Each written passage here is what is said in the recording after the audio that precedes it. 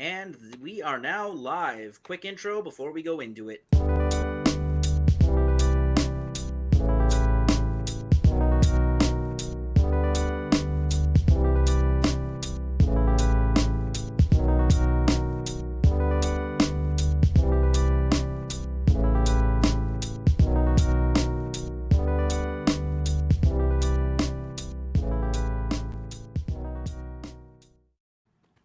What's up, guys? Hey, we are live. Welcome. We are taking down some snakes today. My favorite. It's weasel stomping day. Yeah, we're rounding up them pythons. Well, you remember that game Whack-A-Mole? Remember that? You kept going like this, like you were looking. I got a Jimmy John's sandwich. I'm whacking these fucking people with a Jimmy John's. Like I keep looking. Oh shit, it's Harvey Dents. Oh shit, it's Hogue. Oh shit. What the fuck is that? Is that Duncan? I start whacking people because this is a great day. I'm excited. I know all of you are excited. You know, Tim, what makes this a special time is that we're actually bringing balance to the universe, right? Because I had someone say, "Well, Drex, do you think it's a bit much?" No, it's not a bit much. There were a lot of videos that were saying, "Hey, this is what happened to Nick Rekieta," right? Mm-hmm. Nick Rekieta got yeeted, Nick Rekieta this, Nick Rekieta that. And I said, there were no videos, though. There's been no videos that have said, you know what, there's some people out there who haven't really supported Nick through his tough times, right? So we are here on this glorious day. This is October 9th, 2022, the day that some careers need to fucking end. And Thanksgiving Day in Canada. Oh, wait, what day is it? Thanksgiving in Canada. Oh, that's right. Yeah, you guys are, wow, that's way off from ours. We're in November. Oh, yeah. Yeah, two it's Canadians the best in the house. time. It's the best time. Well, the best weather, right? The best weather is that fall weather. Not too hot, not too cold, not too wet. And the beauty of this, though, is you have two groups of people. I was talking to Ty Beard today, and I thought about the two groups. And special shout out to Ty Beard, my brother in arms. He said something to me. I'll read his text because I think it really goes in to say what we're covering today, which is fake friends and real enemies. And so Ty sent me this that couldn't have been better. He said, something I taught my daughters: you will never know who will stand with you until you actually test them. But here's the catch. This is a caveat because I just had this conversation last week, which this is, ironically enough, this is before the Nick thing. When that day comes, you'll be shocked at who fails to stand with you. And often, you'll be shocked at who does stand with you, right? I've been there. I know Yeah, you're shocked, right? Oh, yeah. I had someone send me a message on Twitter, and they said, yeah, Drex, do you remember back in the day before cancel culture, before the internet, Rush Limbaugh and Howard Stern were on opposite ends of the spectrum, right? Mm-hmm. Neither one of them tried to cancel each other. They were just operating under free speech, their First Amendment, and they had their views. But you know what's funny? If someone tried to cancel Howard Stern back then, they were like, we yeeted Howard Stern off radio. He's gone. Chris, I think deep down Rush Limbaugh would be concerned about that, right? Well, absolutely. Because he'd be like, wait a minute. Because see, some of his lesser supporters would have been like, yeah, that liberal stuff is gone. Yeah, screw Howard Stern. But see, Rush understands, like, yeah, that same pendulum can swing back here, and it's about free speech, which is the greater good, right? And vice versa. Yep, so that's the way it should be. And Tim, you're going to start things off because before we get into the nitty gritty, you have something to say about a particular snake up in Canada. Go ahead. Oh, surprise, surprise. There's snakes in Canada, especially in the conservative movement. Of course. Shocked. I know you're shocked, Drexel, to hear that there's conservatives up here. But by the way, just a quick shout out to Cress, who's joining us today. Someone asked in the chat who's on top of me. We're not. I'm usually on top, so yeah. I know. But yeah, shout out to Cress. So of course, Cress, go ahead, show your channel. You're a content creator just like we are. Oh, you mean my stuff. Yeah, you guys, if you want to check me out, I have a podcast on YouTube sometimes. It's over at youtube.com/Crumbrion. It's the Canuckleheads Podcast. But I'm more on Twitch nowadays. You can still find me on there on Crumbreon too. But doing Pokemans and whatever. Doing my Pokemon stuff. And if you want to follow me slamming thoughts all the time, you can just follow me on Twitter at DarksideEvie. So I 100% destroy people. That's why I got the nickname Queen Slayer right there. Damn. Yeah. Damn. All right. So I know you guys are dying to hear about Canadian politics. That's sarcasm for those who didn't pick up. So I will be very brief with this explanation. But the new leader of the Conservative Party in Canada was called out for uploading YouTube videos with the MGTOW tag on them. Now, Drex, you and I are both smart enough that we don't put that tag on our YouTube videos, right? No, you can talk all of the same talking points. You just don't need to use the tag because it's like basically a flag, right? Yep. So he got caught doing that, and someone brings it to the House of Commons, and he stands up and disavows the whole movement. I am not with that misogynist and sexist stuff, and it was uploaded without my knowledge, and I will take it down immediately. Mm-hmm. And Pierre was the savior of the Conservative Party, Drex. Everyone loved him. He won first ballot, 60-some%, right? Everyone adored him. He was going to save Canada from Justin Trudeau. And he stood up for young men who are disillusioned with the family courts up here in Canada. Keep going. Mm-hmm. Keep going. Because see, I have a vision in my mind. Like, I don't know what this guy looks like, but I have visions of like Lindsey Graham type face. Okay, but he's actually pretty young. Pierre is only like 43, 42. Mm-hmm. So he's pretty young looking too. He looks like a barista at Starbucks. He does. He's got slick hair, so you know he's bad news. Hold on, I gotta look this guy. Wait, what did you say? Pierre what? Pierre Poilievre. Here, don't even try spelling it. It's pretty hard to spell. I'll just pull it up. It's a French name, so. Yeah. Oh god. There's a bunch of extra letters that shouldn't be there. Yeah. Fucking French. Would you be able to pull up a share screen? I've only got the one screen on my laptop here. Would you just get a picture of him, and I can share it? Oh, you want me to? Yeah, if you can, please. I've only got one screen, so I don't box, like all my stuff. 1 second. Let me open something that's not going to get me in legal trouble here. I'll hit super chats while you do that. Sure. So Mike Hunt says, my woman doesn't behave the way Drex says women do.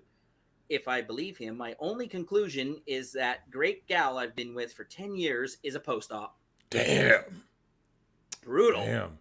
Yeah, you know what's great about Mike Hunt's anecdote right there is when guys say that, they'll say like, hey, man, she's different. Okay, but here's the thing, though. If you're acknowledging that she's different, what does that also mean, Tim? She's the exception to the rule, which proves the rule, right? Oh, yeah. Oh, yeah, Farron.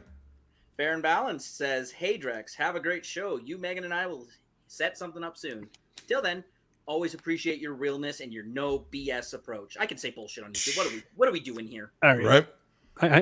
One thing I noticed about this dude, looking up pictures, he's always like leaning on a fucking slant. Like, I don't understand it. Really? He can't stand up straight.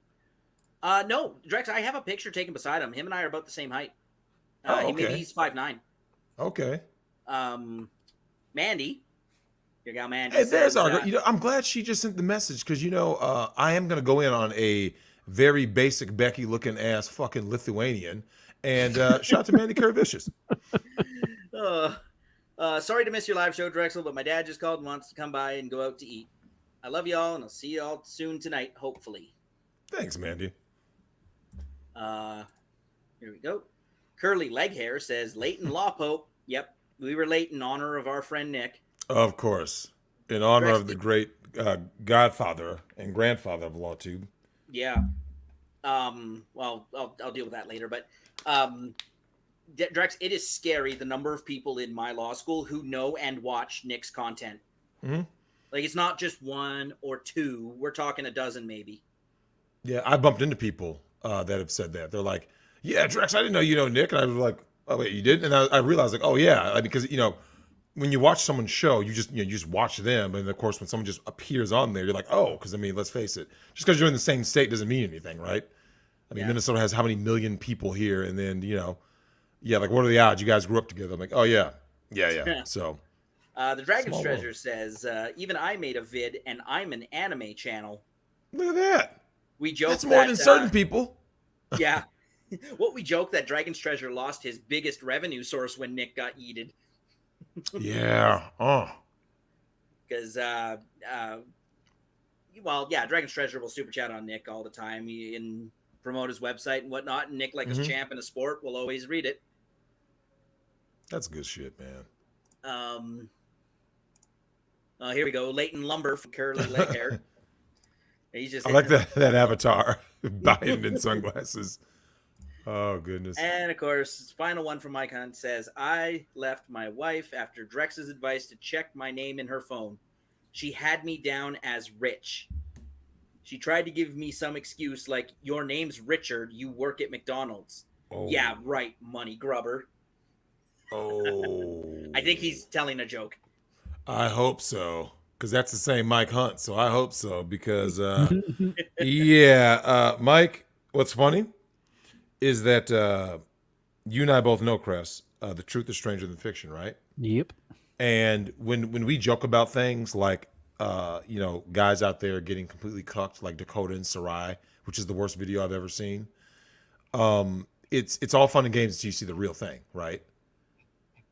And that's what ends up happening. So people see the real thing, they're like, oh shit, like damn, this is real? Yeah, it's real. But yeah, that is that. Is there any more super chats, Tim? Yeah, they keep coming in. Oh yeah, go ahead. You go ahead and read them. 3 more, and then we'll it's good. Oh, yeah, we'll still hop in and make sure we grab the super chats. I'll make sure I don't miss any, and we'll come back and get them. Kyle Bogue says, appreciate the Twitter follow. Not sure people like Duncan will understand anything but their own cancellation, even though it's completely beneath us. That's great. Oh, that dude. Seal, under name C Hoodie, says, Drax, hi, destroy this snake. Oh yeah, we're getting the. You know what? Look, what's gonna happen? Now I know this is the fall, right? But let's face it, Tim. The grass can be cut at all times, even in the fucking fall, winter, spring. I do landscaping in the summer. We absolutely do a final cut. Oh yeah. The Lost Sith says Karen Bites rant gonna be wild. You don't want to miss it. 607 people watching right now, Drex. Let's go. Nice. Do it. Mike Hunt also says buy Rumble shares while they are still cheap. Yeah. Good advice. And Casey says, Drex, how many feet do you have in you right now? Oh, see, there you guys go. Look, man, the only thing that's inserted is there may or may not be a Baldo, man. Like, I'm just saying. Oh my God. Okay, guys, we'll give a break to the super chats for a moment, but I will come back and get them. I see you there, Mike Hunt and Law Nerd Clips. We'll come back and get them in a second. Here's a picture of Pierre Polyev. Drex, does he look like he's going to tell you the truth? He's always at a 45-degree angle. I swear to God, every picture I find of him, he's like leaning forward like that. No, really, are you fucking serious? This is okay. Well, this is the dude. This is the guy that you guys believed in. Not me. I'm not saying you like you personally. I'm saying like there were Canadians who believed in this guy. Hold on, is there a way to get a picture of him next to Trudeau, like side by side, like have like a little merged image of him and Trudeau? Are you guys fucking serious? I'll pull that out. From Canada's fucked. If you can pull that up, try to get him like side by side with Trudeau. Oh, but yeah, God. Does he look like he's trying to sell you a used car? He looks like he's about to do my taxes, but he's going to get all the money and say, "Hey, man, it's the best we could do this year." Man, I'm sorry you didn't get anything back this year. Yeah, you didn't get nothing back, but I bought a new car. Yeah, you did with my fucking money. Damn, that's the guy. And something like that. Oh God, it was like 154,000 people voted, like made him the leader of the party, like a huge amount. There you go. Oh yeah, okay. Let me get that up.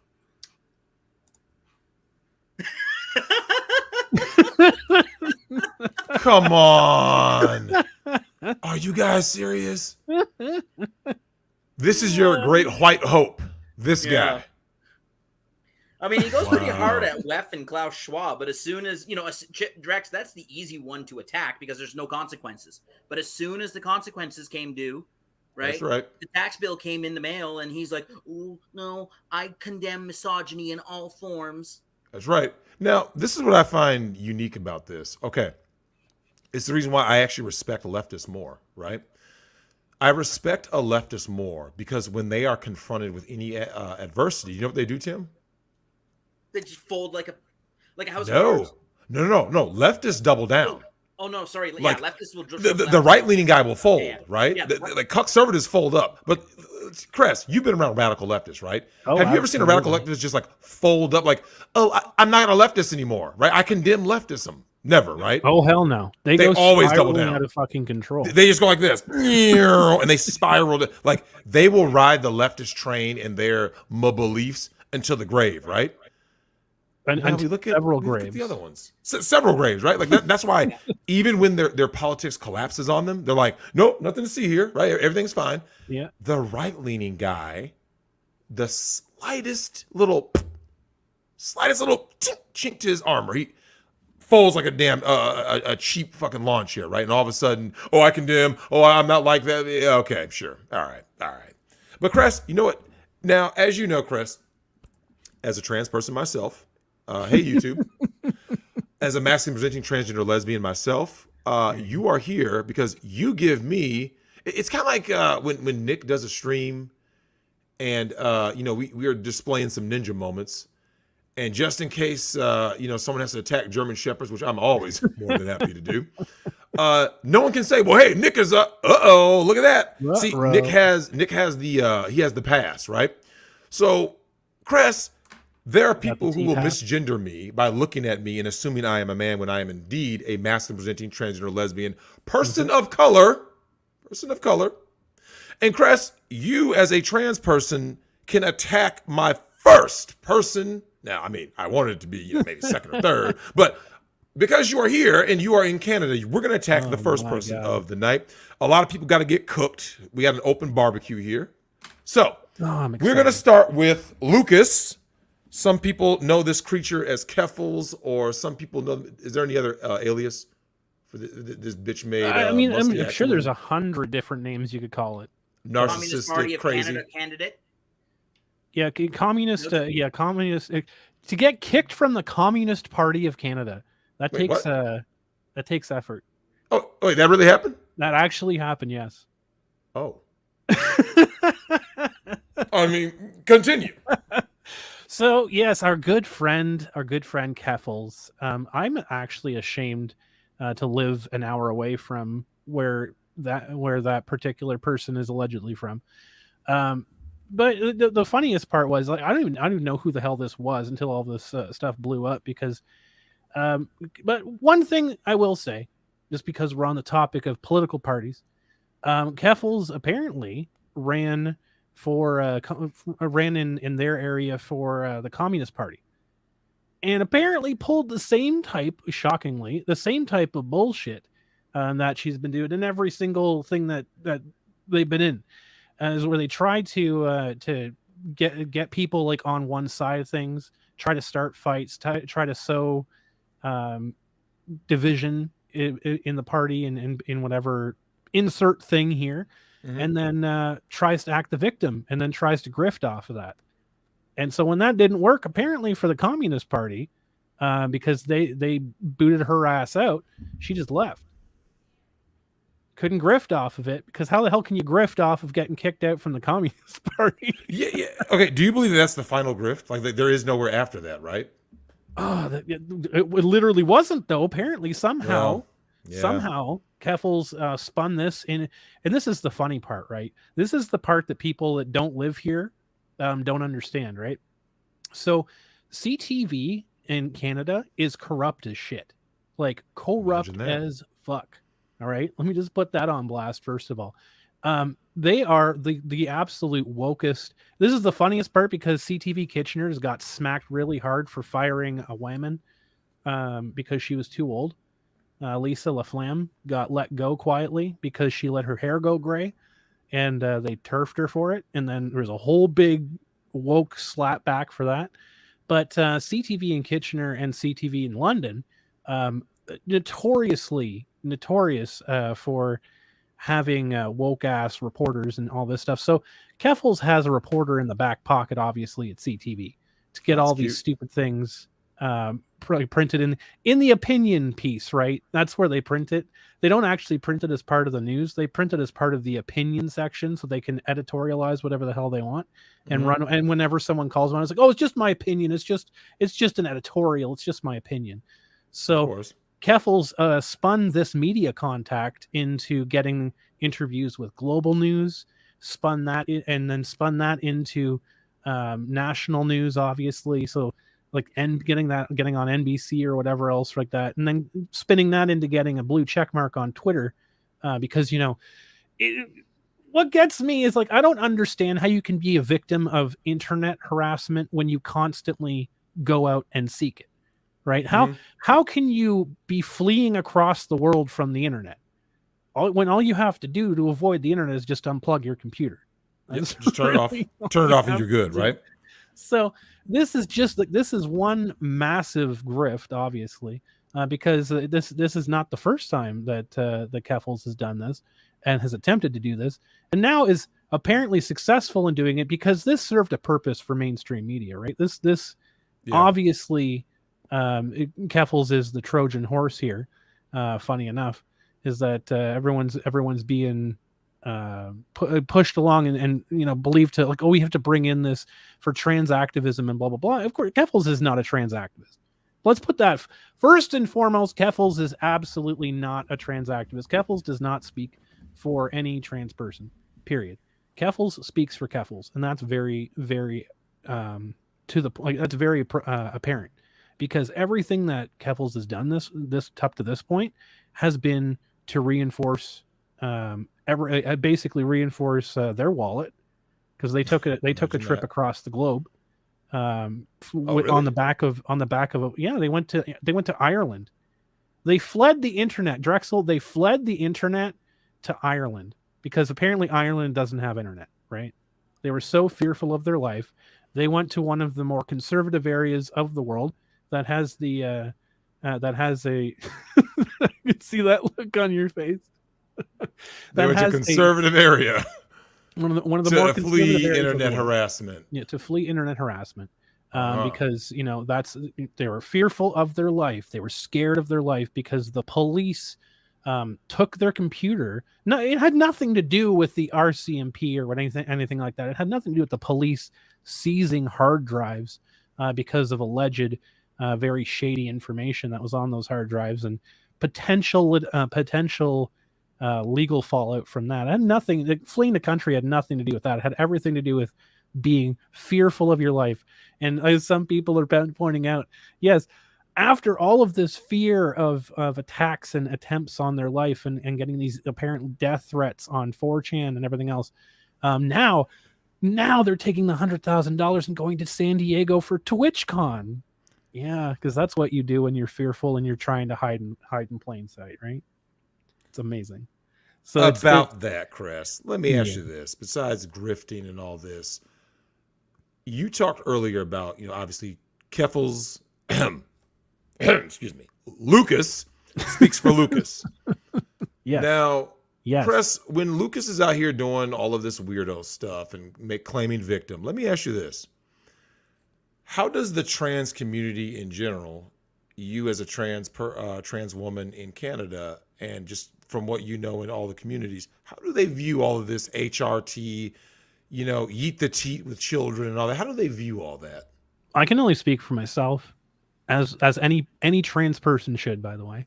Number one, there should not be other trans people speaking for other trans people, because everyone goes through their own shit. It's just, I'm sure, like you, Drex, you can't speak for other black women of color, right? Of course not. Strong. Well, I mean, first of all, I'm in shape.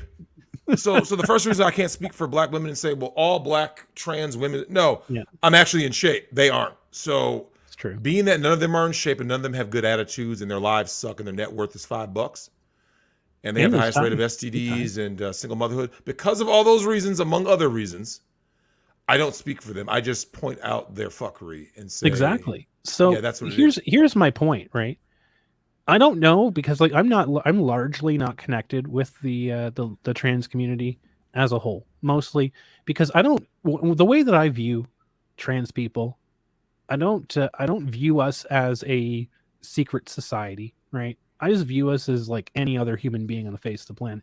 Do you like? Is it normal for people out there to make like a white man club, or like a black man group, or like I'm sure it happens for like little old ladies that get together for bridge and whatever else. But I don't think there's a reason to segregate ourselves from society when we're trying to be integrated into society. That's the whole goal of transitioning, right? Is to segregate, or not to segregate, to blend into society like a normal person. And I think that's a large amount. It's a big topic to go through, but what I say is like, for myself, when I see people like Keffels, people like Chris Chan, whatever else, that are doing these ridiculous things, that are doing these absolutely ridiculous things, and then for Keffels to say, well, I'm doing it for the trans community, I'm doing it for this and that, you're doing more, and this is me to Keffels, you're doing more harm than Kiwi Farms ever did. You're doing more harm than Fox News does. You're doing more harm than Alex Jones ever did. You're doing more harm single-handed by acting like a flagrant lunatic than any of these people combined. You're doing more than Nick Rekieta, negatively than Nick Rekieta ever did and could ever do, because people are looking at people like Keffels as an example of what every other trans person is like, right? And that's not the case. There's a lot of us out there just trying to live. We're just trying to get by. And if the first person that a normal person comes across, which a lot of people are coming across trans people for the first time, being introduced to trans people for the first time, are getting introduced to Keffels. And that is a terrible thing, because if they're introduced to somebody who's like a normal person, then that's one thing. But their first impression is getting off of this lunatic that is literally riding the coattails of a movement that existed way before they were even born, and now is like, you have all of these lunatics that are coming into the movement, into the I say movement, coming into the trans community, and have never been a part of the initial fight for gay marriage and the fight for rights for LGBT and all this other stuff. They were never a part of that. And there's a lot of, they want to be a part of something. So they're trying to create something that doesn't exist right now. There is no massive oppression that people want there to be. It's much better. I can walk outside, be myself without fear of getting beaten to death in front of a police officer and having a police officer just smile and nod. That doesn't happen anymore. 20 years ago, that would happen. It doesn't happen anymore. And like, to act like it does happen is like throwing away all of the progress that people have made over the past 20 years. Now, what do you believe about the things that Lucas decided to enact on Nick? I heard about these fake ethics complaints and all that. I got my notes here. I'll get into that when I go ahead and cook this fucking creature. So Lucas and Lucas's followers decided that they were going to go ahead and do these things. Do you believe this could be some hormonal stuff, or do you believe this is just a flat out narcissistic, crazy person that this is just what they want to do? Drexel, let's just say it for what it is. Like, Keffels is using the playbook from the political system right now.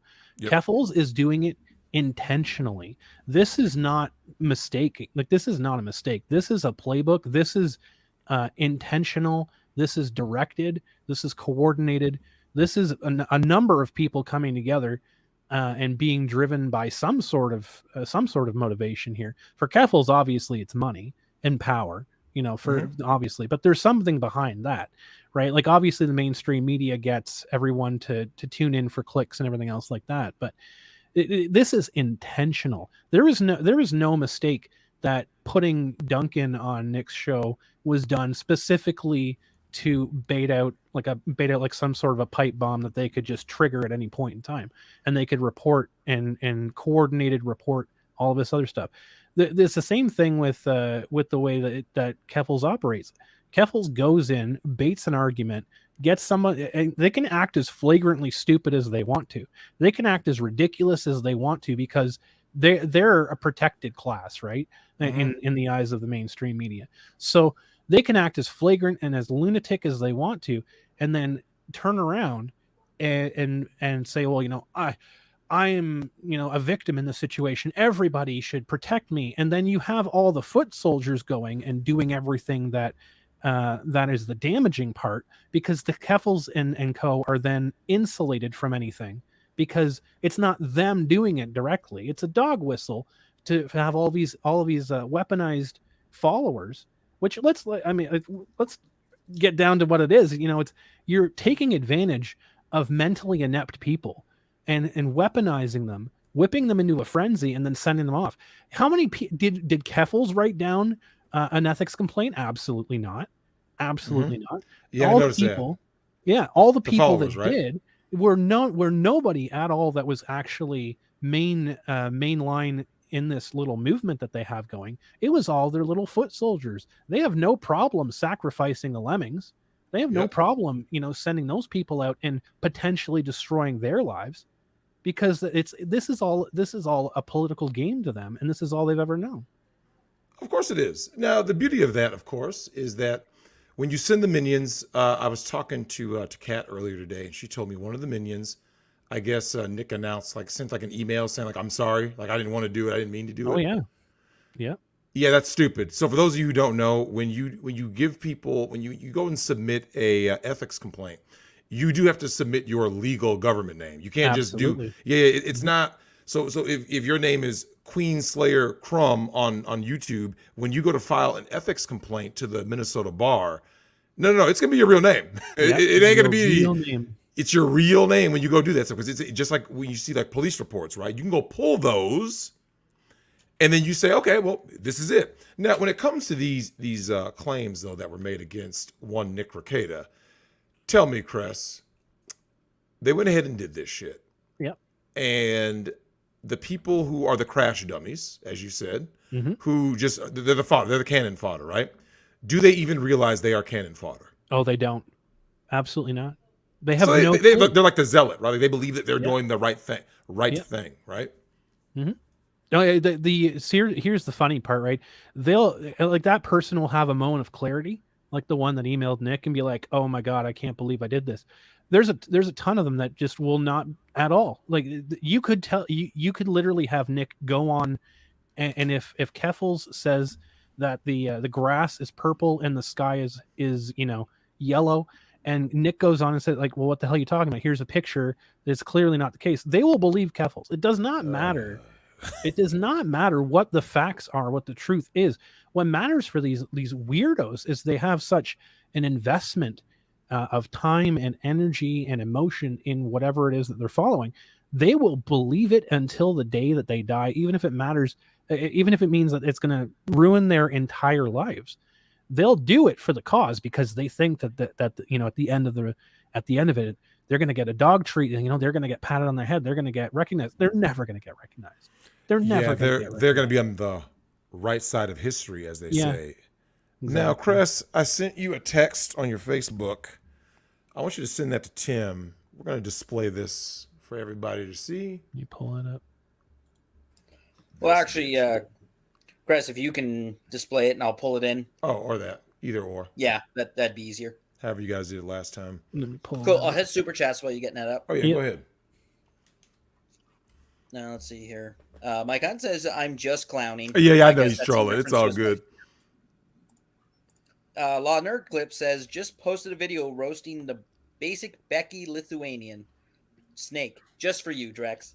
You can play it after your rant if you want. No copyright issues. Oh, that's beautiful. Oh, wait. Oh, so he sent it to me. Hold up. It might be. I think I did see something, right?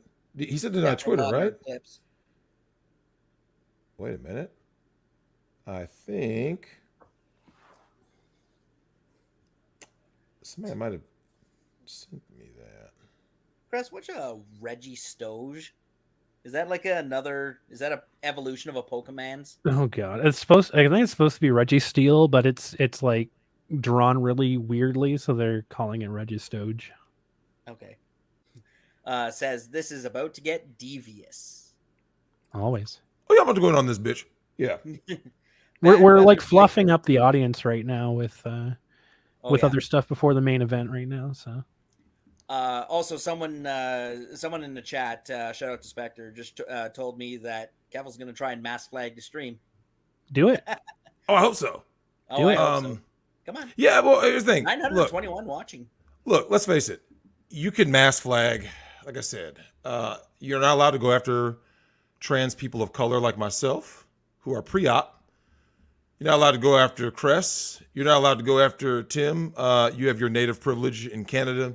Yeah. Yeah. So Keffels. Look at me in the suit there. That actually is that's totally fake. I'm so oppressed and poor that I can't afford a suit, so I have to draw myself in one.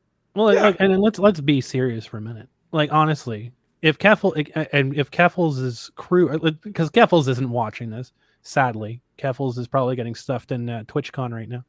But let's be real. If Keffels' audience is watching this, guys, wake the fuck up, honestly, because y'all are being played. Y'all are being used. You mean absolutely nothing to this person. You literally have been thrown under the bus. You've been thrown on the water and used as stepping stones to keep Keffels' shoes dry. They don't care about you. None of these people do. They don't care about you. They don't care about the trans community. Do you think that they care at all about the reasons why people may have taken their lives because of X, Y, or Z that they blamed on Kiwi Farms falsely? By the way, they don't care about that. If Keffels actually cared about being doxxed, maybe Keffels would go after the actual website that doxxed her and her family, not Kiwi Farms, because they didn't actually do it. That's another part too. It's like they don't tell you all of these stupid things that they do, like admitting to sending hormone replacement therapy drugs to minors and saying that they've single-handedly helped minors get access to life-altering drugs behind their parents' back, and then backtracked on it, had the website scrubbed, and then go and try to delete the Internet Archive for it. Do you not realize how fucking dangerous that precedent is? Do you not realize how dangerous it is to go in and literally rewrite history and have everybody just nod and say, that's okay. Yeah, that's fine. It is ridiculous that you think that you're on the right side of history for literally doing something that we have been taught in school, that the most horrific people on the face of this planet, the most horrific people that humanity has ever had, tried to do and failed. And another horrific group of people successfully did many, many, many years ago when they destroyed the only record on Earth and in the Dead Sea Scrolls. And then we didn't have access to what the hell happened. And we had to rebuild it based on some old white guy writing down what he thought was the best thing in the world. We've already gone through this in history many, many times. So how many fucking times do people have to put this in front of your stupid faces? And I understand we don't teach this in school anymore. And there's a reason for that. There's a reason for that, because you want to be perfect little government workers. Drex, did you hear about this? I know I'm on a rant right now. Did you hear about this though? About how I don't remember what the hell state it was, but they were sending letters home to kids, families that were being held out from school, and as an acceptable reason to be out of school, because when the kids get to working age and they go to jobs, then they have to learn what they can go to work through, because having a sniffle or having cold sores is not a reason to take off work. So that means that they have to be in school. If they have a cough or if they have a cold, they have to go through school, because when they reach working age, they have to be responsible little workers, and they have to learn that from a young age. And that's what school is sending home. To be a victim. So what was the school sending them? The school was sending out a letter to kids that were taking time off school because the parents would keep them home. They would keep them home over, like they were sick or whatever else they were, what have you. Normal reasons to keep kids out of school, because they had head lice, because they had they had they had a cold sore or whatever. Normal things that you would normally keep kids out of school for.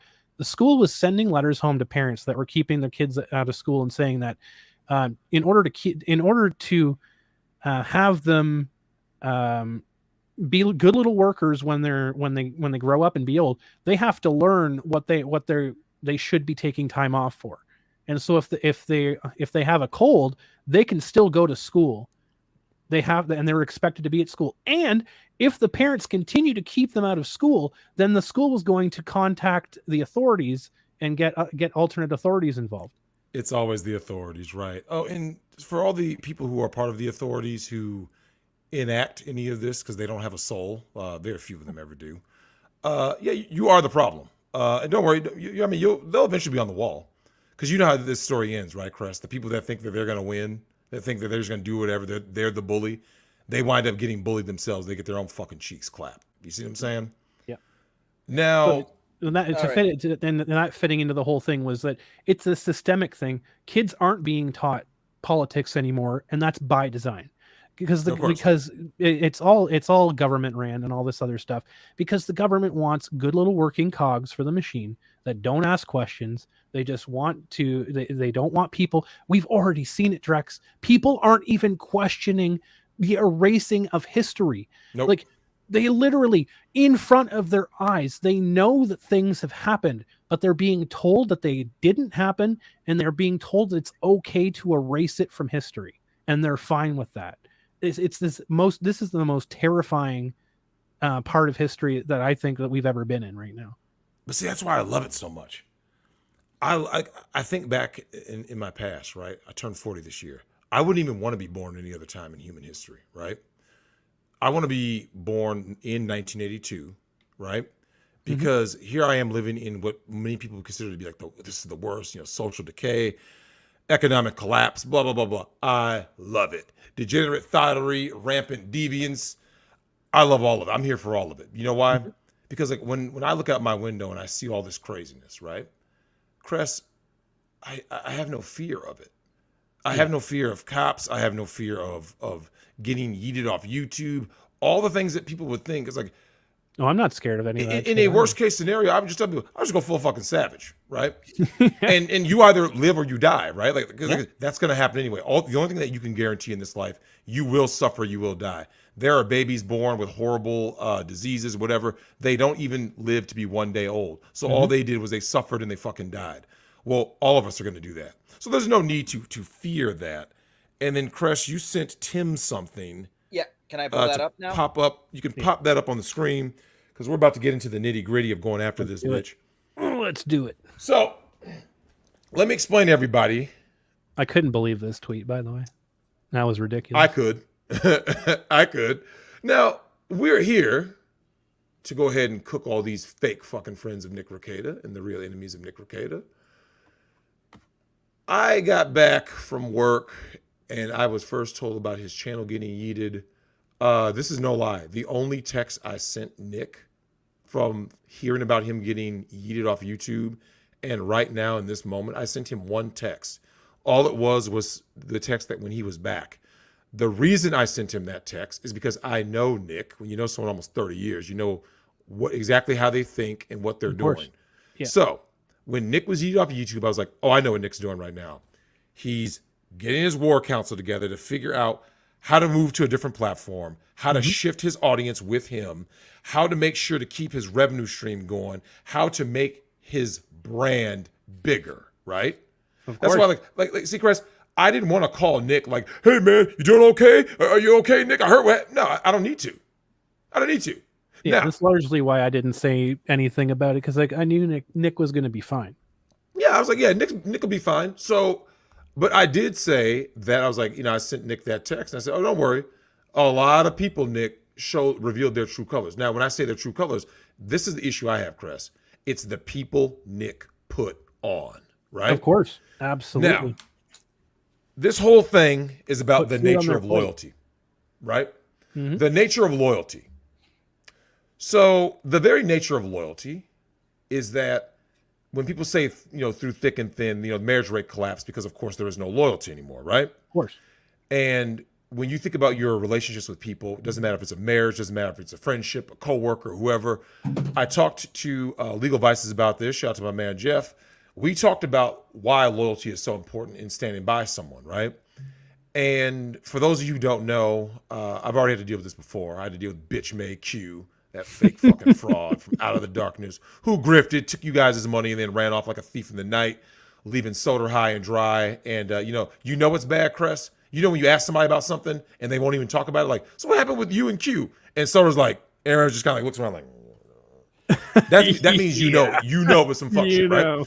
So somewhere out there in the world is Q, that oversized big lip bitch made simp, cuckservative. He's out there somewhere, right? Pretending to care, but doesn't. Of course. Now, I don't know if you remember this, Cress. I was doing a show with Nick. There was someone who had the audacity to accuse me of, by being around his daughters and stuff, that I was a pedo, right? Which is the ultimate offense to, you just don't say that, right? Like if you throw that allegation out there, you better make sure you got evidence and all. Yeah, and Nick was disturbed by this, right? He was disturbed. He was disgusted. Yeah. And do you know how the story ends, Cress? It started with an email to Nick that he was going to unsubscribe to Nick, and Nick is going to burn in hell for having his daughters around me because Drex is a big black pedophile. That's how it started. Want me to tell you how it ended, Crush? Want me to give you a spoiler? If it doesn't end with your fist on his lip, then I don't know. No, I didn't have to fight the battle. I didn't have to fight the battle at all. One, Nick Rekieta, because he's loyal to me, he tells me, yeah, Drex, this guy that was roasting you in the chat last night. I said, yeah. He goes, yeah, he emailed me this morning to apologize. I said, yeah, what's the deal? Yeah, Drex, he admitted that he's actually a pedo. Oh my God. True story. The same dude, you've seen this projection a lot, right, Chris? Holy. See, these people try to say these things. So this guy accused me of being a pedophile, which we all know is not true. No. And I caught some smoke from the chat before in back in the day with Nick. And Nick defended me, and one Lady Rackets defended me. So there were people in the chat who were making comments about me, and Lady Rackets said, you guys got this guy all wrong. Our kids love Drex. We invite him over. Because, Chris, don't you find it funny that people are quick to say something about how I am as a person, blah, blah, blah, yet every time you see me, I'm over at Nick's house, right? Absolutely. But I'm this predator. I'm this horrible predator. I'm the worst guy ever. I don't know about Drex.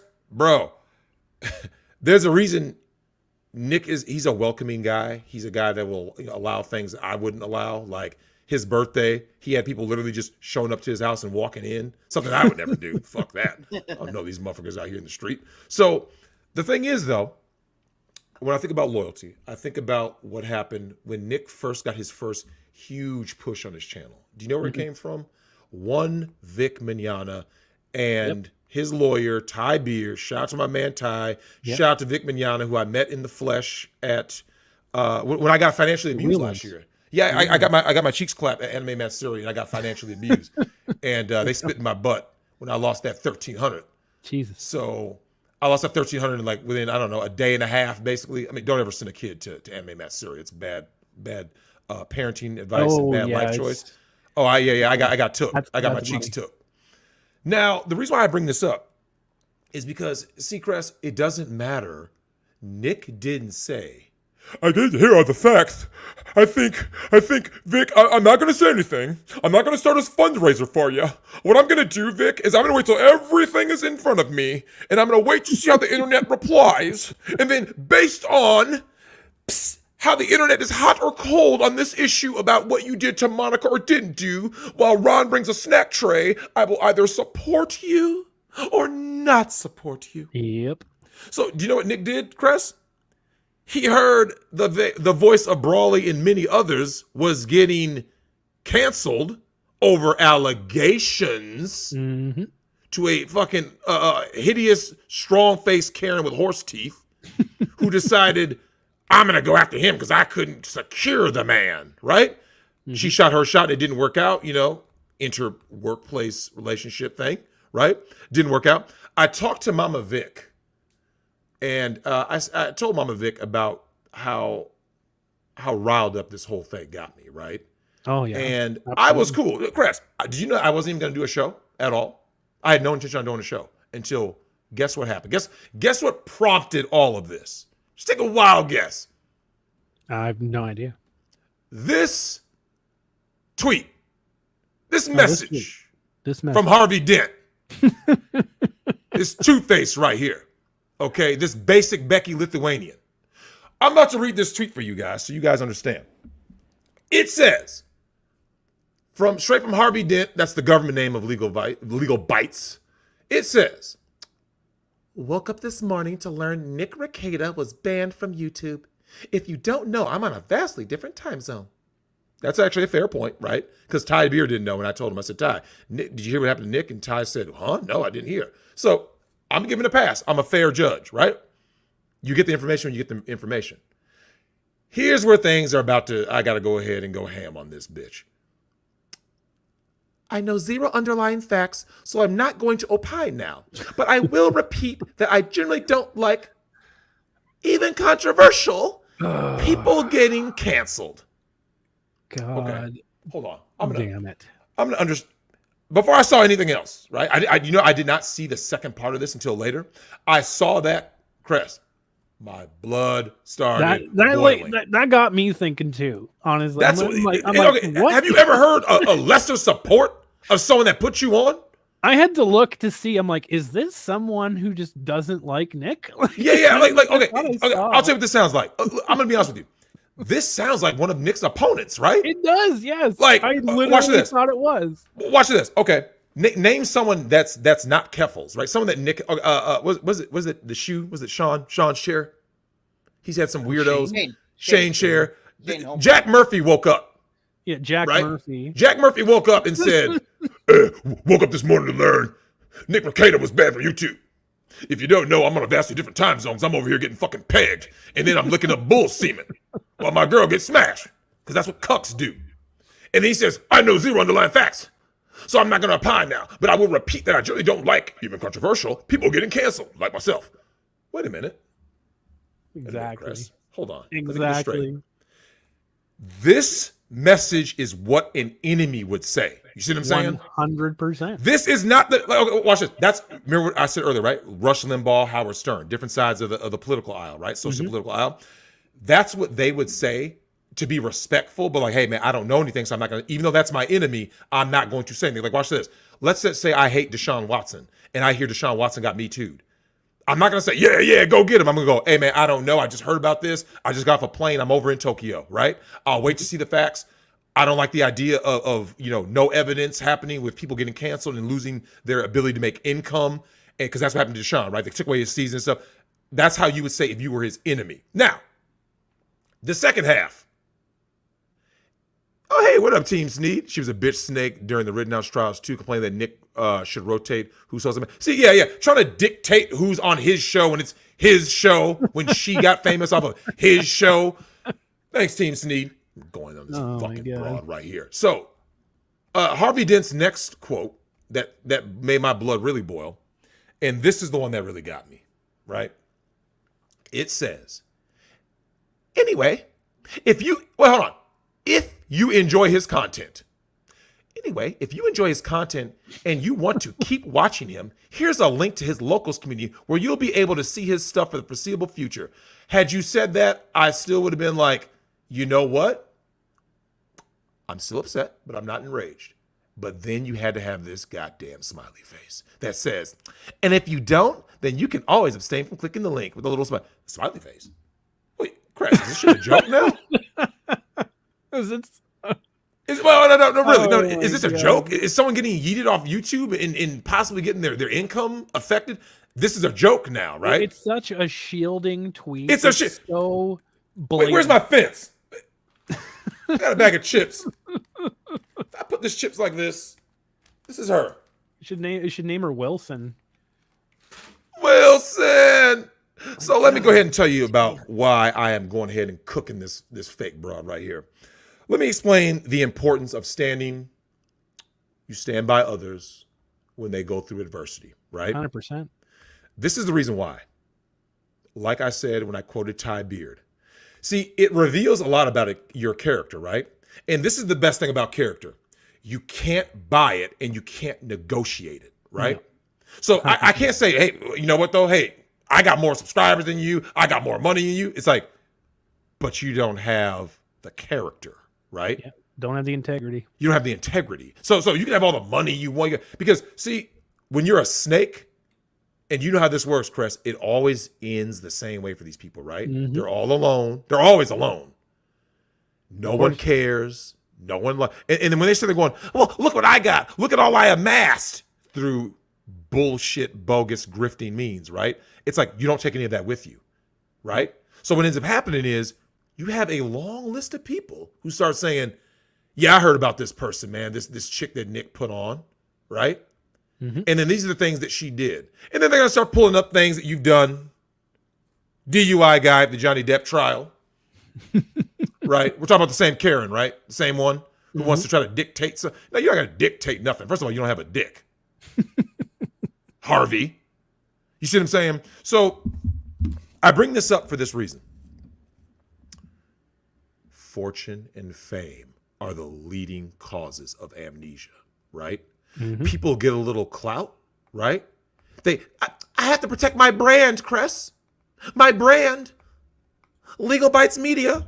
Two-Face Media. So Harvey Dent is about the brand, right? And I'm okay with people protecting their brand, right? But Chris. Oh, I hate that fucking word so much. But let's be fair. Did Nick kind of put his brand on the line every time he said or did anything with other people there? Me included. Mm-hmm. Doesn't matter if it's Dick Masterson who put him on. Shout out to Dick Masterson because that's the first stream Nick did after his yeeting. Now, I bring this up for a simple reason. When you owe most, if not all of your success to someone, you don't turn your back on them. You go to bat for them, right? Yeah, snake. I see a lot of snakes in the chat. No, this is the thing I want people to understand, though, is I had this conversation with Jeff, Legal Vices. I said, Jeff, the problem I have is this. So, Chris, when you look at that message, right? Let me tell this broad something real quick, because I think she needs to get schooled on something. Karens love to try to dictate something, but I got something. So I'm looking here. The part where it says, I know zero underlying facts. You know that part right threw there? me for a loop. So you already knew he was in a beef with Lucas. Now, Chris, I have a different take on this. You want me to tell you what my take is? What separates people with integrity with loyalty versus a snake who just grifts off of you for your success? So, Chris, I'm going to tell you how this happens to me. I'm working. I had worked all week, right? So I had no time to, do nothing, literally nothing, right? Of course. Work all week, grab my daughter, right? So I'm going to go ahead and address Harvey Dent's message right there, where you say, about the facts. Let me tell this person about what the underlying facts are, and they go as follows. The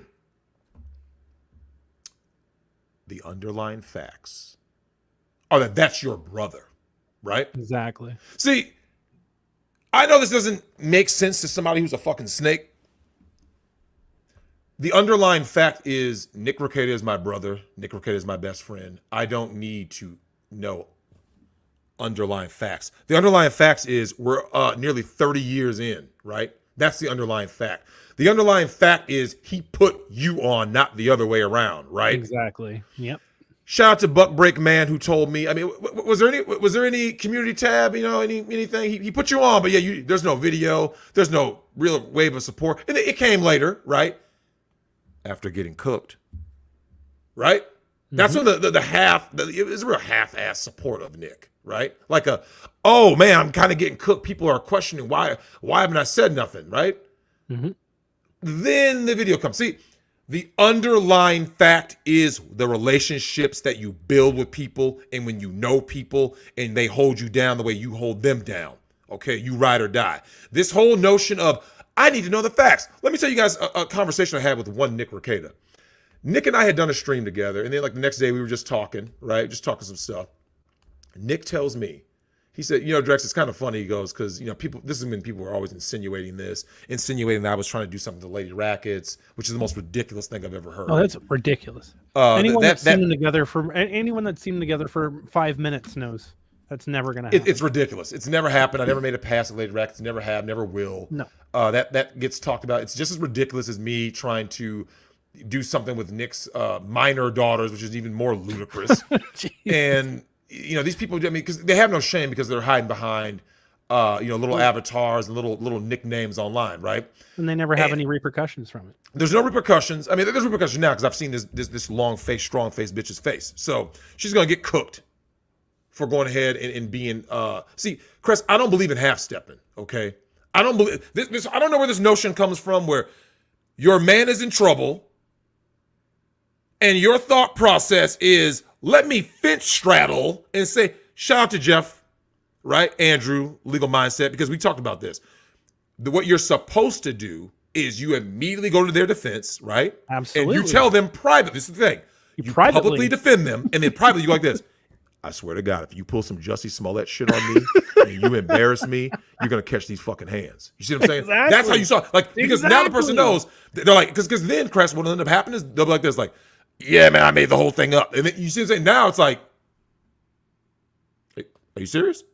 See, now I can properly prepare for the onslaught, right? And I can go, hey, man, he deceived me. I don't want to talk to this dude, kind of like Bitch Made Q, where you try to do all the little fuck shit, trying to go ahead and try to set up some things over in, hold on, I'm going to get my countries right. Finland, that's right. Trying to, use me to go ahead and smash some Finnish pussy behind his wife's back, things like of that sort, right? And see, Chris, when people do things like this, right? They do this half-stepping thing. Let me explain why this bothers me so much. I thought about something, and I want your take on this. I want you to think about the world we live in, right? Like really, like view it, right? Like really have like a picture in your mind about everything that happens in our world, right? The fact that keffels exists, the fact that you can get yeeted off of a social media platform for anything. Think about it. Everything you can imagine, including this fake Lithuanian broad out here pretending to be a friend when your friend is in trouble, nothing happened. You know what I thought to myself, Chris? We get the world that we allow. What do you think about that? Well, I agree. I absolutely agree. There was a quote that I saw. So I guess some anime brought it up, or I don't know. Somebody inserted it in this anime, but it was a really good quote. It's that boats don't sink on the water, right? Boats don't sink because they're in the water. Boats sink because the water gets in them. Mm-hmm. And so whatever goes on out there, it's not like you want to make sure that you don't get taken down by whatever you let inside you. Yep. And so that's what it is. We are what we take on. 100%. If we take on the sludge and the nonsense, then yeah, that's what we are. Oh, absolutely. Absolutely. And that's the thing, like when someone is coming after somebody, right? Like I said, there's Nick defending me. And this is the thing. Nick and I have lots of disagreements on certain things, right? Mm-hmm. And you see what I'm saying? Like, look, absolutely. I have lots of disagreements with a lot of people. I'm not saying it gets like hot and testy. I'm just saying, we may feel very strongly about something, right? And clash, right? Mm-hmm. It doesn't mean anything.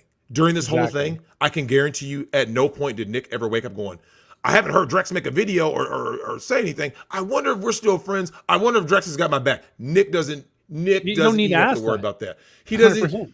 He already knows, right? Yeah. That's why when I think back to some people like Mad Black Atheist, right? Mm-hmm.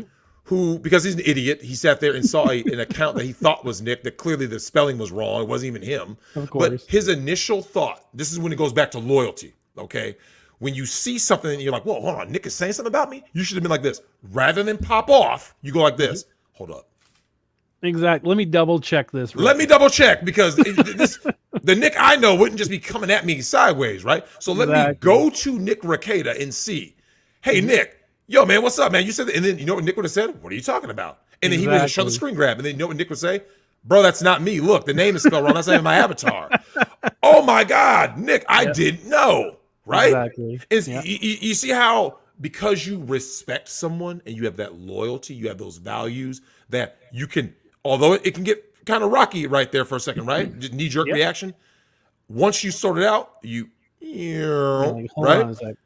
hold on, right? Now you meant that. It's like, oh, hey, man, hey, my bad. I it looked like you. I thought it was you. And that just, it seemed out of left field. I didn't know if you thought something wrong. Cool. And then see, now you can build upon that, right? Absolutely. Well, like any of this stupid nonsense that was coming out accusatory of Nick this, Nick that. I knew 100%. Like, he didn't do any of that. It's like he is like one of the most careful people with words and things like that. He's very well thought out. And like I've seen Nick on a panel live in person. He's not very good at, spontaneously coming up with stuff that he hasn't thought about before. So like for people to think that like he's just going to be this mastermind of coming up with excuses on the spot. It's like, no, like he's usually he's well read, he's well versed on things, and he talks very confidently to what he talks about. And he's very careful with what he can and can't say, especially on YouTube, where a lot of his revenue comes in from being able to take super chats, being able to live stream, etc., etc. Why the hell would he jeopardize anything like that over what? A literal who? Like, it makes no sense. So anyone that this is me spending just a modicum, like a tiny amount of time with Nick. I know at least the bare minimum of that. Where like these people spent months with him covering the trial. They should have at least known well more than I do that Nick wouldn't say something that stupid or Nick wouldn't do something that stupid. But no, like it's I don't know. Like you said, what they did? They immediately went to what is in political science. They talk about populist theory, right? What they want, they're going with the popular wave instead of standing on their fucking morals. Like, because they don't have more. That's my point. Harvey Dent doesn't have morals, right? These fake sleazy lawyers don't have morals. That's the reason why it was brought to my attention that Nick left quote unquote LawTube, right? He's just kind of like, I don't want to be associated. And you know what I think ends up happening? I think Nick, because he was like the big, he was the big fish in the pond, right? He's the shark. I think he kind of realized, like, wait a minute. This is just his thing. Nick has no problem sharing the wealth, right? He has no problem putting people on. Hey, man, I'll shill you. That's just Nick. I'm the same way. Like, I'll shill whatever. I have shilled 1 million channels on Nick's show. I'm like, man, make sure you sign up. Give a subscribe to Line to Migtown. Listen to this guy, listen to that guy.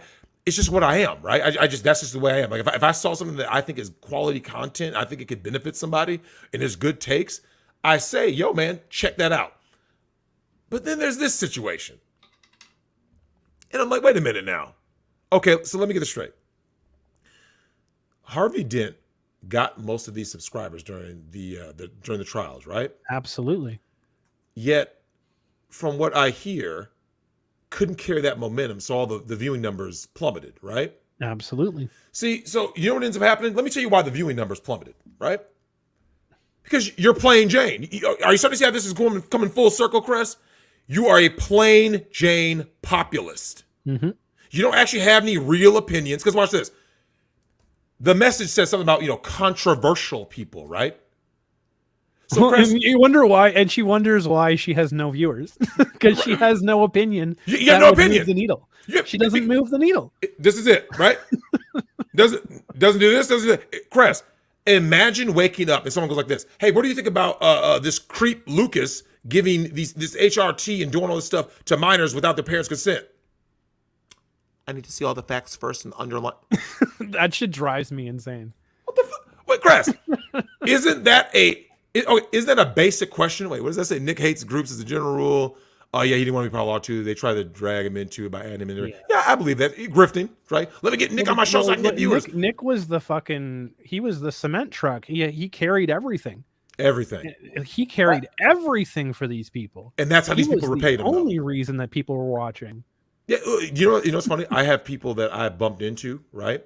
Because they've seen me on Nick's show, right? Mm-hmm. And they talked about Nick, like, yo, Drexel, I didn't know you know him. And then they would bring up, they go, I've heard multiple people say this. I had no interest in law, right? Yeah. Oh yeah, thanks, Bear Lamb. I've had people. This is no lie.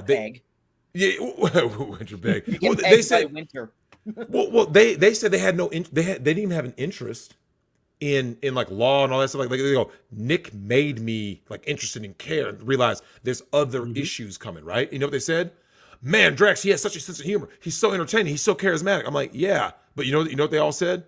Hold on, let me rephrase that. You know what none of them called him? None of them called Nick controversial. You know what word they used instead? Real. Absolutely. See, he's 100%. Nick is not controversial. Like Chris, the Nick they see on stream, yes, he's still playing up to the camera, but that's still him. His views exactly. Nick is a man with 5 kids is not going to sit here and just condone or hold on, Chris, stay silent and wait for underlying facts to be reviewed for him to say, I have no opinion on HRT given to minors without parents' consent and yeet the teat doctor. I have no opinion on anything, right? No opinion. No, it's like, ridiculous. so what if one of your kids, no opinion. I have no opinion on if my kids left the house and went to some weirdo Rockefeller funded school and did some. Nick has an opinion. Because guess what, Chris? This is the same Nick I've known all these times and vice versa. Absolutely. See, absolutely. If you ask me a question, I'm not going to sit here and just. No. I met him at our convention, and he is 100% the same dude. He's a little bit quieter. Yep. He's a little bit more subdued. Takes things in, but he's the same guy that you see on YouTube. I get like once I'm sure once you've been around him enough and he opens up a little bit more, then he's much more to what he shows on YouTube. But he's a quiet dude from what all I've seen from him. We had a great time when he was here. Like Lady Rackets is absolutely fantastic, top class.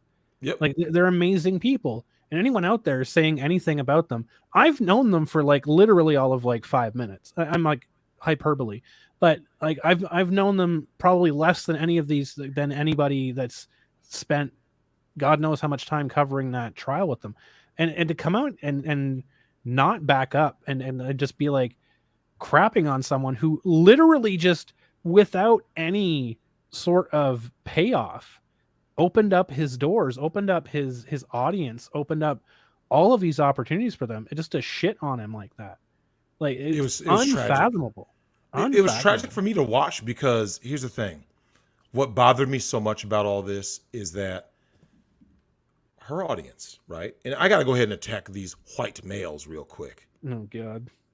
Are you guys really simping for that?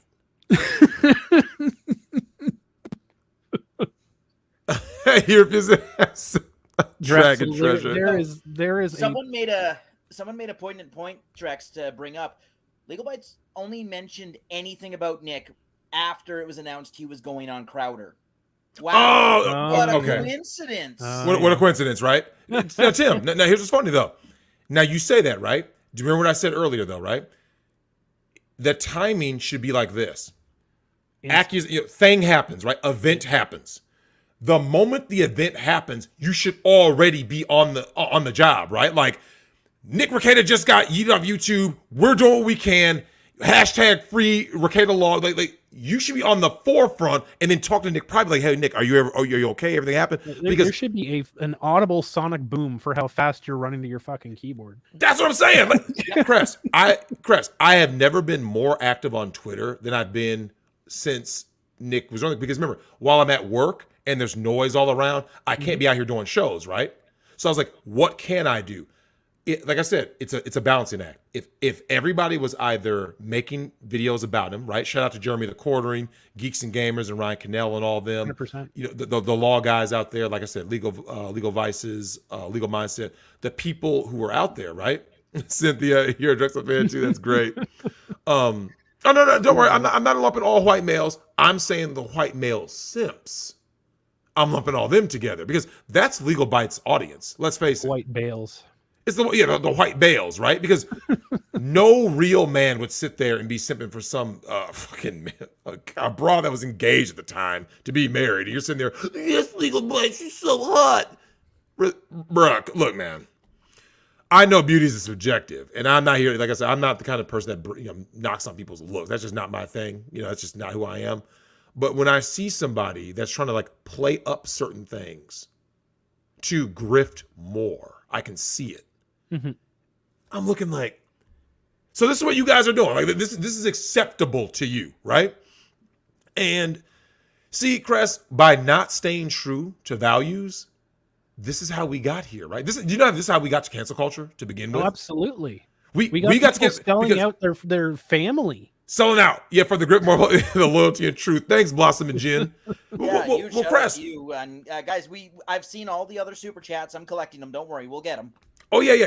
And this is my main thing though, is that Chris, when people, this is some of the things I heard. Like I was coming after some of these people, right? And be like, Drex, thanks for coming because I haven't heard anybody say anything. I'm like, people should have been saying silence means far more than the loud scream, right? Oh, absolutely.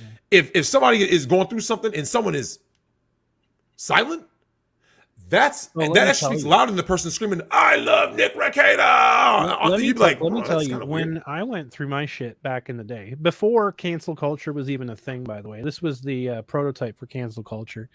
When I went through my shit, I had people that told me that they would be there for me through thick and thin, through whatever else, blah, blah, blah. When I had shit happen to me and some random ass person had something to say that I would never do, and people knew that, all the people that were there like, oh, I'm going to be around. We'll back you up no matter what, blah, blah, blah, blah, blah. Nothing. They said nothing.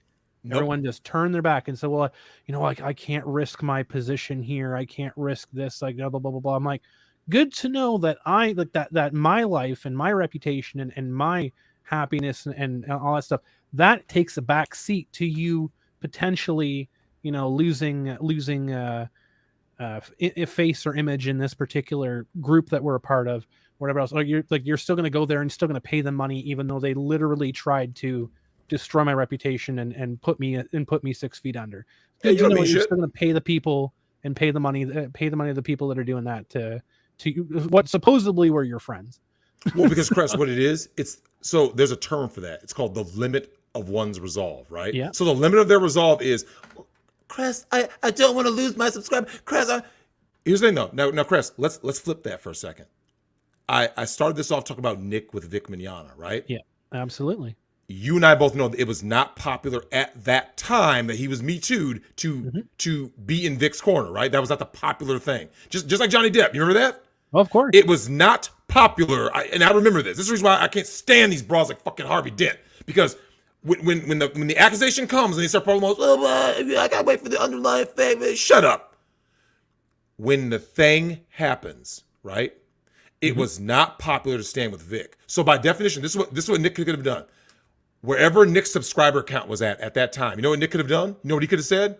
Well, I can't stand with Vic. And the reason why I can't stand with Vic is because you know what? Look, I'm making good money on YouTube right now, and I don't want to be the guy because I don't want someone to write an article about me. No. You stand up for what you believe in and for the people you believe in, the people that you love and you respect. Well, so when I don't see people do that, I gotta go ahead and cook them. That's why I invited him to Kitchener Comic-Con. Yep. Back when it was an absolute taboo to do that. And Bubba Fest got completely raked over the coals for it. Our city hall, okay, let me give you a little rundown for people that don't know this. Kitchener Comic-Con, tiny ass little convention. We only ever had like 5,000 to 10,000 people. Really, really tiny in the grand scheme of things convention. So we invited Vic Mignogna. We went through all the rigmarole, making sure that it's like, you know what? No, we're 100% standing by this. We had a small team of like 5 people doing the entire thing. I was the only person handling social media. We had the entire internet come down on us.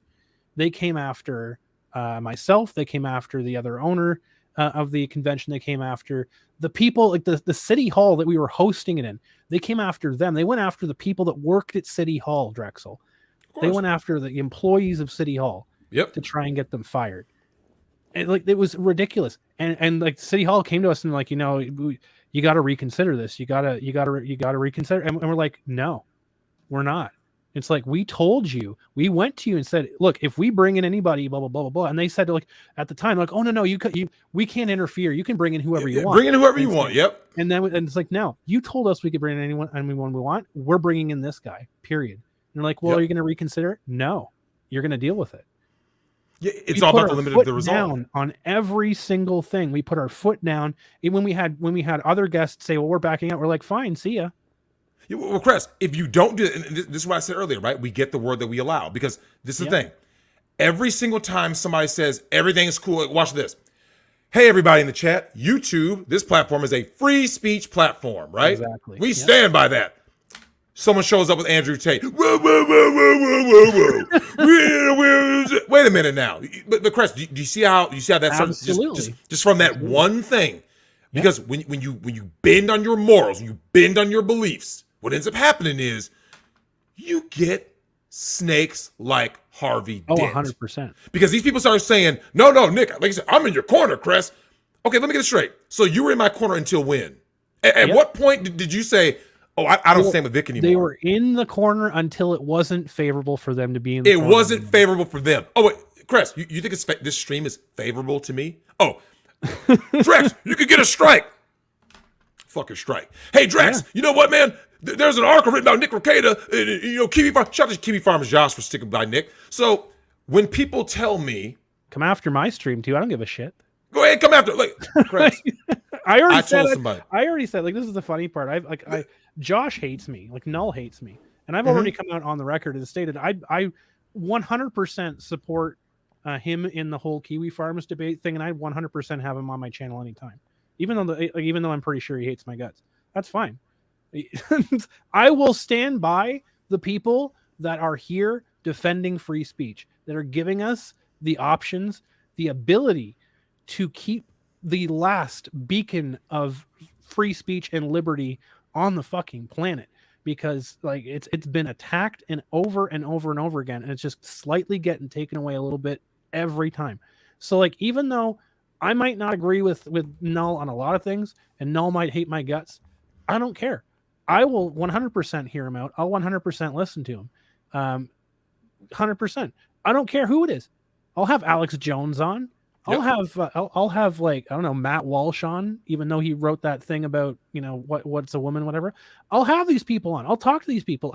I did it during, like, I talked to people that I probably pissed a lot of people off by talking to. Well, you have the voice of Ryden, right? Quentin Flynn, right? You had Quentin Flynn on. You had Ron Toye. I had Doug Tenaple on my show. Yep. Like, literally, probably the one person on the face of the planet that is the most fundamental Christian, conservative person, like Bible thumping, write the Bible himself Christian, Doug Tenaple on my show, and like we're great friends. I still have a standing offer to go to his place and smoke cigars with him. Nice. but Chris, do you know what ends up happening though? So even people who are your detractors, because this goes back to the whole purpose of this stream, what ends up happening is people who, whether they like you or even hate you, what ends up happening is they go like this: yeah, I feel this way about Chris, but right? Because your detractors say, but I respect Chris. I respect Nick. I respect Drex. I respect Legal Mindset. I respect Legal Vices. See, I respect Ty Beard. I respect Vic Mignogna. They start saying these things because, Geeks and Games stuff. What ends up happening, Doug Tenaple, so this is how they view it. They go like this. I was pissed when he got yeeted off of YouTube. Yeah. Because there are people out there that, what, Chris, they'll sit there and go like this. Well, Doug, I can't have you on because I don't want you to hurt my revenue stream. See, when you hear people say these things, this is why I keep trying to reiterate to you guys, these people are fake. They're chameleons. Absolutely. This Harvey Dent broad up there, this Lithuanian, she's a chameleon. I listen, Chris, do you know how many messages I got? When I tell you tons of messages on Twitter, you know what they were telling me? Go roaster, Drex. You know why they said go roaster? This is no lie. Someone told me their grandmother saw this broad during the trial and said, I got weird. But this is no lie, Chris. Their grandmother got vibes and said, I don't like her. Yeah. I think XYZ. She's condescending. She said, wait, hold on, Chris. Your grandmother, who's never seen Nick Rekieta, doesn't know anything about LawTube. They just walked in and said, what is this? What are you watching? Oh, I've heard of Johnny Depp. I saw Edward Scissorhands back in the 90s. Exactly, yeah. And what's he on trial for? What is Me Too? Because old people, they don't know about, anything, right? Yeah. So you have to kind of bring them up to speed, right? And he's like, okay, so Nick Rekieta, I'll watch this. They adjust their glasses, right? And then they start listening to this creature. And they're like, wait a minute. Because Chris, you know what happens with old people? You know what old people are famous for saying? This person don't sit right with me, right? Yeah. Or they'll say there's something about them. Because, Chris, I have been around some people. Oh, damn, look, my son can't stand there. He's 12. Look, my own daughter roasted Amber Heard, man. That's how bad it was. Chris, my daughter was sitting there showing me TikTok videos of, you remember that whole the cat situation? And the carpet. And I just was like, because, Chris, these people are frauds. So they're fake. They'll say fake. Anything at all. Anything to push whatever their brand is to, like you said, prop them up. They will use you to walk on your back while you're, my back hurts so bad. Hey, you're gonna bring me up, right? And you're reaching your arm up, thinking that they're gonna pull you up with them, right, Chris? What do they do? Ha! They use that hand to step up for more leverage. Is what they do. Oh yeah. Look, Ty Beard. Look, she's some of that both sides bullshit on the day of the Potter Burger. Yeah. Look, Ty. these fair weather, finch straddling people with no backbone. Because see, Chris, I've always said these are people who have no real friends, right? Of course. When the oh yeah, who can forget about Lauren Southern? We already roasted Lauren Southern, the chameleon. Oh, I love about men's rights and the white race. We need to have more white babies. Spoiler alert: she didn't have any white babies and saved the white race. Well, to be fair, if she had like 3 babies of color and 4 white babies, then she's having more white babies. Yeah, right. Because Chris, these people are fucking corny. And like I said, look, I tell you guys all the time, man. Nick and I were yin and yang. It's like I said, with Luke and Han Solo. Certain situations, it's better for Luke. Certain situations, it's better to have Han lead, right? Mm-hmm. Let me tell you guys something about Nick Rekieta. Known him as long as I've known him, Nick is the kind of guy that, because these are people who are basically his colleagues, right? He's in circles with a lot of these people, right? He's kind of like, yo, man, I just got my channel back. I know I'm not trying to, start any more beefs or nothing. I mean, that's okay. I only eat white meat, and I'll start the beef for you. Because, see, Chris, this is my thing about Nick. I think Nick takes certain things too lightly, right? I heard from someone that Nick has said someone that comes on his show every now and again, who is good to him on his show, talks behind his back, right? Mm-hmm. That's why Nick and I are different people. See, now, Chris, you know my personality. There is no such thing as a someone. I'm going to name names, right? Well, 100%. I'm the same way. It is like, and that's no knock to Nick. I'm just saying that we're different people, right? Yeah. Once again, yin and yang, right? I'm going to confront anything and everything head on, right? Mm-hmm. Now, there's going to be times where that's not the best option, and it'll be something like Nick, like, oh, hold up, Drex, don't do that. Here's why. From a lawyer's perspective, and your best friend, I'm like, God damn, Nick, why you got to go ahead and talk into the. And on the flip side, apply logic to this situation. Yeah, Drex, you're about to do something that might be a little much. So, because Chris, if I were to call Nick right now and I said, hey, Nick, would I be within YouTube's guidelines to expose the names of all 45 people who hit you with those bogus ethics complaints? If Nick said, well, no, okay, cool, Chris, don't let me get a hold of those names. And I find out that's totally if that's what Chris, if that's within the terms of service on YouTube, I will dox every single one of these people because by definition, I'm not doxing them. It's a public document. It's a public document. So if I'm pulling up a public document and I say, here's the names of all the people who went after Nick Rekieta. Okay. Yeah. Wait, hold on. Isn't Legal Bites a lawyer? Why did you didn't bring that up? Right? You didn't pull the names of all the people who went and lied on Nick. Cress, they tried to get my brother disbarred. Absolutely. You understand? Not just Nick said bad words on the internet. They tried to remove his ability to make money and feed his fucking family. Did it very poorly, yes. Terrible. We all knew that it wasn't going to work because they're all ridiculous. Of course they're ridiculous. The bar laughed at him. They literally laughed at him. Like, pasted the fucking pasted the complaint. It's ludicrous, right? Now, Cress, when it comes to all this, right? Oh my God. If I were in Nick's shoes, right? I would look like Denzel Washington in Training Day. Yeah. Do you remember at the very end of the movie when everything went to shit? And he's like this. He looks around. He goes, "Think you can do this shit to me?" Yeah. If I'm Nick, I'm like, you look. All this is for all of LawTube, all of the LawTube, Chris. If I am Nick Rekieta, I would say, you motherfuckers will be doing live streams from a Starbucks Wi-Fi when I get through with you. You understand? You'll be in a basement sitting there going, oh, I'm in a storage container in Lithuania. I hope no one knows I'm in here. Your whole shit would get ended on principle. See, Chris. Absolutely. I've never met legal bites, right? I never met Harvey Dent. I don't know. God damn, Jake, you shot me in the ass. This is the thing, Chris. I've never met this woman. Yeah. I've never done a stream with this woman. In fact, to show you that I am always consistent, shout out to Jeff, Legal Vices, he invited me on the show, right? I came on Jeff's show, and he said, Drex, I wish you could have been here earlier because I had Legal Bites on. Chris, without skipping a beat, my whole face changed. I went like this. I was like, because by this point I had seen the first part of that message, right? That fair weather fan thing, that tweet. Instant flaccid. Yeah. You know that 200 more likes than Drexel put cat's toes in his butt. Look, Cress, I have a problem with these legal mindset streams from bathrooms. because here's the thing though, Cress, I just want people to understand, and I want to end with this. I want you guys to understand the magnitude of what happened to Nick. Okay? It was ridiculous. Once again, people get so in their feelings about what, Cress? About if I like that person, if I like them, I dislike them, right? Mm-hmm. This is what they need to see. Once again, I've talked about Kohlberg's 6. There are 6 stages of moral development. And do you know what I keep seeing every day, Cress? No one advancing beyond 3, which is what children and women level out at. Care-based morality, right? That's tyranny, right? That's how a person will sit there and go like this.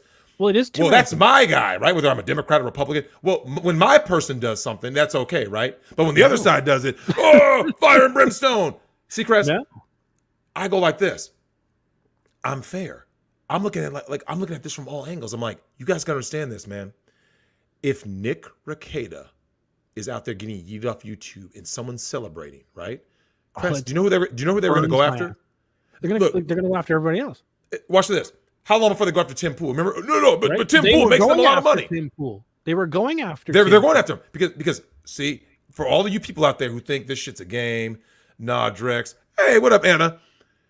People think this is a game, Cress, and it's not a game. It's been in testing for fucking years. Because Cress, you know what they're doing?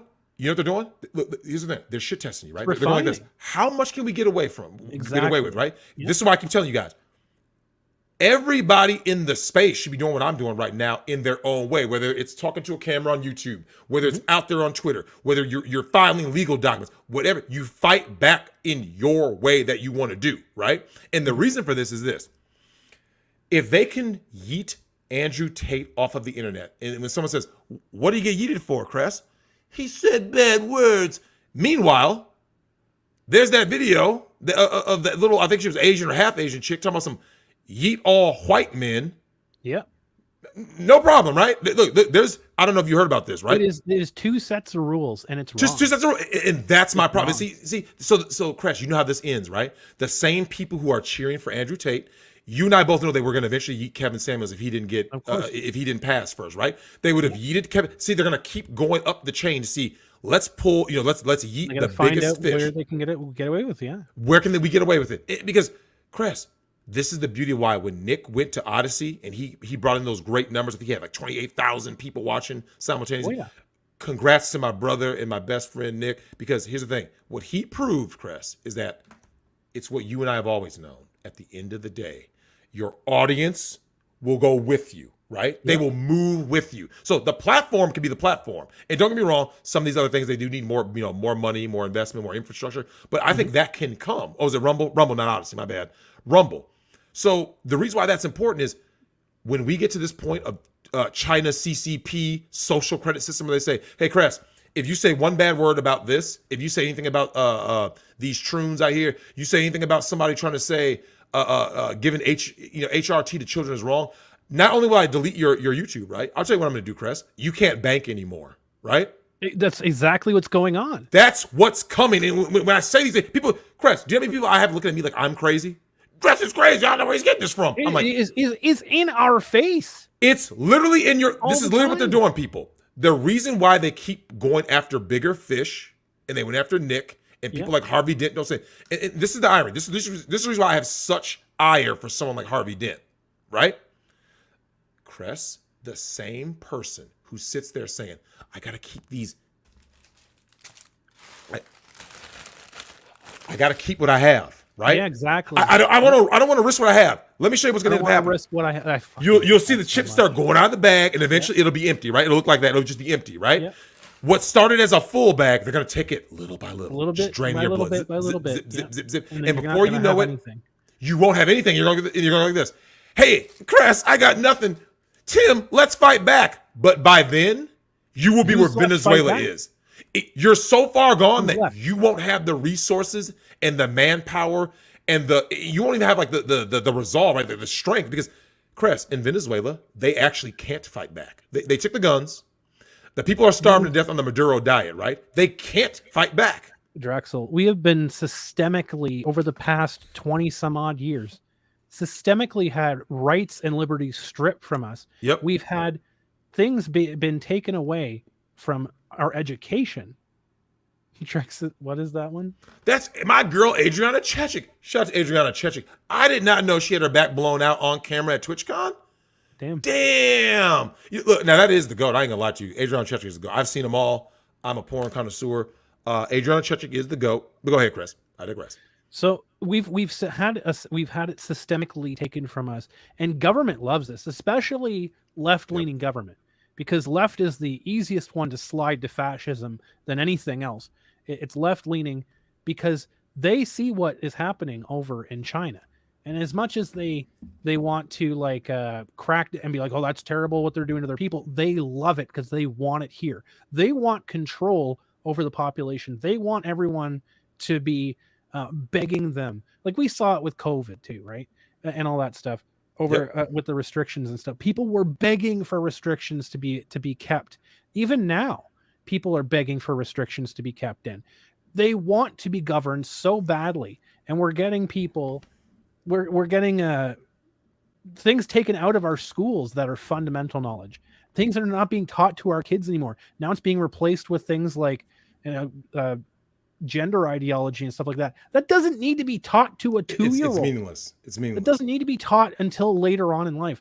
Like all of this stuff, it's been cut back. Civics isn't even taught. I don't think it's been taught in 10 years. Nope. People don't even know how I had the civics government in works. 8th grade. They don't know how government works. They don't know how anything works. All they know is that design. I'm a victim and you're wrong, Cress, right? We need to hate each Exactly. other. All they know is division. And now, Cress, before we open up the lines, we have to address someone that I don't know of. Tim, I think you and Cress may know more about this than me. This Duncan person that Nick did that stream with. Fucking Lord. Now, Cress, all you. This is all you. I don't know. This is all you, Cress. And Tim, go ahead and put the link up because after this, I'm going to take a quick bathroom break and I'll get back to Super Chats. And then we're going to open up the line for you guys to weigh in on all these snakes that we're going ahead and cooking tonight. I can't wait. I got 53 Super Chats. God damn! So that will take us a bit to get through. But yeah, great. Please let us know about Duncan. Go ahead. Yeah, give us like the whole thing with this Holy cow. Duncan. So, I know as much as I need to know about this little weirdo that apparently lives in the United Kingdom of Cuckville, whatever the heck they have over there. People over there, funny enough, Drexel, they're complaining that they have a king now because a man took over a woman's job, unironically, by the way. So Duncan, this dude, I found out, funny enough, came in from the Pokemon community, the Pokemon commentary community, which in itself is an entirely disgusting cesspool of people. So he is apparently one of these shit stirrers that gets famous, and funny enough, seems to be politically affiliated too. But he seems to be one of these shit stirrers that loves to go in there and just stir up a whole bunch of stuff and then get all of this attention off of it, and then try to make a claim like some of I'm trying to say this without completely getting you yeeted off of YouTube. But one of the unsavory individuals from the Middle East, like they always love to make claims that they take responsibility for certain things that happen, right? So like Duncan took responsibility for getting Nick yeeted off of YouTube, for example, because he loves to relish in that infamy because he doesn't know anything else. He isn't able to create anything else for himself. He just knows how to latch on, and very much like what Keffels does, which is why Keffels and Duncan are such a perfect married couple in this, is that all they know how to do is go in, take a shit on the front lawn, and then blame everybody else for it, and then act like a victim when things go south for them. Like his whole reaction to Nick actually following through with his gift subs. Nick donated like 100 gift subs on his channel, and he was just so taken aback, like, because it doesn't run through someone's mind like that, like a Duncan or a Keffels, to actually follow through with anything that they say, because what they say, they have no backbone, they have no morality, they have no weight in anything that they say.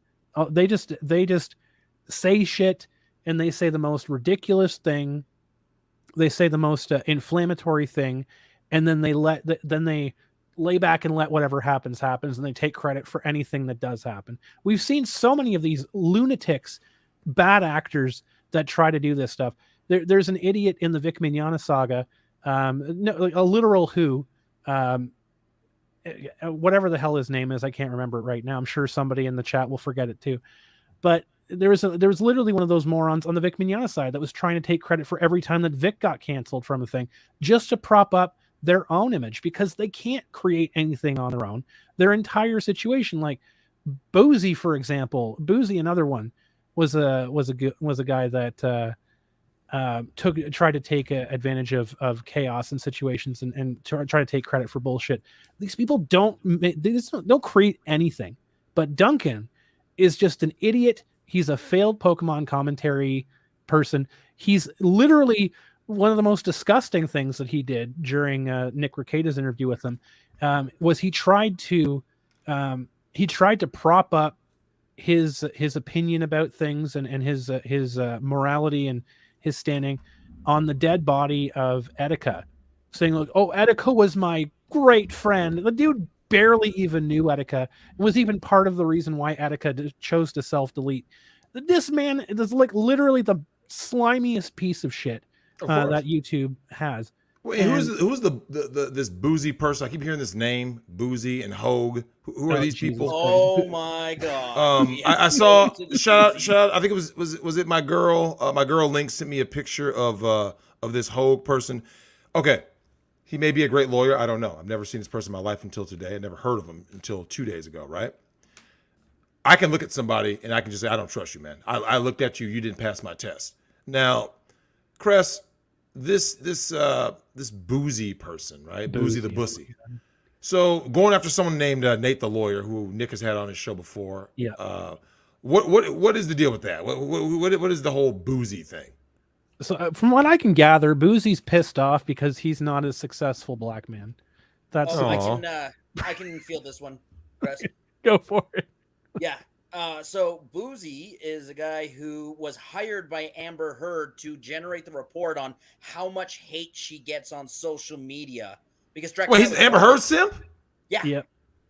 Hired by Amber Heard to generate the report about how much hate she got. And that was apparently relevant to the trial for some reason. I don't know how. I'm not a lawyer. Maybe they're smarter than me, but apparently that was relevant. He's a one-man PR firm, basically. Yeah. And I mean, look, as a computer expert, my opinion, and this is my opinion, of his bot Sentinel, fucking trash.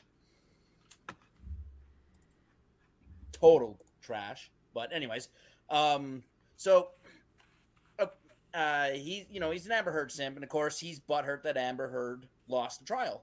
So he starts going at Tug, right? And of course, Nick stands up for Tug because Nick's a brother.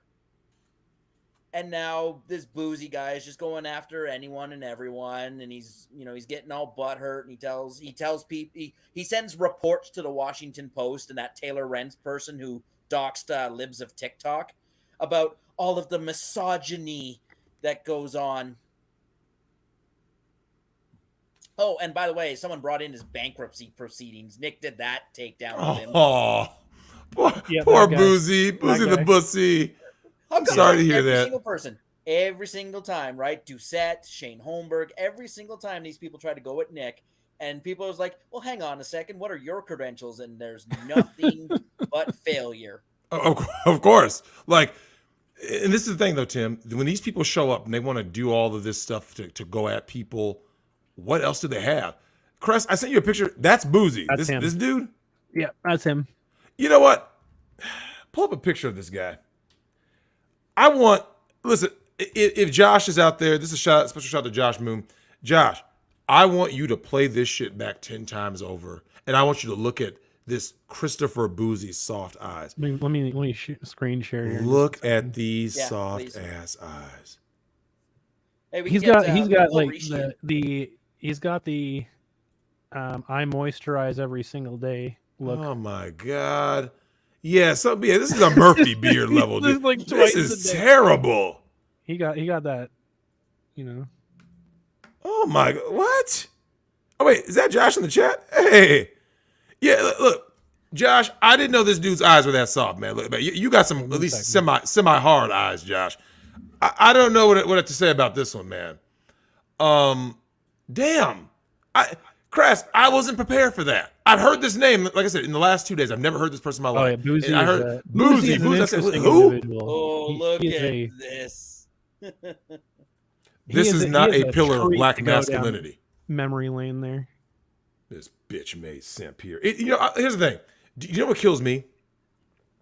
Cress, nothing is more offensive than a black man simping for a far leftist white woman, a Karen, right? Amber Heard, a false accuser. Because, and let me explain why. Hey, Cress, you've heard all about in America what it was like, right? For black men in years past, right? Absolutely. You got caught rolling in the hay. Do you know who was the quickest person to accuse you of something? It wasn't a white man. You know who it was, Chris? Oh, it was a woman. It was a chick. It was a woman, 100%. To be a black man who is going to simp for a false accuser, right? Amber Heard is a false accuser. Now she owes Depp that money. Hey, Johnny, this is for you. Get that money. Hey, look, I'm gonna tell you something, Chris. Do you know what Johnny Depp's ringtone should be? He should be when he gets a little text something. Bitch better have my money. That should be his little ringtone. Because here's the thing, she better come cough up with that cash, right? Yep. Because see, when people like Boozy simp for someone like this, she's bankrupt. What was this? A clip of Duncan saying he was winning Knicks. She got no money. It's hilarious. Like these people who should be the enemy of somebody are like their biggest simp, and it's like this person hates you. They hate you. He sidles up to these people and tries to milk them for all of his money by using like his bot sentinel thing. Because he's like, I have a bot army that can go and just like, pull all this information and just like felt like it literally is the person that Elon Musk is talking about when it's like, wow, now Twitter's misrepresenting how many bots there are on the platform. Like this guy is like literally the bot farm. What a joke. Rishi said a simp merc. So yeah, we'll get to the super chats now. And we're gonna let you guys join in. Yes. And Tim, go ahead with the super chats. Yeah, absolutely. Oh boy, 58 of them here. So damn. I'll try and fire through them as fast. Well, actually, Tim, we can also like do some in between calls too. Oh yeah, we can. Absolutely. Yeah. Let me just get through like a pretty good batch of them before they start getting out of hand. All right, so Bad Weather Biker says, I was exposed to both Drex and Nick during the Jack Murphy's New Year's Eve stream. You guys broke me, and I rewatched that stream regularly. Oh, God, yeah. Man. Chris, I got to give a special shout out to my man KP, because he's the one who suggested the beard, right? And it was like fate, because he suggested it. I went to Party City that night. There were 2 beards left. And I was like, God put this here for me, right? I mean, because Chris, you've been to Party City, right? Oh yeah. There's a million items and stuff. It's all, and for some reason, what's going to be in a lot of stuff was like cleaned out. Some stuff was there in overstock, and it's like, damn, I can't find what I'm looking for. And I remember it was like a beacon. It was like light shining down, and it was shining. And I was like, is that a? And I was like, oh God. It looked like there was only one, right? Because when you see a rack that looks empty, and you're like, oh God. And I went up to it, I go, there's 2. There's 2. I took a picture of it, right? And I sent it to Nick. And Nick was on his way. I think he was on his way to or from like Pizza Ranch with the kids, right? And he goes, oh God. And he just knew it was going to be one of those epic streams. So yeah, man, shout out to him. Yeah. But Bad Weather Biker, man, thanks for the support, man. Like, thanks for following us this long. That's thanks to the beard. Because you know what the thing is though, Chris? I go so hard at these fake friends, right? Mm-hmm. I go so hard at them because the reason why this is here today, right? I'm sitting here with that picture of Ron Toye the cuck behind me on that Picasso God. picture that was made for me that I received at Mastery. All of this is possible because I was on Nick's show, right? Absolutely. I didn't force Nick on. I didn't make anything. I literally, this is no lie. This is literally virtually 4 years ago to the day, right? It was October 2018. I was literally just sitting there chilling with the kids in the room in his old house. And Nick goes, he was like putting the kids back. He goes, hey, Drex, you know, this is no lie. I didn't even know Nick was on YouTube, right? He's like, yeah, Drex, I have a YouTube channel. And that's when he was in his, he was like in an office, right? And he just casually asked me, hey, you want to come on? I was like, oh. I was like, sure. That's literally what it is. Shout out to my man. I literally just shouted him out tonight. Lion to Migtown. Make sure you subscribe to his channel. Type in L.O.M. or just LOM. Make sure you see that lion's head. That's how you know. Yeah, I loved his latest video, Why We Left in the Black Box and Go to Hell, part 5,000, because these bitches ain't shit. These goddamn Klingon bitches. So, Cress, that's why it meant so much to me to see Dick Masterson with Nick, because it's Absolutely. Like Dick put Nick on, and when he went in a moment of crisis, Dick didn't say, Nick, I got to make sure I got to see the facts. See, he didn't say that, did he? No, he went on. He went on immediately. He's like, yeah, let's do it. Let's go. Boom. No 28,000 on Rumble. Boom. Yep. Just like that. Thanos snap. Oh, man. All right. Chris, I sent you Discord DM. Someone made a present for us. If you can put that Oh, up, please. my fucking Lord. Hold on. Here we go. So Glenn S says, speaking of feet, you should post that pic of Harvey Dent's hooves from her wedding. I didn't see that. Whoever's got that, y'all know what to do, man. Yeah, hit up Drex on his Twitter and share the love. Hold up, God damn. Where's Danielle when I need her? Find him. Dragon Stretch says, we cannot just hope the enemies will stop. We need to make them suffer so they fear attempting cancel culture again. Make them regret everything. Yeah, they will never stop. That's the thing. These people get emboldened every day. Okay, here's the thing. This is what I told you guys. Why you're going to lose more. Because, Cress, when I was with Kat in Alabama, we talked about this. I said, every time these far left weirdos, and even the right conservatives, right? Every time that they grope your child a little more, right? They're literally looking at you in a school auditorium going like this. Are you going to do anything, right? Because Chris, they touch a toe at first, right? You're like, why is that person touching my kid's toe? And you're like, huh, okay. And then they ride up the ankle.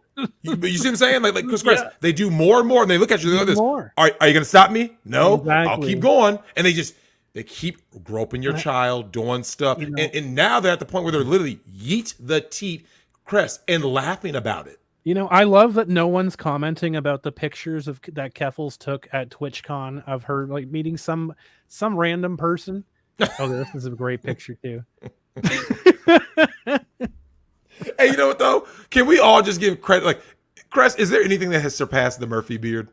The Murphy beard is universal. It's universal now. Like, when someone puts it on you, bro, you're doomed. You're just doomed. You're doomed.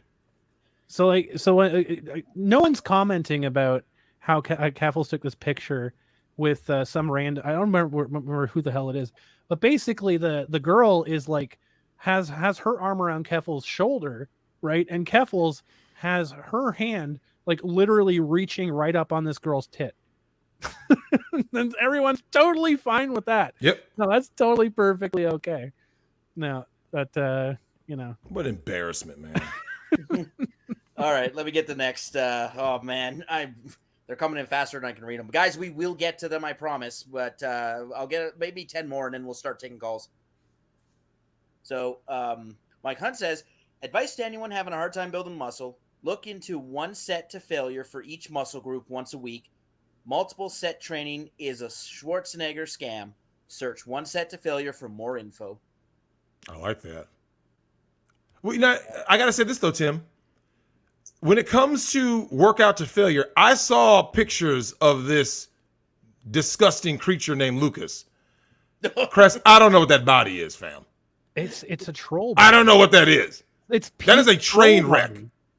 If you look up like what a troll is, it has like the same posture. It's got the pot belly. It's got the sneering grin. Just like paint that thing green, and it's like 100%. Now, 100%. Drex, would you smash to end the family court and reimburse every man who's ever been wronged by it? What, smash Keffels? Yeah. I would smash Keffels with Jack Murphy's dick. Or the pegging his Yeah. Or I would have Keffels peg Jack Murphy before a live studio audience. All right, there we go. Mike Hunt says saying Keffels 3 times summons her. Like Candyman. Yeah. Keffels a beautiful woman. Please don't flag us. Yeah, we love you. We love you, Lucas. Keffels. We love you. Jason Wilson would be a great guest. He runs the Cave 313 door and calls martial arts the arts because he black. He had that vital video encouraging young men. However, he thinks it's okay for men to cry. Here's the thing. It is okay for men to cry in the presence of other men. Because there's like a few circumstances where, let's face it, Tim, we've heard stories, right? Yeah. Men wanting to self-delete, getting cucked by the family court. Because you've heard horror stories, Tim. Horror. Like, there's Nick has said he's talked people from the edge. No, it's real. If you guys don't think it, like I said, I know it's funny. We're on YouTube and stuff, but like, bro, there's people who have lost their families, man, and they say, no, man, I cried. You know what I'm saying? Okay. Well, as someone Glenn who S says weaponized get that a lot. Yeah, the weaponized axe gas. Yeah, that's all. That's all. This Keffels creature is. You know, Lucas ain't shit. Oh, it's Rick Rekieta. Rick Rekieta I love that. Says, I was unimpressed by the quality of the recent fan mail. Of course, that's a reference to the. I can't believe Nick would say that, Drex. Yeah. Oh, yeah. Let me be Mad Black Atheist. Yeah. And now, this is now turned into we're gonna yeet Nick Rekieta stream. Like, come on, bro. Like, you didn't look at the name. Thanks for having Nick's back, Drex, against the snake. Look, Pepsi Man, there was no question. What bothered me the most was these other people didn't do it. Angry Whiskers says, hey, Drexel, I found your new favorite video game today. There exists a video game called Baldo, the Guardian. Oh. They're doing me real dirty. Oh, my God. I'm talking, did you hear what happened to Adriana Chechik and Twitch? Yeah, so let me get this straight. So she's at a con and she's getting smashed on camera? Like, what? No. She was just, like, there as a personality. She jumps into a ball pit, but the ball pit was, like, crap quality, so she hit the concrete floor and broke her tailbone. Literally broke. Oh, no. So Tim, when the people were saying stuff in the chat about she broke her back literally, no, this is no lie. She was doing a podcast, and I thought they were referring to that. She said that she's had like 2 like vertebrae or something broken, right? Yeah. From doing just from doing scenes, right? Just getting smashed out. This is no lie. She had it's like a herniated disc. No. She's literally had her back blown out. This is before this most recent situation. Does someone have video of this? Look. Was it you and War Starter? Come on, fess up. I gotta say this though, before we get to the next super chat. Adriana, I'm a fan of your work. Get well soon. Get well soon, girl. We need you back. Call in sometime. She plays video games too. So Nick told me that she's like an actual gamer. So shout out to Adriana Chechik, man. I'm actually like a legitimate fan of Adriana Chechik. Her and Abby Shapiro can call in anytime. Anytime. Together, please. But make sure your t-shirts are wet, because you don't want to overheat, obviously. Of course. Our man Leximus. Trying to get LM in here. Legal Mind said he's offline right now, so I didn't send him. If you want to hit him up on Twitter, Drex, you can try. Yeah, I can always hit him up. I know time zones are all weird. Yeah, I did not see him online, so I don't think it's going to happen. Whoops. Koopa says, tip it from Migtown, going dark soon. Nick for the win. Nick may propel Rumble to be a competitor. Yeah. I think Nick's power, right? Yeah, I think Rumble is, because here's the thing, where I think these people failed, Tim. They went after Nick. Nick goes ahead and goes to Rumble, right? It's not about Nick. It's about what people just saw and why he was heated, right? So what happens is people are going to go like this. There's people, and this is coming, Chris. They're going to start going, you know what? It's not about if I like Nick or dislike Nick. It's what he stands for that's more important to me, right? And they'll just start. Look, Chris, do you remember when MySpace was the biggest thing? Oh, absolutely. Right? Yeah. No longer. Well, it's one of those things that's easy to say because like you can look at Alex Jones as crazy. Whenever else, it's like he should not have been deplatformed. Should he have lost his show? Absolutely not. As much as crazy as he can go off, At the end of the day, he has a right to say the most craziest shit he can say. It shouldn't be up to a company or whatever else to say, no, you can't say that. But the thing is if he goes to Rumble, most people will be like, you know what? Maybe he kind of deserved it, right? It's as crazy as it is. Like, I'm not one of those people, but there's going to be people out there in the normie community to be like, you know what? Maybe him going after the Sandy Hook stuff, maybe that was too far, because he kind of went too far in some people's minds. Nick didn't do a goddamn thing. Mm-hmm. Nick literally read a public document and censored it, and he got blown out from the thing midstream where he wasn't even saying anything bad. It's unreal. And so people are like, hold on a minute. Like, this is the moment here. Yeah. And so like there's a lot. It's a lot more palpable for normies to jump on the train for Nick than it would be for somebody else who has kind of been seen to jump the shark. There's a lot of free real estate. Yeah, free real estate on that wall. Yeah, fast, potentially criminal. Yeah, there really is, man. Shout out potentially criminal. All right, let's take a call. Wait on 1 sec. First, Spectre second. Well, 1 sec. I'm about to go take a quick leak, and I'll be right back. Yeah, absolutely. Let me hide that. Put that there, and catch up. So, well, let's do that. My goodness. Did I catch the? Did I get the gist of the boozy stuff pretty well? As far as I mean, the guy's a loser. Yeah. At the end of the day, he's someone who he's like an ambulance chaser in the nth degree. Like, but he just runs around to everyone who's having a crisis and tries to hook up his fucking oxygen mask to the tailpipe and just tries to huff whatever it is there and tries to make money off it and fails miserably on it. Yep. But where Nick can literally just load up a live stream and make hundreds of thousands of dollars by laughing at people. So yeah. Oh, it's ridiculous. Someone mentioned in the chat that Boozy is being sued by Nate the lawyer. Yes, he is. I think Nick covered this too. It's in a state that does not have like a anti-slap. That's good. Provision. So like the Texas TCPA, there's none in New Jersey. So like, of course, Nate's suing him for defamation. Of course, which is good. He should absolutely should take him. The summons. Well, isn't that a surprise? We saw how that works out. Oh my God. Jersey. Yeah, it's in Jersey, New Jersey. Yeah. No anti-slap. So okay. But yeah, I'll wait for Drex to get back. But there's Drex. I'm back. Let's get you. All right. I see that the queue is full, guys. So we'll go through a couple of callers. Yeah, we'll just go through them real quick. You guys can hit that state your issue with all these fake. Like I said, what we're focusing on. Yeah. Fake friends and real enemies. Try to go ahead and fast, guys. I want to make sure everyone gets a chance to talk. Yeah, we want to make sure everybody that wants to get on can get on. Then we'll go to the super chats at the end. Yo, what's up, Drex? Hey, Rishi, what's happening, brother? Bruh, you're talking about this. It's like, I've been following this shit. And let me tell you, this Keffels guy, Nick's only thing is that he exposed a HRT drug dealer and groomer. Okay? That's the only thing he's really, has done.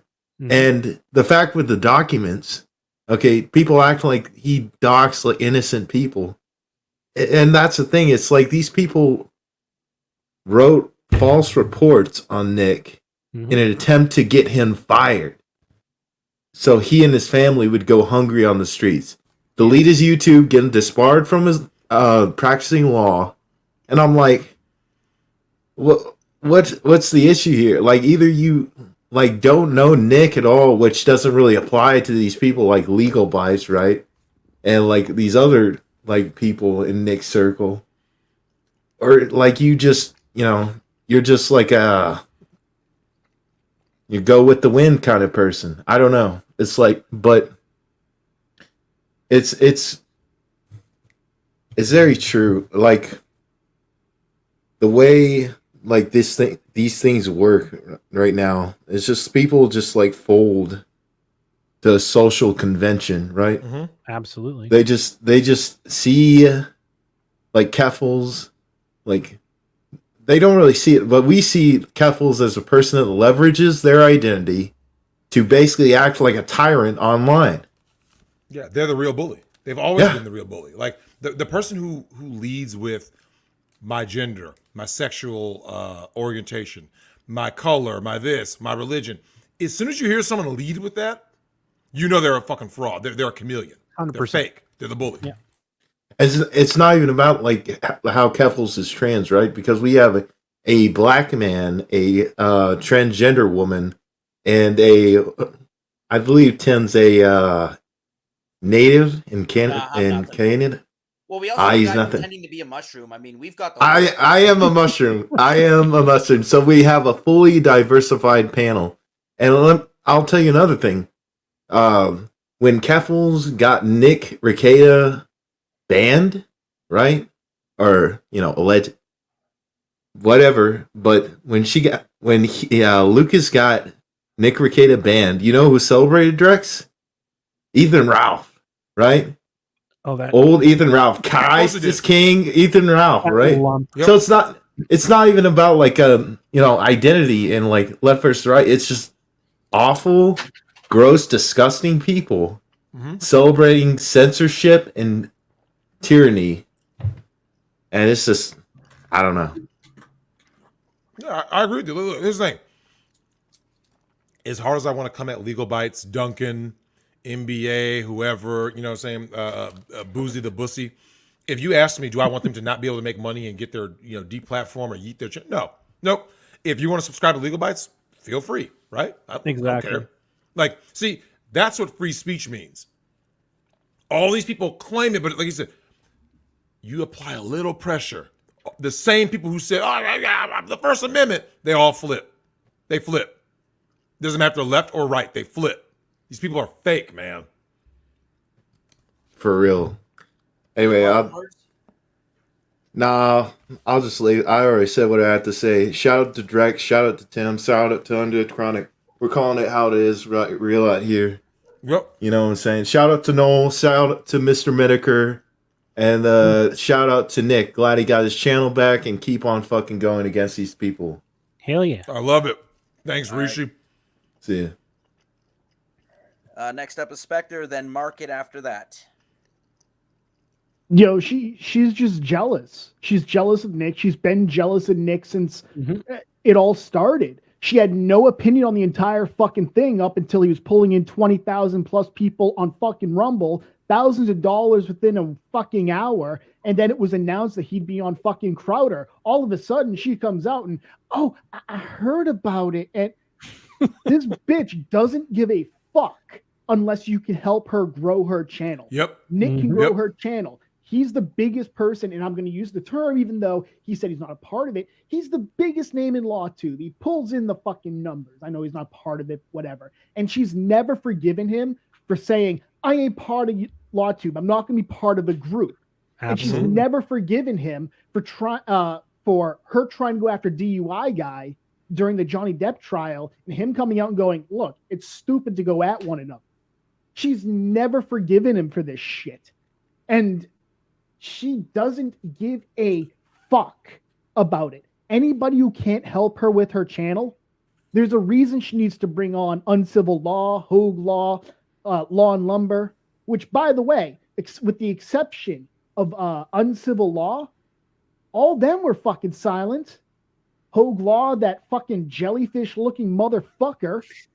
Damn. Absolute goddamn fucking nothing. Law and Lumber retweeting Viva Fry and acting like, well, this is my take as well. Bitch, if you actually have a fucking take, you would put your own fucking words in it, not retweet what somebody else fucking said. Especially some goddamn diminutive Canadian, okay? Well, you have your own fucking opinion. Everybody else can fucking say something. You can't say a goddamn thing. How is anybody else here, right? How is anybody else who says something about Nick being, banned, saying it's bullshit, but then these three absolute fucking retards, these absolute fucking survive being slam dunked in head first into a goddamn trash can by the doctor after being born, how are they going to act like they were fucking friends of Nick's? They tried to jump in only after he was getting his channel back. And oh, by the way, he's going to be on Steven fucking Crowder. Yeah. No, it's a big pickup for Nick because, Spectre, when the whole thing first happened, do you know what the most popular meme was about Nick? Obi-Wan Kenobi, right? Yeah. Mm-hmm. If you can't win. If you strike me down, I should become more powerful than you could possibly imagine.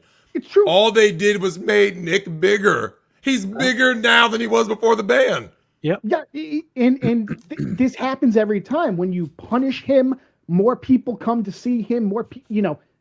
Everybody tunes in to fucking see Nick. What was the highest number that Legal Bites has pulled in since Rittenhouse? Does anyone fucking know? Ever since that Business Insider article that mentioned her, right? She thought she was king shit at that point. Oh, Business Insider, they talked about me. What did you fucking do? Did you manage to capitalize off of it at all? Nope. You didn't. Why? Because you're a basic fucking bitch. You're Lithuanian. Even in the Soviet Union, Lithuanians were subhuman because they had no loyalty to anyone. Damn. Not one swinging fucking dick. Look at it. Ken is a troll. Well, I'm about to pull Ken's mod privilege. Oh my God, Ken is a troll. But Spectre, here's what's funny that you say that. Like I said, I didn't know who this woman was, honestly. Right? I only saw her on the thing. I saw her. I saw the name. And I went, okay, whatever. I didn't care. I was like, she's pretty plain Jane. She doesn't seem to have any real hard opinion.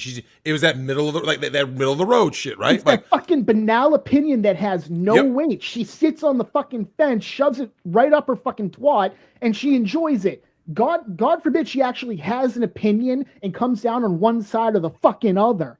Like, imagine if you had the testicular fortitude, Hogue Law, Law and Lumber, all them too. Why is it Mindset can say something, Voices can say something, and they don't need it coached behind some PR bullshit speak?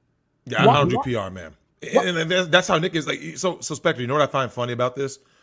When we were growing up, and of course now that people see us on this space, right? There's people who still question how Nick and I are so close, right? It's like, you guys don't see the similarities. Like, isn't it obvious? Nick is undeniably who he is, right? Mm-hmm. He's uncompromising. So am I. So do you know what happens when you put people who are very uncompromising around each other? Their core value systems are the same, right? But what ends up happening? People go like this. Yo, at least I know this dude has an opinion. Even if we clash on an opinion, we respect each other. When I'm around someone like you said, Spectre, and you're asking them a question and everything is like, I don't know. What do you think?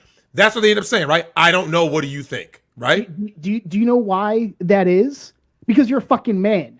Men, when you can have an opinion that goes completely against the opinion of another person, but as long as that opinion is heartfelt, and as long as it's not a flavor of the fucking month opinion, you can respect it. I have friends who I disagree with on pretty much 90% of the shit, but I can respect that they have a fucking opinion. That's what being a fucking man is.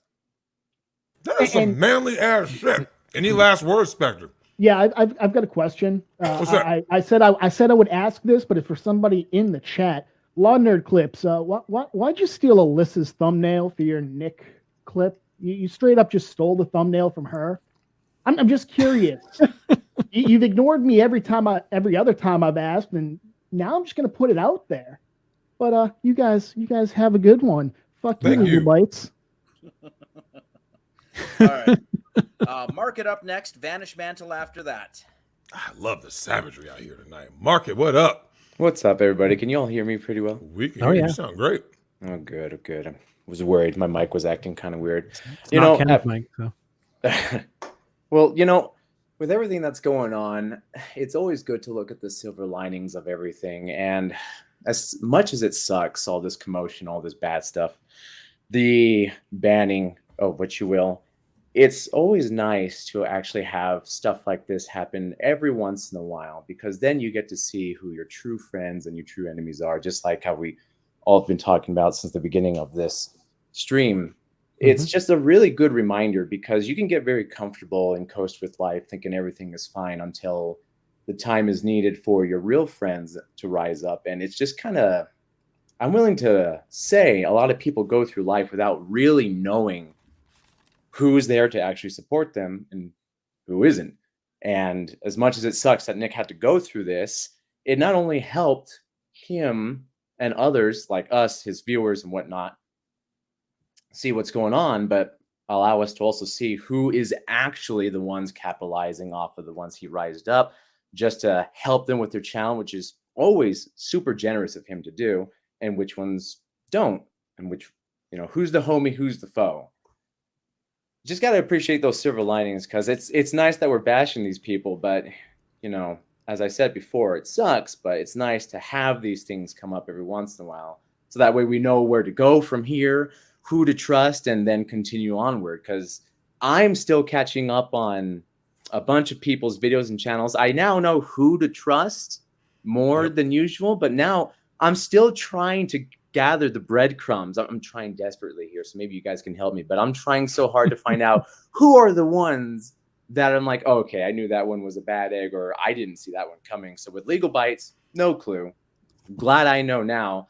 Apparently Law and Lumber is one of them, and two others that I just can't remember off the top of my head. But does anyone else in the chat or in this, who I'm talking to right now, Market, I keep hearing about this Hogue guy, right? Like I said, I didn't know anything about this creep, but I know someone's going to call in later and talk about this Hogue character, because, see, I don't know. It goes with what you said, though, Market.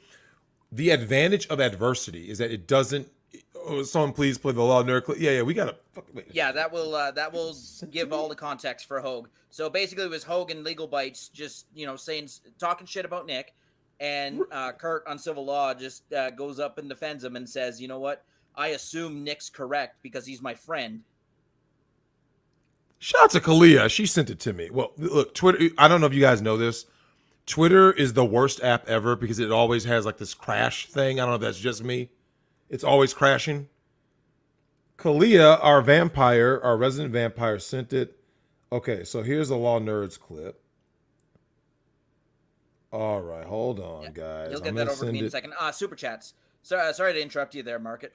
You're good. You're good. I'll do super chats while we're figuring this out. So Madcore for Mofo says, I can't believe only 4 law tubers from the 20 plus that are on YouTube talked about Nick Rekieta ban on YouTube. Yeah, these are meant to be his so-called friends. What great friends.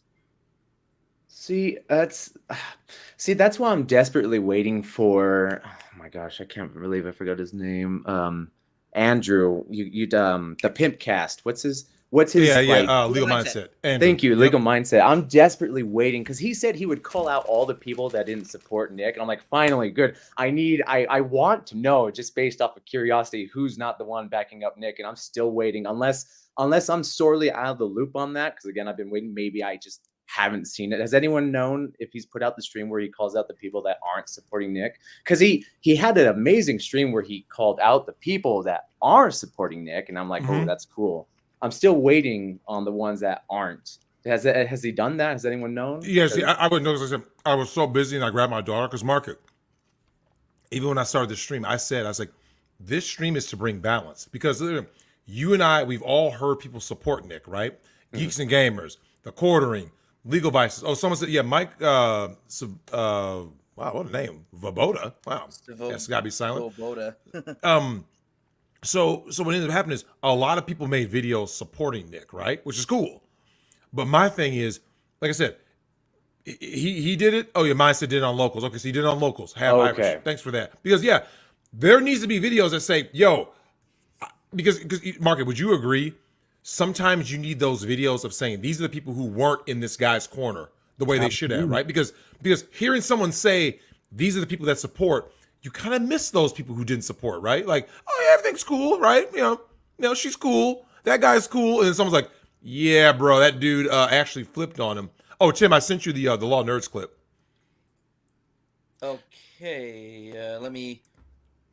If I could just add to that real quick. Oh, yeah, Mark, any last words? Yeah, go ahead. Yeah, I totally agree with that, because even though they may not think it's good for them right away, I think it's always necessary for actions, even sprung up surprisingly amongst individuals, to finally show the world who you are. All right, this is your moment, no matter how small it is. What are you going to be? Are you going to be on the supporting side, or are you going to be on the I'm going to step away from this. I need to look at everything objectively. I got to, all that stuff. It may not seem like a big deal, but depending on what you choose speaks volumes. And sometimes silence is just the worst way you can go about it. So yes, I agree with you. It's nice that these things come up every so often or every once in a while. And even though the person in question may not like it, it's not only good for them, whether they choose bad or good, but good for us to know, all right, these are where the chess pieces have been laid on the board. Now we know how to start moving forward. So. Yep. I like it. Market, thanks for coming on, man. Always a pleasure. Thanks for having me, guys. Oh, the lead attorney. I don't know if the lead I don't know if the lead attorney did a stream or not, so I wouldn't know. Okay. If anybody has an answer for that, did the lead attorney say anything on the matter? I didn't know. Chris, I sent you the link if you can, please. Curly Leg Hair says, "Get that butt." Oh yeah, no, butts were gonna get got tonight. Starting with the Lithuanian. Yeah, make no mistake. She is now officially named Harley Dents. I think you meant Harvey, not Harley, but Harvey Dents. Yeah. Harley works too. Oh, yeah, well, Harley because of Harley Quinn. But yeah, like literally either way works. You got to understand, though, you put 3 jokes into one name and you're kind of trying a little too hard. But my gun says Shaggy Too Dope did a great video on snake busting. I like it. Nick Naylor said, Nick is the one who said, gate guard your hobbies. He knows for a long time how much of a snake she is, and he chose to do nothing about it.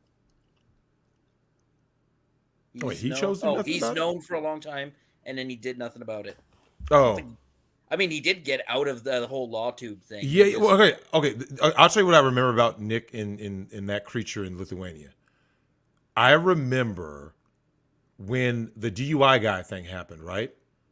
That was when Nick was kind of like, yo, what's with, you could see it, right? You remember when that happened? And I remember, I think I might have been at his house. I remember Nick was very uncomfortable with that whole, because like I said, a Karen, he's saying, I don't believe there's a such thing as a Karen moment. I just believe that you are a Karen. Well, you see what I'm saying? Can I say, and again, this is me knowing Nick for like all of 5 minutes, right? I know that Nick has a thing where he doesn't cut people out of his life. He lets people cut him out. Like that's his MO. He says like he's not gonna like cut someone out of their life, of his life. I'm guessing that's unless it's something like really heinous. But he will not stop people from distancing themselves if he doesn't like them. Kimball Nice says Lead is clapping cheeks in foreign countries right now. He ain't worried about what's going on. Oh yeah, someone said that lead has been gone. So yeah, I'll never knock someone when they're just not around. You know what I'm saying? Yeah. Someone said he's not been active or whatever. So yeah, hopefully lead has safe travels though. Great Loner says she's California Karen. Never liked her during Wittenhouse trial and found her obnoxious. Drex, get on locals. We are on locals. Yeah, we are on locals. Podcast.locals.com. We've been there. Literally, I put in the description of every video. I've got that video. But when you screen share, just make sure not to talk because it'll play your audio through. Oh, okay, yeah, of course. Let me pull that in right now and just get rid of this. And Uncivil came through, and Uncivil gave a big dono, $100 dono. Sometimes the truth is offensive. Nick only called me like 30 or 50 names that I heard of. So, I mean, I don't know. No. Nick is his own character. Yeah. Nick is my friend, and I'm going to assume that he's in the right until someone proves to me otherwise, because I, as you guys well know, see YouTube and how they act, and they can act in very sort of, as Rick pointed out, arbitrary and mercurial and robotic ways, I believe was Rick's terminology. And there is that problem. And I also know that Nick himself is generally and genuinely a good person. I've spent some time with him. I speak to him from time to time. And I know that he's a person who is well informed and has a style that works for him and his audience. Because, I mean, you don't get to 500,000 subscribers without it being something that some people appreciate. And, he can be something that's not to everyone's taste. I understand completely. But he should be allowed to be on the internet and have his voice. And we all should, as far as I'm concerned. If you don't like Nick, not watching him is always an option. But you got to make me defend YouTube. He should be allowed to be the people. He should be allowed to be there for people who want to see them. I'm sorry, what were you going to say? Well, you're going to make me defend YouTube because you say the internet. I don't think Nick's been kicked off the internet, nor should he be. But I mean, YouTube gets to select what it wants to do with its platform. No. Well, not if Texas has its way, but that's another topic for another time, maybe. And for what it's worth, Rekieta Media is based in Texas, so he's got that going for him. Yeah, I don't have a lot of hope for that Fifth Circuit thing. Well, I reviewed it, and I thought it was really, really good, personally. Oh. Alita's lackluster response isn't enough for what Rackets did for a shout out to Uncivil Law for actually defending Rackets and Hogue Law, and YouTube and Alita's live yesterday certified unbreaded.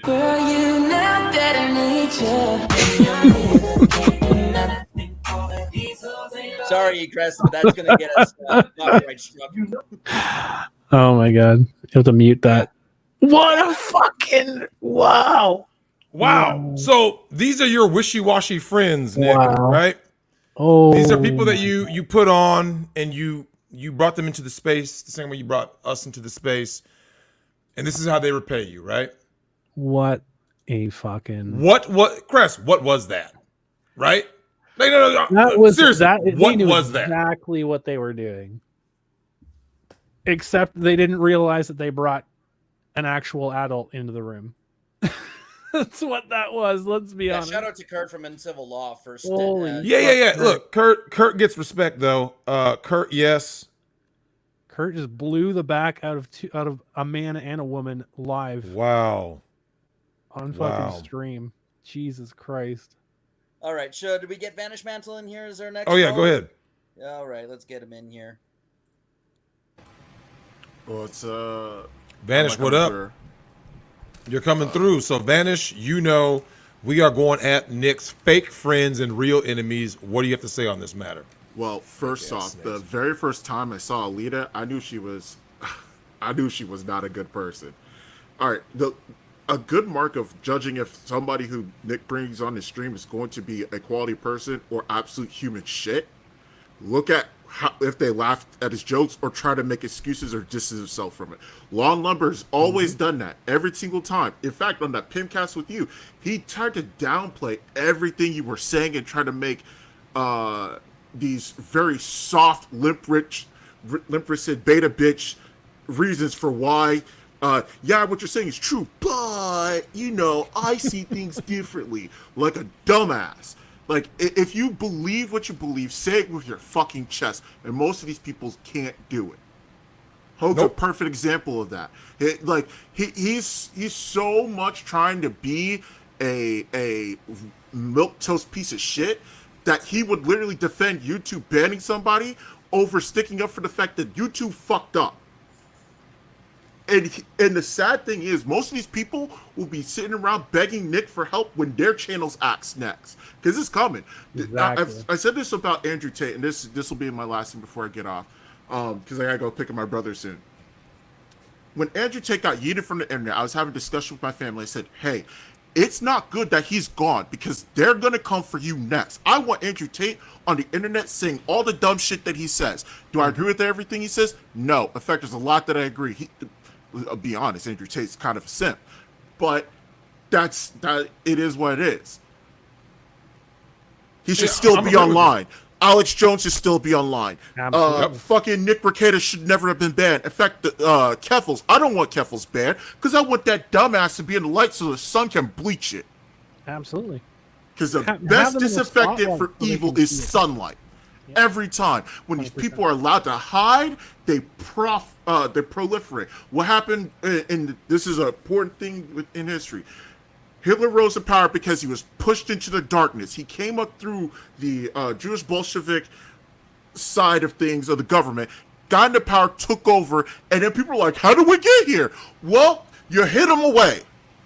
You want another Hitler? That's how you get him. You start banning people, but people don't fucking learn. Hey, Andrew's away. Banish, you're right, because you know what though, our new Hitler is actually going to be, it's going to be like a weirdo Keffels type. It's not going to be, it's not going to be a masculine dictator. It's going to be the weirdo serving up Troonshine, having a simp army to come after you, saying, Crest, did you wrong think? We're going to go ahead and throw you in prison, or we're going to go ahead and delete your channel. See, they're going to push a button. They're going to go like this. Boop! And then now you're deleted off social media. Like I said, in that show Black Mirror, it shows what real cancel culture looks like, right? Mm-hmm. Like you literally can't live life because they take away your ability to live. Fuck these people, man. Man, it's fucking disgusting how often people are willing to bend over. Like I said, I was talking to my family, like, you guys don't understand how bad this is. Cheering for somebody else getting removed from the internet is like begging for that own sword to be pointed back at you. It's a great saying. Be careful the weapon you create, because that weapon will be used against you. And history has played itself out every single fucking time, but we don't learn. I love it, period. Man. Yeah. Banish, thanks for your hot take, brother. Yeah, no problem. Yo, anytime. But yeah, dude, because you know the thing is though, Chris, he has a take. Yeah. Certain people don't have it. You ask them, no, man. See, I'm sick and tired of people like this. I'm tired of because you can't tell where you stand with people unless they give you a stance. Yep. Unless they tell you where they stand. Otherwise, they could be anywhere, and they're everywhere at the same time. And like you know that is, Chris. That's those people that have like 1 billion acquaintances but no actual friends, right? Exactly. Because they don't have a stance. Like, well, I don't want someone to dislike me, but by having no one dislike you, no one genuinely likes or loves you either. And no one can count on you for anything. Oh, Crusader. Oh, what up? Oh yeah, he's my Twitter. Allah's peace be upon you, a loyal friend and brother. Some people need to be learned that the wage for treachery is suffering. Yeah, absolutely. Thanks for the $5 super chat. People need to know, Chris, there needs to be repercussions. There does. Yeah. People just sit here and just everyone's like this, like fair weather. Like I said, Chris, I talked about them coming for people's kids, right? You know what they called me, Chris? Crazy. Drexel, you're crazy.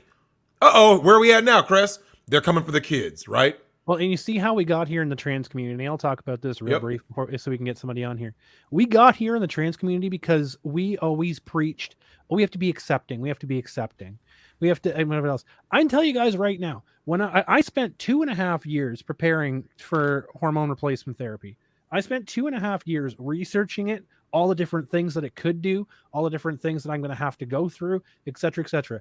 2.5 years before I decided to go to a doctor and see it and decide to go to a psychiatrist and ask for a referral. Guess what I found out after 2.5 years? I found out after 2.5 years, I didn't need a referral.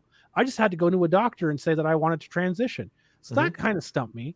I went to a walk-in clinic, okay? I don't even have a family doctor. Went to a walk-in clinic, asked, I said, you know what? Hey, I think I want to transition. The doctor's like, okay, here you go. Just get we'll get a blood test from you, see where your hormone level's at, and we'll get you going. I'm like, that's it? No questions, no anything. No anything at all. It was just walk in there. I think I might want to do this. Okay, here you go. Here's your prescription. It blew me the fuck away. Well, Chris, that's going to have serious repercussions later, right? Because the people out there who are not in the right headspace, or who they've been manipulated into believing that's what they need to do. You said it yourself, right? You guys have a holiday, right? Detransition Day. It's something like that. Yeah, right. And you said you saw all of the people who were on there. Who were they? Who are the people on detransition Day? It's all female to male. Yep. Detransitioning. It's all of these people that have been lied to, and it's gotten to a point where doctors can't even question you. Like, I am of the mind that there should be some degree, even a basic modicum of screening, because you can't say that everyone that is uncomfortable in their body is trans, because there's a billion different psychological issues that could be at play there. Like, whatever happened to just being a tomboy? Whatever happened to just like, being a girly man or whatever else, right? Yeah. Like what the hell happened to this stuff? Where it's like, oh, you have something wrong with you. Here's the new ADHD prescription. Here you go. Here's your HRT now. We went from hyperactivity disorder, prescribing kids literal psychotropic drugs, to deal with ADHD without even diagnosing it, just as a write-off. Because because Cress, they view boys as defective girls. And one of the people I forgot to mention, I can't forget him now, is a shout out to my main man, my Jewish lawyer who's in my back pocket, Joe Neerman, Good Logic, another one who was there. It was going hard in the paint for my brother in arms. But Cress, you're right. When you get to a point where someone just walks into an office and they say, "Yeah, sure, we'll get you signed right up," you're like, "Wait, that was it?" Like, exactly. Cress, okay, watch this. Hey, Cress, I want to go have surgery, right? For anything, it doesn't matter what it is, right? Like, imagine walking to a doctor and saying, like, "Hey, you've heard about this new surgery, right? To get your bones lengthened. Have you heard about that?" Yep. You got shorter dudes wanting to be 6 foot tall, right? So they go. I'm like, and then stretch. Now, Cress, what if that got to the point of children who are still growing, right? Well, this is what I'm Growth saying. plates, It's like I know where does it end? If it's a full ass adult, if you're over 18 and you can or over 21 and you can drink and you can do whatever bad decisions you want to do to your body, that's fine. I don't care. Go out, call yourself 175 genders. I don't give a shit what you do. It's like, if I'm not smashing you, then it doesn't fucking matter to me at the end of the day. I don't care what people do in their bedrooms with other adults. When it comes to kids, all right, I did not know. Like, I thought about being trans when I was 7 years old. As early as I can remember back, 7 years old was when I thought about it. I didn't know that I was trans until I was 27 years old. That's a big difference, because the amount of time that I changed from when I was 16 to when I was 25, immeasurable.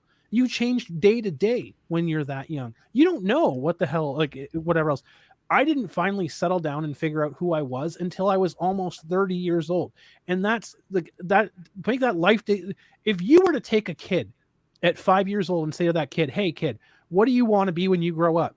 "I want to be an astronaut." Great. You're going to be an astronaut. If you're not an astronaut, you're a fucking failure for the rest of your life. And you're going to have to deal with that forever. You're going to be an astronaut, or you're going to be a failure, and you're just going to off yourself because you're going to amount to nothing. That's the stupid decision we are making with kids when it comes to this stuff. We're allowing children to make life-altering decisions when they can't even figure out what color of Lego they want to play with. Like, what the hell is wrong with society now? Well, it's being ruled by dumbasses and the deep state who, here's the thing though. I don't blame any of these people. I'm going to be honest with you, Chris. I don't blame any, you go look into Tavistock and all that. I'm not going to go after any of them, and let me explain why. Ultimately, it's we the people allowing this shit, right? Exactly. I don't allow it. I don't. But I see too many people. Like, Chris, I see me, right? But when I look around, I'm in Minnesota, right? I see Nick Rekieta. But for the most part, by and large, when I start looking around, ask people about their opinion, Chris, they're no different than some of these people you just mentioned, right? That Vanish mentioned. Because they'll sit there, see, so when you do this, and then they start pushing the envelope more. It's like, and so you're out here with a sword and shield going, you ready to go to war? And they're just like, And the trans community has been horrific for it, because over the years of actual oppression, I'm not talking about this milquetoast bullshit. Oh, they disliked my post. That's not oppression, okay? Making fun of people online is not oppression. Calling me stupid names in a YouTube chat is not oppression. I can choose to not look at it. I can choose to not care because you're a random name bunch of numbers. I don't give a fuck what your opinion is, period. People shouldn't care, but people do for whatever reason. What I'm talking about is actual oppression. When the hint of potentially being gay meant you got beaten in front of your school to death, where you're picking your teeth off the pavement and adults are standing by watching as it's happening, that's actually oppression. We're beyond that point. We're well beyond that point now, period. But the whole thing is now, as a trans society, as a trans group and community here has allowed, because they just unequivocally just brought people in and say, you know what, we're going to accept you. We're going to accept you. We did not have a filter. We have a bunch of lunatics, people who are not necessarily trans, or people who have severe mental issues that are going and taking the spotlight and being like, I'm this, I'm whatever else. You should pay attention to me. I'm a victim. I'm this and blah, blah, blah. And it's like, that is not what trans people are. They don't draw attention to themselves. They don't make a circus of everything to say, look at me, look at me, look at me. That is a psychopath. That is someone Same, that same is as trying to BLM. get something Same, out of it. Patrice Cullors, right? Grifting and stealing all the money. Same Drex, thing. did But you yeah, we'll hear? get the next caller in. Wait, go ahead, Tim. No. Did you hear? Who was it that wanted a refund? Was it Sharon Osbourne, Ozzy's wife, Sharon? Oh, Sharon Osbourne for the Black Lives Matter. Yeah, she wanted a refund. She gave $900K to Black Lives Matter, and she's like, "What a scam! I want my money." I did not know that. Shout out to Sharon Osbourne for realizing that she got played. Because like, I don't knock anybody for admitting they made a mistake, right? Like, hey, I got played, right? They just kind of like George Lucas, right? He sold the rights to Star Wars. And was like, this isn't. What the hell is this? Same thing. So yeah, shout out to Sharon Osbourne for realizing it was all a scam all along, man. Refunded. Yeah, they ain't gonna give you your money back, fam. Sorry, Sharon, but I mean, By the way, I appreciate the anyone gesture. who's already called in, if you can jump out and give room for everyone else, that'd be great. John's up next. I just want to, I'll just do a couple more super chats while John gets ready. Mike Hunt says, "Nice Big Daddy Kane reference, Granddad." Is that supposed to be some sort of joke? Potentially Criminal says, "Don't care what Nick or my bros do, even if wrong. I'll be out there streaming on the street like a hood mama. My baby didn't do nothing." Glenna says she only spoke out after Andrew said he was going to go ham on all those in LawTube. Stay quiet. Right? So you get called out and then you just like fold. I called it. Beard says, "We few, we happy few, we band of brothers. For he today that sheds his blood with me shall be my brother." I know that's a movie line. I don't know which movie it's from. "And gentle me shall think themselves accursed they were not here." I do not know what movie that's from, but it does sound like a movie quote. Every time I see Sean Connery's face, I have a warm feeling like, oh, it's Ty Beard. I love Ty. I showed my mom Ty Beard. Oh. Mr. Squiggle says, if she's going to be Two-Faced, she could at least make one of them pretty.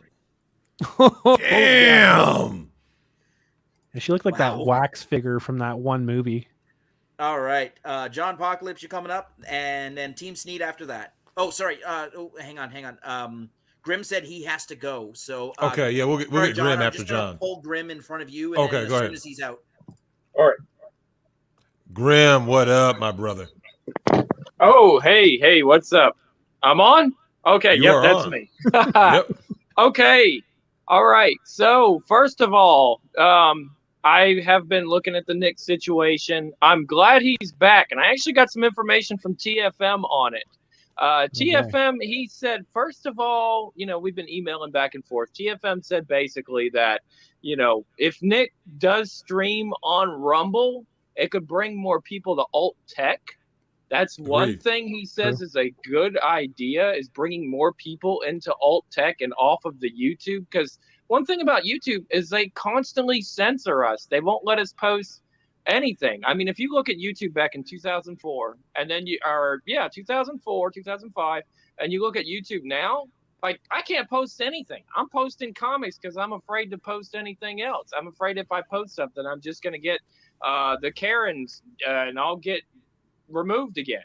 I mean, look at my channel I had for 6 months, and your channel's been removed. No strikes, no nothing. Gone. So, yeah, I mean, and I'm glad to see that he's back, because I really, really thought this was probably going to be, he's going to be on Rumble now. But I was like, wow, damn, he's back. I'm amazed. I'm really, really surprised, because YouTube is just so strict. I've talked to their people on Twitter. I've proven them. I said, look, you don't like my animated content, but you have real people having real sex on your platform. And I showed proof. I gave them links. I said, this is on your platform. This is on your platform. Mm-hmm. I'm doing edited content, and I got removed. Yep. But they get to stay. And they're showing more. What was it, Dick or Dildo? Like, yeah, that was on there. And even Naked Yoga, right? Like, Naked Yoga is on YouTube, right? Yeah.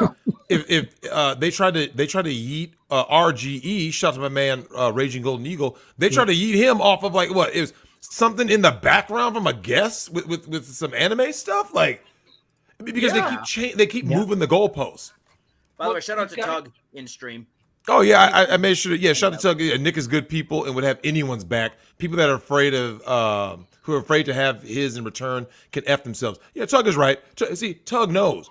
There and Tug. And we got Tug's back too. And we've always had Tug's back. Fucking Yeah, man, yeah. Tug, don't even worry about this Boozy clown. Boozy the Bussy can go ahead and get this butt got. You know what I'm saying? Look, you know how to do someone like Boozy?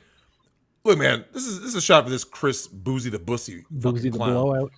Don't have to go and man make me get Big Hurt, man. Don't make me do it. Don't make me hit a Big Hurt, man. Shout out to my man Big Hurt. But yeah, speaking of Tug, yeah, they've been trying to SWAT him and CP and all this other crazy crap. They do not want people to have a voice that is not what they, not their preferred speech. We are literally living in a fucking fascist kind of technological dictatorship, but it's the fucking woke companies that control all this now. I mean, I can't say half the shit that I really want to say anymore because I'm afraid somebody's gonna, I don't know, report me or fucking try to dox me or SWAT me or CP or whatever the fuck else they want, and I'm a hentai streamer guy, YouTube guy. Well, I can't say YouTube, but yeah, I use other platforms because I can't do YouTube anymore. But that's the issue. You can't. There was a guy that came in here earlier and said that a man is allowed to have his opinion. That's what makes you a man. Absolutely. And that's one reason I want to go after not just the SJWs, but the MJWs too, the moral justice warriors. Yep. Now, one thing about the moral justice warriors is, sure, they don't like Biden. Sure, they're on the, I don't want trans kids train. But you go in there and you post an anime character, any anime character at all. We're not talking about, oh, she looks like a child. We're talking about, I don't know, any anime character from, it could be an adult to most of us. Most Faye Valentine, right? Someone shows a picture of Faye Valentine. Yeah, something like that. And they would say, oh, that's a kid. It's like, and that's it. And they're everything is degenerate, right? They say, and this is the thing. They care. This is what I want people to understand about this, Grim. The left and the right both push for the same thing, right? Which is totalitarian rule. They just do it in different ways. That's why there's a such thing as authoritarian left and authoritarian right in the political trichotomy. My issue is, like you said, the right is going to pretend that everything is degenerate, right? The satanic panic. That's why it doesn't matter. Every single thing you say or do, they're like, this is degenerate. Like, look, Grim, I did a show with Nick. Nick told his audience, right, all the new people that he got during the Rittenhouse and Depp streams, right? He said, hey, just so you guys know, my night streams are much more relaxed and, more kind of open-ended, right? Yep. The amount of people who were claiming, I'm a conservative. They believe everything is, this is no lie, Grim. Every single thing is degenerate to them, right? And you and I both know these are the people that have the most skeletons in their closet, right? Yeah, absolutely. They're horrible. And I mean, a lot of this, I guess we can, what do we call it? White soup creamers or whatever, because they're the worst ones. They're the worst ones because what they want is, oh, you don't need to be fapping to hentai or, those 3D games I do. You need to go find a wife and have my white babies. That's actually what they want. That's legit 110%. And if you don't fulfill that, they're going to call you everything. They'll call you. Yeah, they want to cancel you. They try to cancel you in other ways. In Grim, you know what I find funny? If you ask a conservative about the laws, right? Like, why aren't you having more white babies? And then you start telling them about the laws. What do they say to you? Yeah, they're not going to do anything. They're not going to do anything. A matter of fact, you know what one of them said to me? They said, oh, men can't have sex toys, but women can because they're different. And with that, I got one more thing to say, and I might be shooting myself in the foot and beating up my own audience here, but this is important. I got to defend Nick on something, and I know the anime community has been bitching about it because when Hero Hey did something about Nick, there was one guy in there that gave the statement, okay, Nick believes that people that are into the lolly thing need to be put on the wall and, and I said, look, at the same time, he's allowed to say what he wants. The man is entitled his opinion. He's not physically going to go on people's door, knock on people's doors and put them on the wall. But he's saying in his opinion, because he doesn't value that material, that people that are into it, need to be on the wall. And that's an opinion he needs to be able to have. like I said, we need people like Alex Jones. We need people like TFM. We need people I don't even like, because everybody deserves an opinion. That's what this country was founded on. And I think most countries, with the exception of a few, have that kind of law in place where they can have some sort of opinion on most issues, especially here in the West. So that is what I think is important. And I'll leave off on that. Oh, Grim, you want to go ahead and chill? Oh, yes, absolutely. You can catch me on the Grim Lord's Dungeon of Rants at BitChute and on Migtown.tv. And I have a little bit of thing going on Rumble. And if you want to check out my comic content, you can go to the Grim Lord's Dungeon of Comics here on YouTube. I have been uploading some interviews. I'll probably upload the one I'm doing with Ken tonight. Little show on that. And we're going to talk about some really deep stuff on that one that I can't even think about mentioning here. That's like way too hardcore. Oh, I know. Ken texted me earlier. I wish I could have been on there. So shout out to Ken. But yeah, Grimlord, thanks for coming on, brother. All right. Oh, yeah, absolutely. All right, you keep on going. I'm out. All right. All right. I bumped John, so let's get him in right away. What's up? Thanks. What's up, Drex? Tim? John, how you doing, brother? Chat. Pretty good. Pretty good. I mean, I gotta say, as hard as they try it, like all these cancel culture people, like Dunkin' Donuts, bot farmers, Boozy, supposed self-titled HRT dealer to kids, Keffels, and these, oh my God, these platforms like Twitter, Twitch, YouTube. I mean, all they've done is amplify Nick, and they gave him the best excuse to leave and double down on Locals and Rumble and Odyssey and all these other, alternative parallel economy type sites. And, snakes in the grass, they always come out of the woodwork, especially when you're down. They want to get everyone that's going to be, leaving his YouTube and not going to jump on Rumble. They're hoping, I'll snatch them up, so I might as well throw a little bit of shade, even though I'll throw tacit support. It's just like, it's about as fake can be, and all the love to the people who've been banned too. I mean, holy shit, there's been so many people that get banned every single day on these platforms, and all just for like being honest or truthful or saying what it is it's in their heart to say in the moment. And, it doesn't line up with whatever the narrative is, and even though, this happens, I hope they keep turning it around like Nick. It's all about a better life and always what's on the next horizon. Whether you're just living your life like people like Alyssa Clips or, out in the spotlight like you or Nick, and, or just outright professionally canceled like Vic. Oh, God. Yeah. I mean, may he rise like a phoenix with his next project. Holy shit.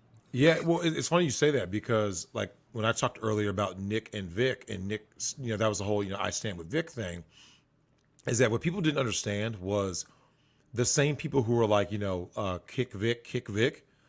What happens when the same people who say, kick Vic, that cancel culture swings to them when they start saying, like, wait, you can't take my kid without my permission and do X, Y, and Z to them. And they go, no, kick you. Because that's what they're doing now, right, John? Yeah, exactly. That is exactly what they're doing. They're just like, again, just attacking everybody in this long go round circle where they're just going to go individually at each and every person until everyone knows and feels that experience of being canceled, attacked, your loved ones being harassed, even people who associate with you, just being put on the spot. And I mean, it's shameful displays. And the fact that even most of that comes from Europe, it doesn't even come from people here in the United States. And those people who join that are U.S. citizens should be ashamed of themselves. I mean, seriously, they deserve what they deserve. I mean, I know Nick wishes them all the goodwill, happiness, success, but at the same time, I'm always torn about it. I always flip-flop on that because it's just like, how, after getting everything that you get from this country and this society, being the luckiest person in the world to be an American, flip around and decide to bend the knee to people who have far less than us. It's like transferring that hatred onto other people who've done nothing but bring you up and then just tearing them down. That is the worst kind of betrayal. It reminds me of those girls with daddy issues, right? Like your dad loved you. He, did everything he could for you. And then like the girl goes to college, right? In one semester, John, she's like, patriarchy, I hate men. And you're like, wait a minute. But your dad did, like, the reason why you're in college, your dad is paying for you, right?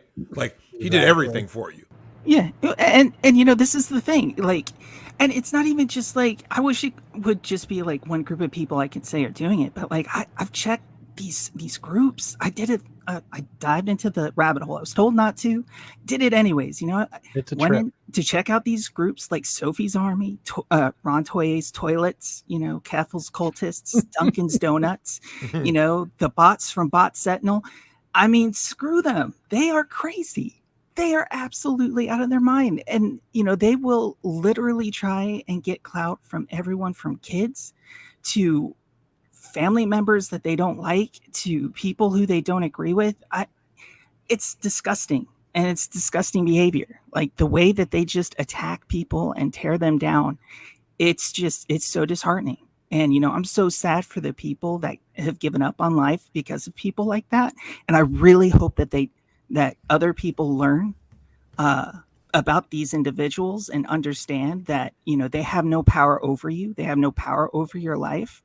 And, the more you stand up to them, the stronger you're going to be in the long run. And you're always going to get out of that tunnel that they put you in, because there's always going to be a light at the other end. Always. Yeah. And the light is basically what you create. Because if you believe there's no light, then there is no light. Because perception and reality are one and the same. But John, any last words, brother?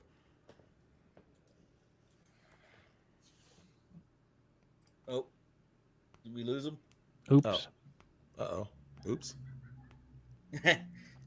Don't you love how that happens because there's no camera, you don't know, so you're like, you think that weird, like, Tim, we need like one of those generic technical difficulty, like little, plays like elevator Ken's got music. A good one. Ken's Ken's got a good one for his channel. God. Yeah, you gotta. That's great. All right, chat's telling me that Tug wants in. Tug. Tug, go ahead, hop in, brother. But we'll need someone to like jump out. So, John, we'll just see you out. Thanks for calling in, brother. Appreciate it. Dun-dun. Oh, I just cut him off. Oh, shit. Nah, he's out. Okay.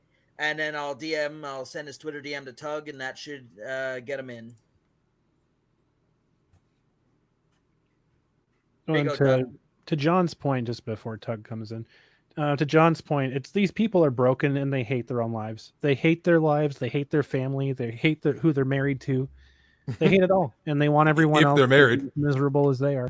Yeah, well, you know what the craziest thing is, Chris?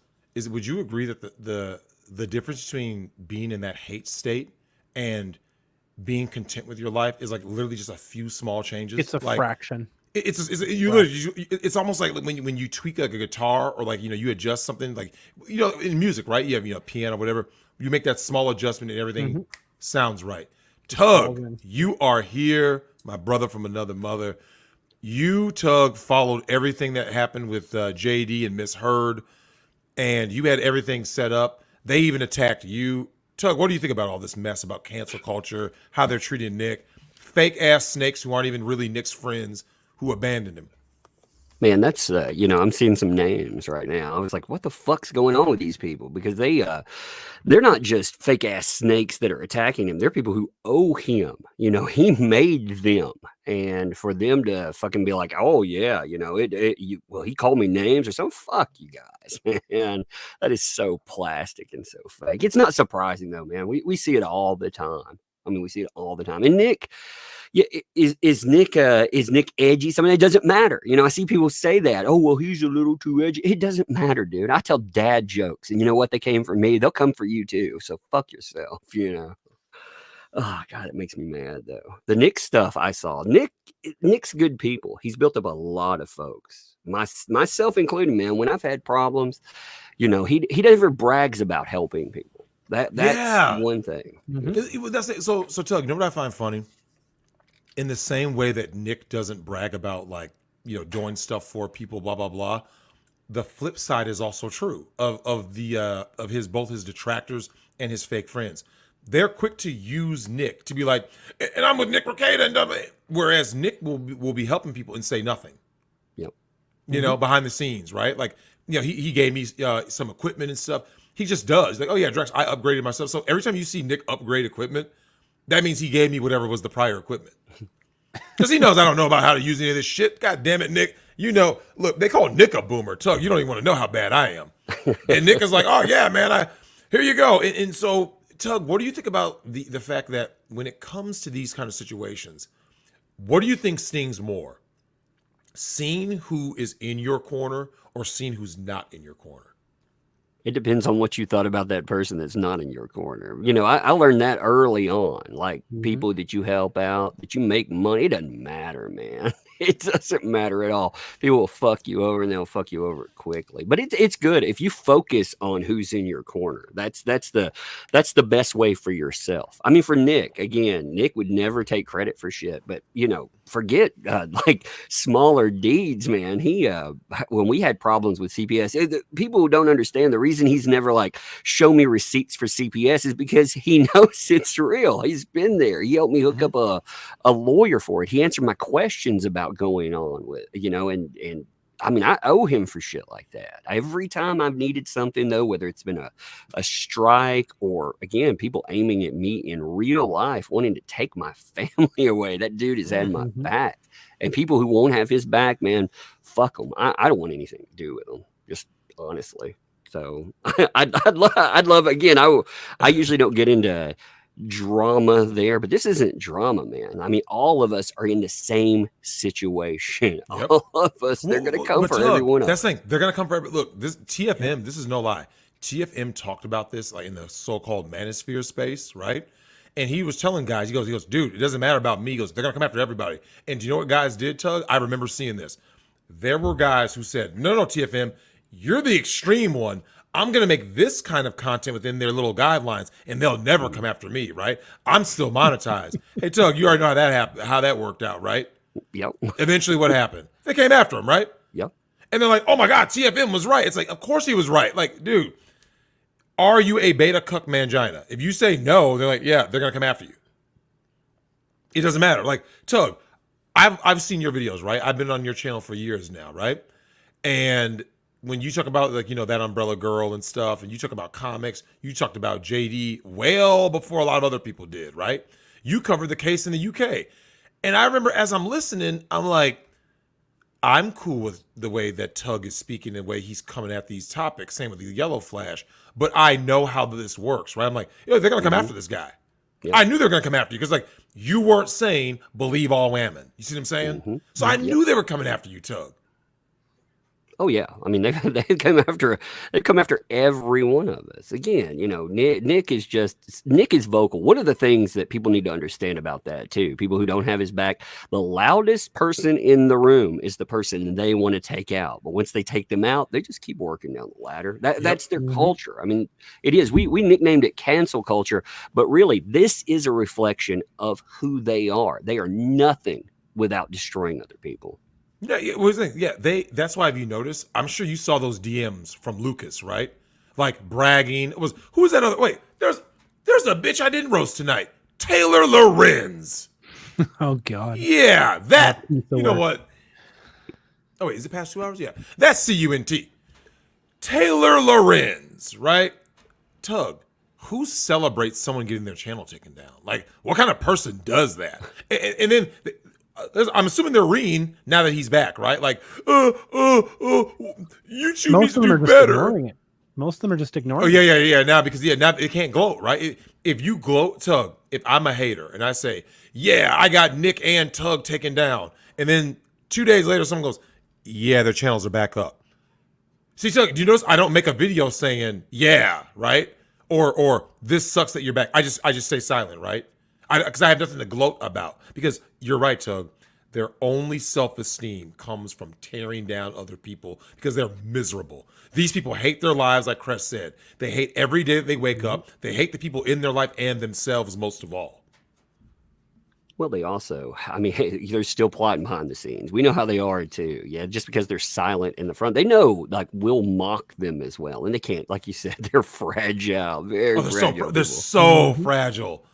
Well, Tug, what do you think about that? The same people that claim to be stunning and brave, they're so strong, right? They look. Shout out to Yellow Flash. Yellow Flash and also Ryan Cannell were making videos about that Bros movie, right? That disaster. And Billy Eichner was quick to try to use all of his hate because he's just a hater, right? But as soon as people try to call him out, what did he do? Oh, I delete all the comment sections, right? No one's allowed to make any comments about me. I'll just make it. Tug, false flags, bashing people, with all the everything that these people do is revolved around hate, right? And it all starts about hate of themselves. Would you agree with that? It's a projection, right? Like, Tug, I hate myself. Now I'm going to go out in the world. Well, every situation I go, because Tug, do you realize that's the reason why they're never, these are humorless people, right? Because Tug, if I hate myself, right? If you crack a joke, right? I'm believing because I'm so full of hate that like everything that you say is a diss, right? And you're like, dude, it's sarcasm. I'm just busting your balls a little bit. Hate speech. That's who these people are. Everything is hate. They in mental health, we see people that hate themselves all of the time, and unfortunately these people, they don't want help. They've figured out a way to cope with hating themselves. They never look internally. They never try to fix a problem. Instead, they take all that hatred and they reflect it on other people. They blame someone else for it, and we see that every single time one of these folks does this bullshit. Again, they've created a whole culture of it. Instead of fixing themselves, they want the world to reflect them. You know what it is, Tug? I just saw a super chat for $5 from Eric the Red, right? It says, after Nick was restored, Boozy called for government regulation of YouTube. See, because Tug, these people don't want to take it upon themselves to either reach out to Nick or just ignore Nick, right? Or whoever, right? Whoever their person is. What they want to do instead is say, we need Big Daddy government to come in and regulate everybody. But eventually, when it turns on them, they kind of are sitting there like, this is wrong, but I'm not going to say it. See, they don't say anything when it comes on them. Yeah, how did we get here? But Tug, any last words on all this mess?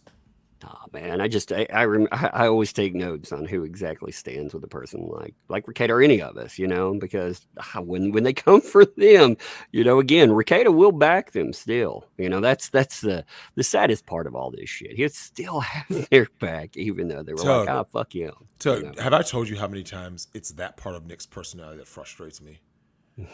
Because like I said, we're yin and yang, right? When Nick will say something like, because Nick has the decorum that I was born without, right? He'll say stuff like, someone that I know has said things, right, behind my back, and someone that has been on my streams before. I'm like, Nick, what is it in you that causes you to like allow people to be saying stuff?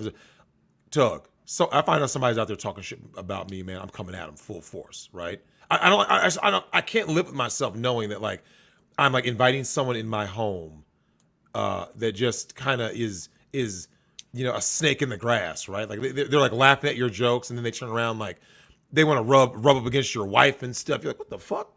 Because Tug, these people will do that, right? Mm-hmm.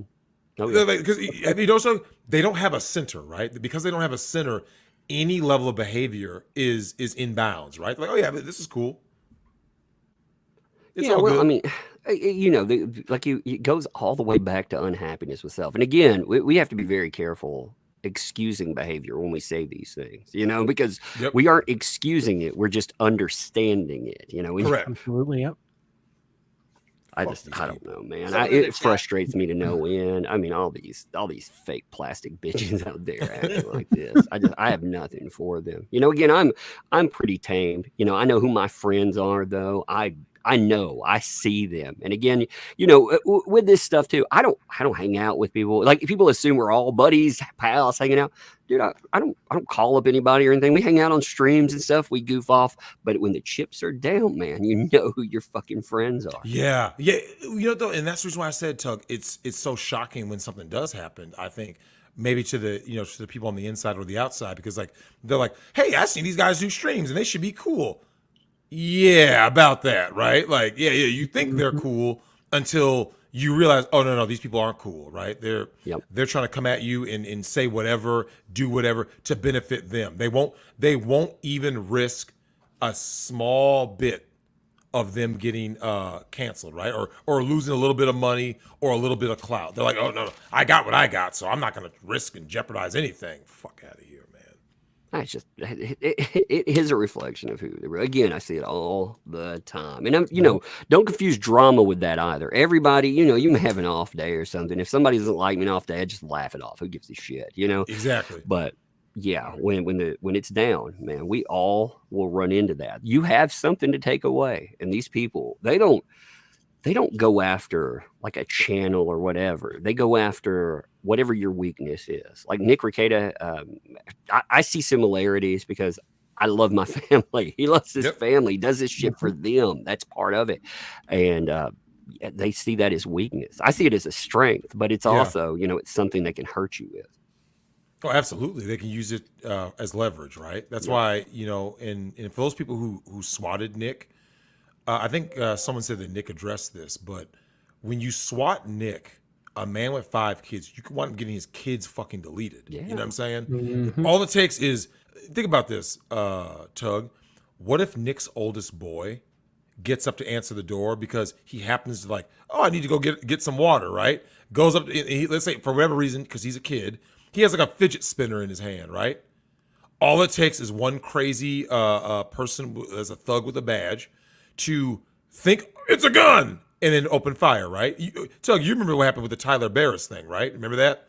Yeah. It was the wrong guy, right? Mm-hmm. Yep. Wasn't even the right guy. Like, people think this can't happen. You can get deleted at any time by having these weirdos. Yeah, swatting, dude, Tug, you swat somebody, like the fact that people don't take I don't know when it became a thing where nothing is that serious, people, when it is serious, right? Tech censorship is a serious thing. Swatting is serious. People kind of like, well, yeah, I mean, it just is what it is. So because no one has a stance on any fucking thing. Dude, we had people upload fake calls to the police about us. I mean, they use our name and they upload them on YouTube. We know who they are. And you know what the cops are like?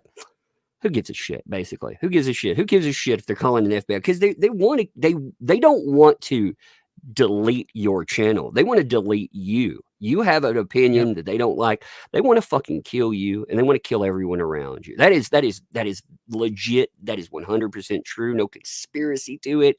You can tell it through the actions. We laugh it off. We make jokes about it, but the reality is these people want you dead.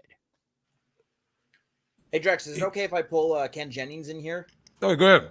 And Sug, I'll leave you with this. To that point, these are always people that always scream about how everyone has to be more tolerant, right? Like Frost Urine, right?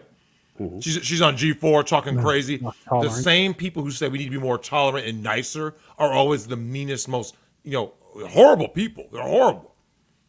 They're the people that have the most degenerate shit that they want forced on everybody else. Mm-hmm. Yeah, you had a question for Tug? Oh, I was going to say hi, Tug. I've been meaning to touch base with you for a while. What's up, kid? Or find a good way to get in touch with you. I don't know if you know who I am. Twitter. Yeah, you can hit me up with email. I have an email through my channel, actually. Okay, I'll send you one that way then. Yeah, man. But, Ken's a fellow streamer, friend of the show. He comes in and always talks about like therapy, the entire psych field, pretty much. Yeah, I love that. Yeah, stuff. I know who you are though. I know you from the Vic stuff.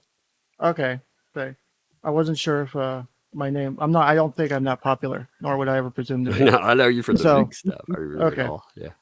Well, it's good that I have a little name recognition. But I was hoping to touch base with you. I think I have a few cool ideas we could do for streams if you're up for it or something like that. All right, yeah, hit me up, dude. But yeah, so I was just here to say that Drexel is so much against Alita and is totally being misogynistic, and the guy, what's his name, Hogue Law, you just don't understand. You're being racist against the whites, Drexel, and that we just can't stand for this.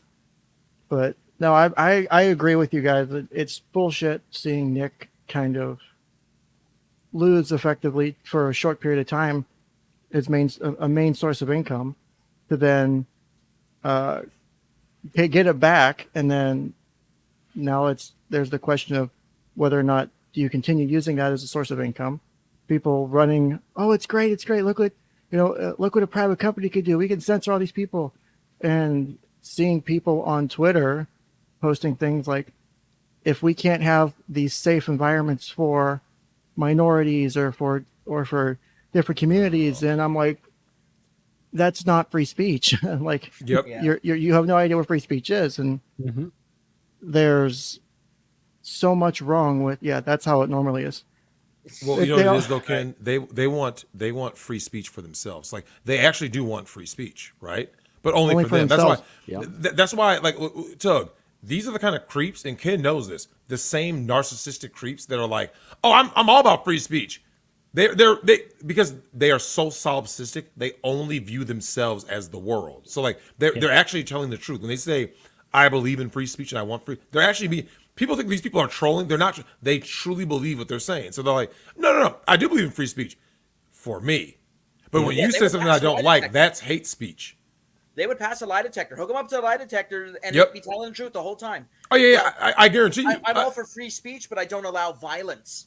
Yeah, Jesus, yeah, that shit. Anyways, I mean, it's like you're for free speech or you're not. Like, you have to agree that the people are going to say things because free speech protections are not. And don't give me that First Amendment argument. Free speech isn't about the First Amendment. Free speech is a principle dating back many centuries that has nothing to do with the 200-year-old Constitution of the United States. Free speech is about the ability to say things and not have negative consequences for them.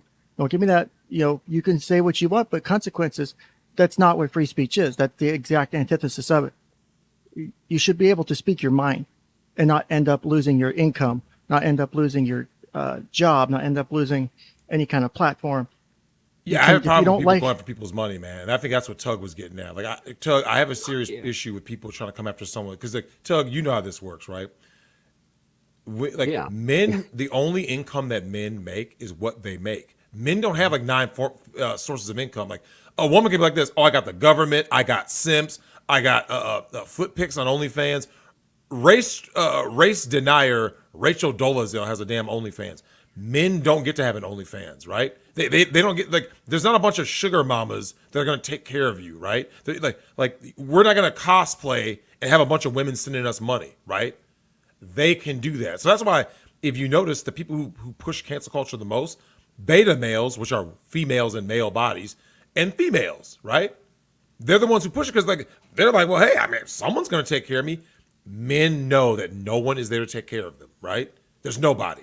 So when you come after someone like Nick, you say, I don't believe Nick should even be allowed to make money on whatever. And then you go, but I'm also going to, put in these ethics complaints to take away his ability to be a lawyer, period. It's like, so what about his family? Fuck his family.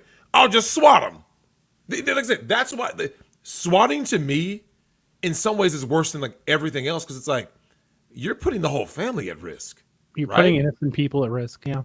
Yeah, innocent. Like, you may hate Nick. Okay, yeah, cool. You hate Nick. You know Nick does not live alone. He has a wife and 5 kids. And you would send SWAT to the house? Not only do you put Nick and his kids at risk, and his wife, you also put the police officers, the sheriff's department, the SWAT team, because God forbid that Nick, in the middle of the night, SWAT team shows up. He doesn't know he's being swatted. He hears people entering his house. He could shoot or kill any one of those officers. Correct. Yep. Go stand trial for it. And regardless of what people may think about Nick or whatever else, regardless of that, they know that his family is innocent. They know that his wife and kids have nothing to do with it. So it's like they're willingly putting innocent people at risk, like regardless if they think they're justified about swatting Nick. But it's just like it's just this despicable thing that people, like, once they don't get, like, these individuals, once they don't get what they want through legal means, they will do anything. They will literally dip into illegal things, into criminal activity to get what they want. Yeah. There's no line for them. Well, they're already targeting his family, though. I mean, you know what? He's like for me, I'm a sole provider in my family. I am our money. So when they target my money, they target my kids anyway. Like every action. That, again, it's all about what they perceive as the best way to hurt you, what they see as your weakness. Again, what we would probably call a strength. They see as, well, there's something. Because, Nick is Nick is fucking steel when he's out there. You can call him anything you want. He's not going to budge. He's not going to flinch. Yep. So they find something else that they think will harm him.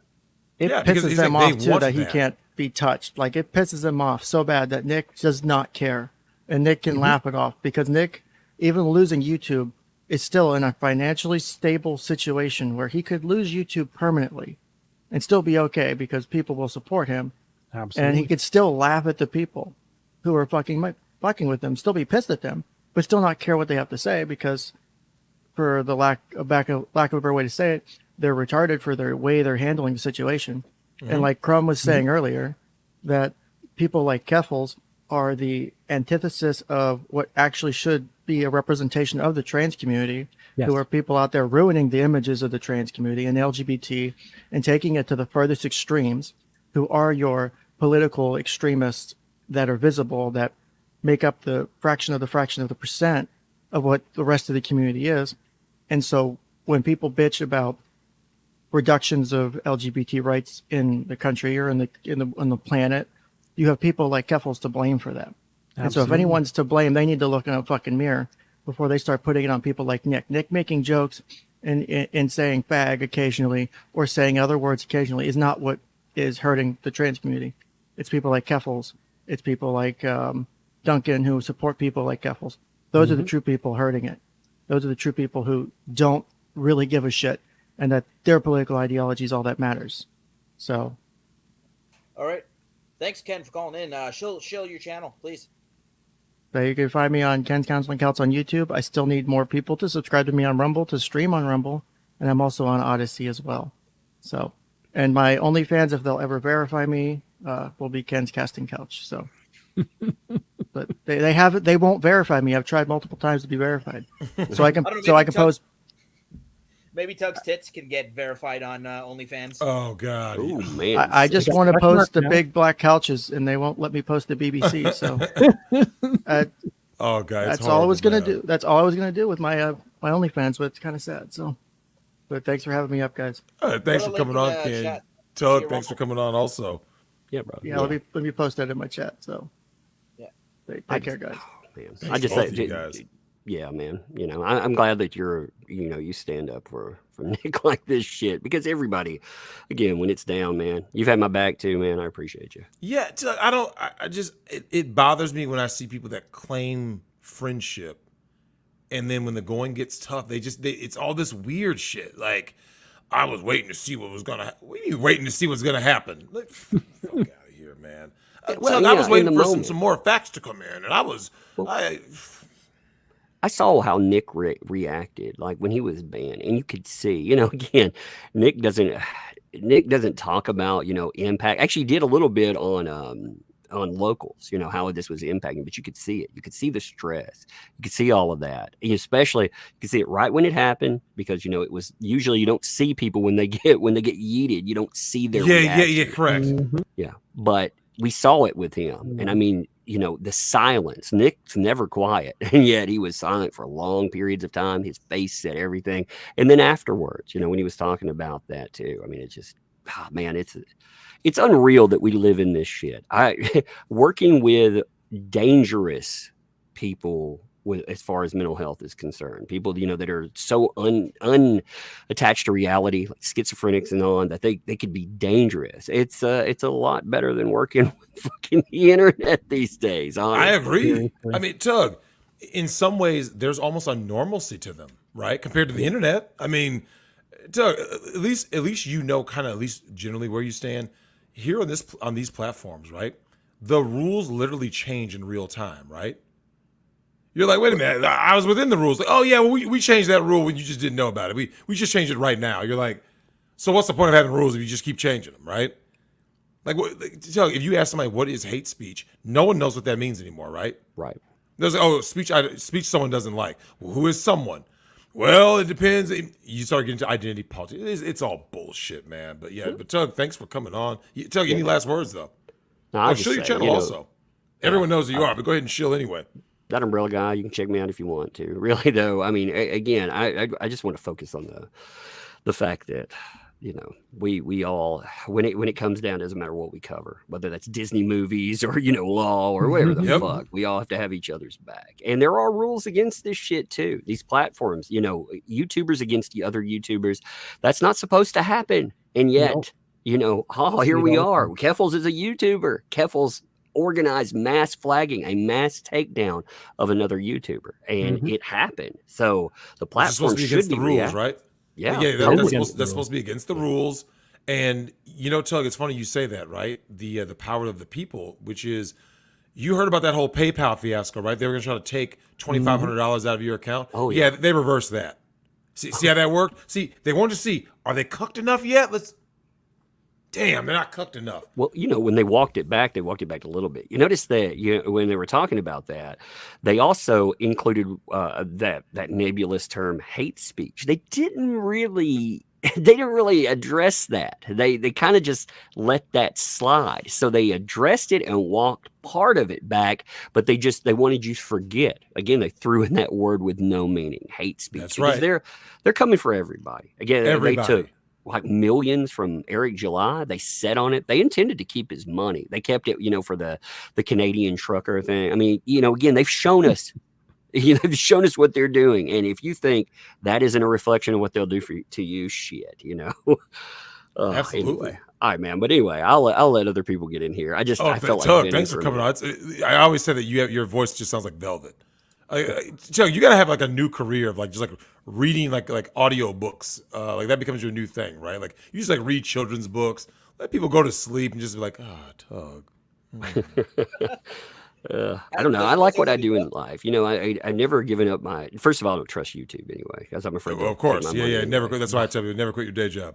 Yeah, but on top of that, I actually like my day job, you know, for real. I like being able to, we are in the advocacy realm, you know, everybody is, whether we make it look like an entertainment, you know, avenue like Nick's or just whatever, it's all advocacy because lunatics have moved into our spheres. Yeah. Yeah. But anyway, I'll catch you guys later. Hey, thanks, Tug. Yeah, man. Should never allow these fucking people in. Wow. Okay, I'm going to hit some more super chats before Team Sneed gets in. And Ken, if we'd appreciate. Okay, yeah, there went Ken. Well, and before people out there that are saying we should mass flag people like Keffels and stuff, don't ever stoop down to that bullshit level. Like humanity as a whole needs to make it so that shit's not acceptable anymore. Like it again, like because the thing is they're gonna keep clawing. And they're going to keep normalizing, and they're going to keep clawing, and they're going to keep normalizing, and then it's going to get to a point where there's nothing left. There's nothing. There has to be an anchor for morality at some freaking point to pull back to, because this ain't it. Because it keeps moving on us every time we lift our feet. I hear that one. Okay, man, 64 super chats waiting. Let's go. My God. Thank you guys so much. Also, I did put if you guys don't want to give Susan money, I did put an alternate link up there. It is PayPal. Look, it is what it is. But you know, we're so under the radar that they ain't gonna mess with us like they did Chronic. They did Chronic real dirty, Drex. They scooped $600 and just threw it in the garbage. Yeah, just take people's money. Yeah, it's terrible out here, man. But we're small enough that they don't give a shit about us. All right. Doge says, yo, Drex, what did Q say about Nick's wife? Asking because an old stream, F these snakes. Yeah, he just wanted to find if Nick's marriage had chinks in the armor, so that basically he was insinuating that he could slide in, right? Because so Tim, if someone walked up to you like this, so Tim, so how did they meet? What do they talk about? Hey, is she like really into Nick like that? Like when people start asking questions, because what they're fishing to find out is, do they have a solid marriage, right? Yeah. This is a projection. Is snaky as shit. It's snaky because he's saying that because he himself was looking to go do some shady shit, right? See, It was all a projection. These people they're snakes, and yeah, man. He had the gall to pull you into a marriage stream and say that you're the bad guy. Yeah, fucking dude. That big lip bitch made fucking simp. Fucking Q. All right, let me. Oh my God, there's so many super chats. Wrestler Town. We had 1,400 people watching at one point. It was up to 1,400. Oh, nice. When Tug was here, of course. Good. Tug's voice, I'm telling you, It sounds like Velvet. It does. It's like I need to find that clip from Coming to America. Jesus, that's Velvet. Like every time Tug speaks, that should just be like, God, it just has a velvety voice, man. How the hell does he not have like 6 million fucking viewers at every live stream, right? Well, all he needs to do is just start reading children's books.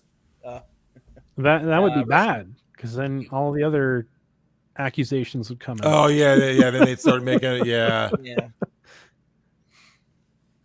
Anyways, Wrestler Town says you're supposed to front load your opinion of someone so you can respond to emergencies before all facts come in. Otherwise, your team will always be susceptible to attack during an investigation period. Mm-hmm. Yep. Silver coins go clink clink says someone mentioned it in chat already, but we need to start gatekeeping these bundle of sticks ninjas. Yeah. Good one. Grass, you know the bundle of sticks, right? Oh yeah. Yeah. Okay. Man, Drex, everyone is loving the ninja moments. People are telling me like, oh they yeah, love man, the ninja moment streams, right? Dude, well, you need to be shown because there's so much out there that, like, I mean, Chris Crest, I think you and I both know, it's not that the world got that much crazier. It's that we started promoting the crazies who were out there, and we can finally see it, right? Well, we have like these crazy people were out there in the that. 90s. We right? have Survivor and fucking and like The Apprentice and shit.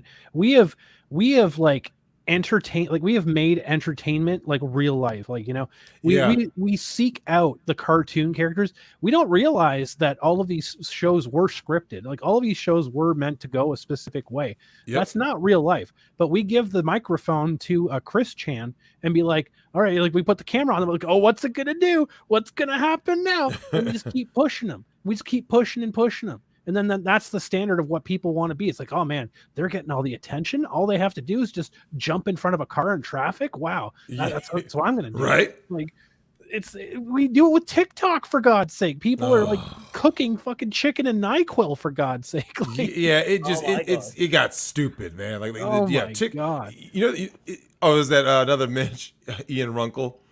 Yeah, so he's Canadian, lawyer. He's actually quite popular up in the law school I'm in. A lot of people have heard of him, watch his videos. But yeah, he's another one who came out big for Nick from the get-go. Right? Nice. Appreciate that. He's not going around saying, well, let's wait for all the facts to come out. No, he said, Nick's his brother, and go shout out to Runkle of the Bailey. Next up, Trome to whatever. Nick told us to watch Legal Bites for the JD trial, and I did because he asked. I wish I watched Nick instead because he's clearly funnier and better than her. Kyle says, I grew up on a farm south of Lakeville, but it's not because I like his stream. You don't F with people's income. Ever. If this happened to me, he'd stick his neck out for me. I'd do the same for him. Yep. Yeah, it's wild like that, man. Case says Nick 100% is real and possibly the man I hope to be. Yeah, I mean, he's living a good life, man. It's what people need to be. Rich Stein says, thanks for being you, Drex. Much appreciated, man. Thanks for the super chat. New member. New YouTube member. By the way, when you go to hook up your Discord to get into the Discord server, just send me a DM. It's all the instructions are there. Just follow them and we'll get you set up. Touchdown on paper, unbreaded. Become a member. Great callback to Nick. Nick's daily unbreaded. And the Ballad of Matthew Harris. Squid says, I only heard of Nick because of the Rittenhouse trial. I stayed because he's funny and real. Once Legal Bites pulled that ish on DUI guy, I immediately decided she ain't worth my time. Drex, this didn't come out of nowhere. The signs were there, right? Oh, yeah, absolutely. Signs were there. Yeah. Don't this ignore is not signs. me piling on. This is me being like, I told Chris earlier. Yeah. The Karen moment wasn't a moment. That's the person. Oh, yeah. That's the moment of clarity right there. Mm-hmm. PRS Chaos says Simp Bucks. It's like I love coming that. through. Look at that. Look at that avatar too. That's pretty cool. I like that. Pretty rocking. Oh, Cynthia says, honestly, she's a military wife and sister. What happened to saving a soldier? No loyalty. Drex, None. how much loyalty do military wives have? Yeah. About that. Hey, we About should that. just get your ass in here and tell us about these military wives. But Isaac Burach's Barak, whatever, couldn't support Rackets on social media due to OPSEC, but signed up for Locals for Life. We'll watch them rumble for life. Call me a beta if you will. No, because you put money up. You put your money where your mouth was. Absolutely. There's nothing beta about that, and I get it, right? Like, there are people who just, they have, you lose your income, your family suffers. I get it. But then you put your money up and you said, no, this is wrong. I'm going to go make a sacrifice. Because, Drex, at the end of the day, the people who are your friends will sacrifice for you. Yep. No, here's the thing. But, Tim, that's all I was looking for in this whole thing. Like I said, I'm not saying you got to have a damn 20 hours live stream saying, and I love Nick from the bottom of my heart and the top of my lungs. No. All you had to do was be like this. This just happened to Nick. I stand with Nick. I don't believe anything that happened was real because I know that if he was taken down, it was under false pretenses. You just stand with the person. Okay, will you take some flack? Maybe. But see, our girl, Harvey Dent, is actually is going to take more flack now because people realize, wait a minute, when the going got tough, and this isn't the first time from what I've been hearing, when the going gets tough, what does she and other people do? What does this whole guy do? See, they always pretend that they're on your side, right? Oh, yeah, I stand with this guy. These people ain't real, man. Fucking fake-ass friends. Let's see. Ron Crossman says, legal mindset seems like the dude that shows up with the airboat and the lie and no questions asked. Mad respect for standing with the Rackets instantly. Yeah, legal mindset is something else. God, I love every time we have Andrew around, it's always a good stream. Of course. Logan says, these people don't realize if you're real, you'll do better in life. Long live the grift lawyer, Pope Rackets. Yep. It really does work like that. Independently, Nick has been appointed judge, congressman, senator, governor, and now Pope, right? Mm-hmm. Curly Leg Hair says snake bites. Damn, I like that. Talking truth and trash. Oh, wow. Talking trash and truths, and mix that one up. When I had trouble and needed my friends, only 2 showed up. Ghost town and otherwise. Tried to unalive myself because I was so alone. I'll go to war for Nick because he motivated. Yeah, my God. He motivated me to live rather than exist. And I'm starting a tongue twister, so let's get our next caller. And that is Team Sneed. What's going on? How's it going?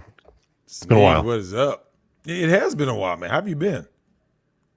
Pretty good. How about you guys? Hope you've been doing good.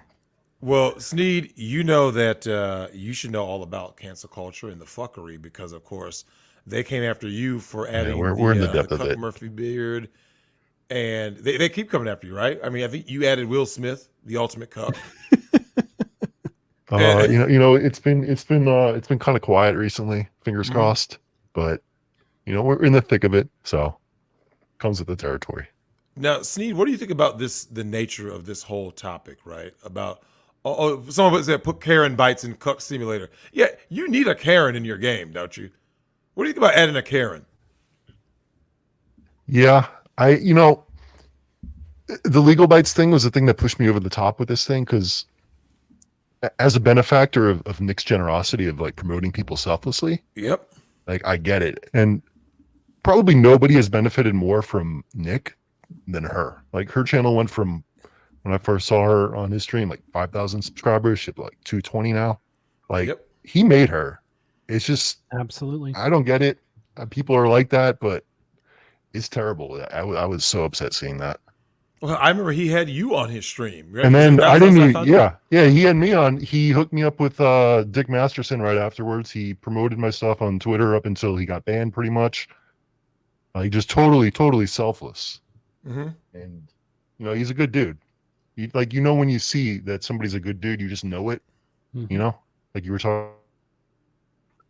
Well, Sneed, this is the But thing. the Hogue guy is even a bigger rat than she was. I didn't even see that clip. Yeah, It's dude. terrible.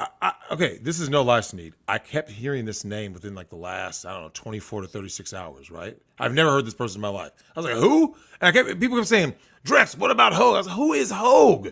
I had no, until my girl Danielle sent me the message. I have never heard of this person or seen this person, right? Once I did, I'm like, nah, fuck that, man. Nah, this dude can get this smoke too. Fuck him.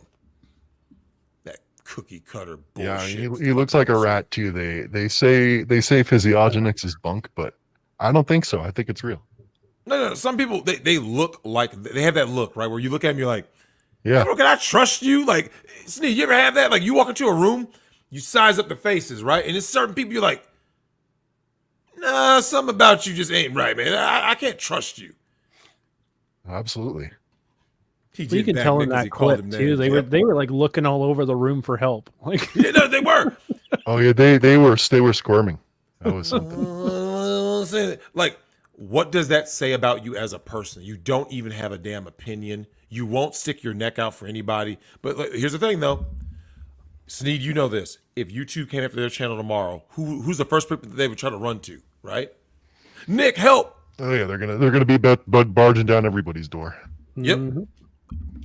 Yep. Jumping down everyone's throats. Some help, guys. Like Tug said. I think Nick would help him out just because it's like a principle thing. Like censorship is bad.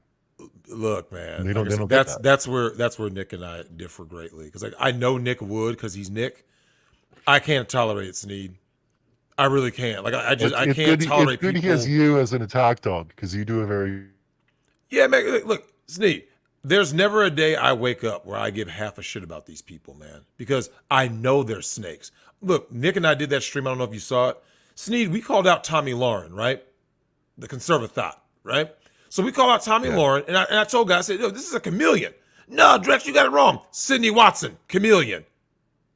Right? It was Roma Army, chameleon. These people are snakes. And I was telling people, like, oh, dude, these people are snakes. And then there's Tommy Lauren on Dr. Phil talking about some, men aren't trash, blah, blah. We need men. We love men. Oh, of course. See, because she got drugged for it, Cress, right? Yeah. And then she lost her simp bucks. You see what I'm saying? When she loses that attention, loses that money, you lose it. Because so Cress, this is what's crazy. Sneed, I know you've seen the same thing. When people come after a certain group, whether it be men, whether it be Law Team, whether it be just Nick and as an individual, but when they tend to do this, the irony is, this is what they never think about, right? They never sit and contemplate. What if someone who's not who I'm pointing the finger at is looking at my actions, right? So if I'm Tommy Lauren, I make a video saying men are trash, and then later on, I want to get married one day. Why aren't men marrying me? It's like, you do know that men saw your men are trash video, right? Like, that's why they're just pump and dumping you. The Overton window shifts so fast nowadays that stuff you say today that's totally fine and kosher, a few years from now, it's a problem. They dig it up, they use it to ruin you. Yep. Well, and that's why Nick has his belief system the same way I have mine, which is, you can't cancel someone who is shameless in that regard, right? Because absolutely. Like, if I come out here and I say, yeah, no, these people can go against the fucking wall, right? If you try to like hold me to it later, that's the reason why I don't respect these comedians. Sneed, you notice a lot of these comedians are trying to like backtrack their old jokes, right? Well, I was a different person then. No, fuck that, dude. Look, that shit was funny, whether it's 98 or 2022, right? The joke was funny. It's funny. It is what it is. Oh yeah, definitely hail Leo Mindset and Good Logic. Shout out to Joe and Andrew. Man, the amount of love that Andrew gets in this, like you understand, Drex, it's like Sneed said, you understand when you see someone who's genuine. Everyone recognizes that, the amount of love that Andrew gets in here. Yeah. Yeah, well, it's funny because I actually first met Andrew when people have been telling, I guess from what it sounded like, people have been saying, yo, you and, you, Drex and Andrew need to do a show together. These two would really hit it off. And so Nick had said it, and then he sent me the thing. And then I get this link from Andrew, like, yo, Drex, people have been saying I need to do a show with you. So that's how I met Andrew, through Nick. Nick is the reason why Team Sneed is here right now. Because like I said, it's 6 degrees of separation, right? Because Nick comes from the Dick Masterson, which allowed all these, like all of these people start to get intertwined. That's why if you notice, they all kind of intermingled, right?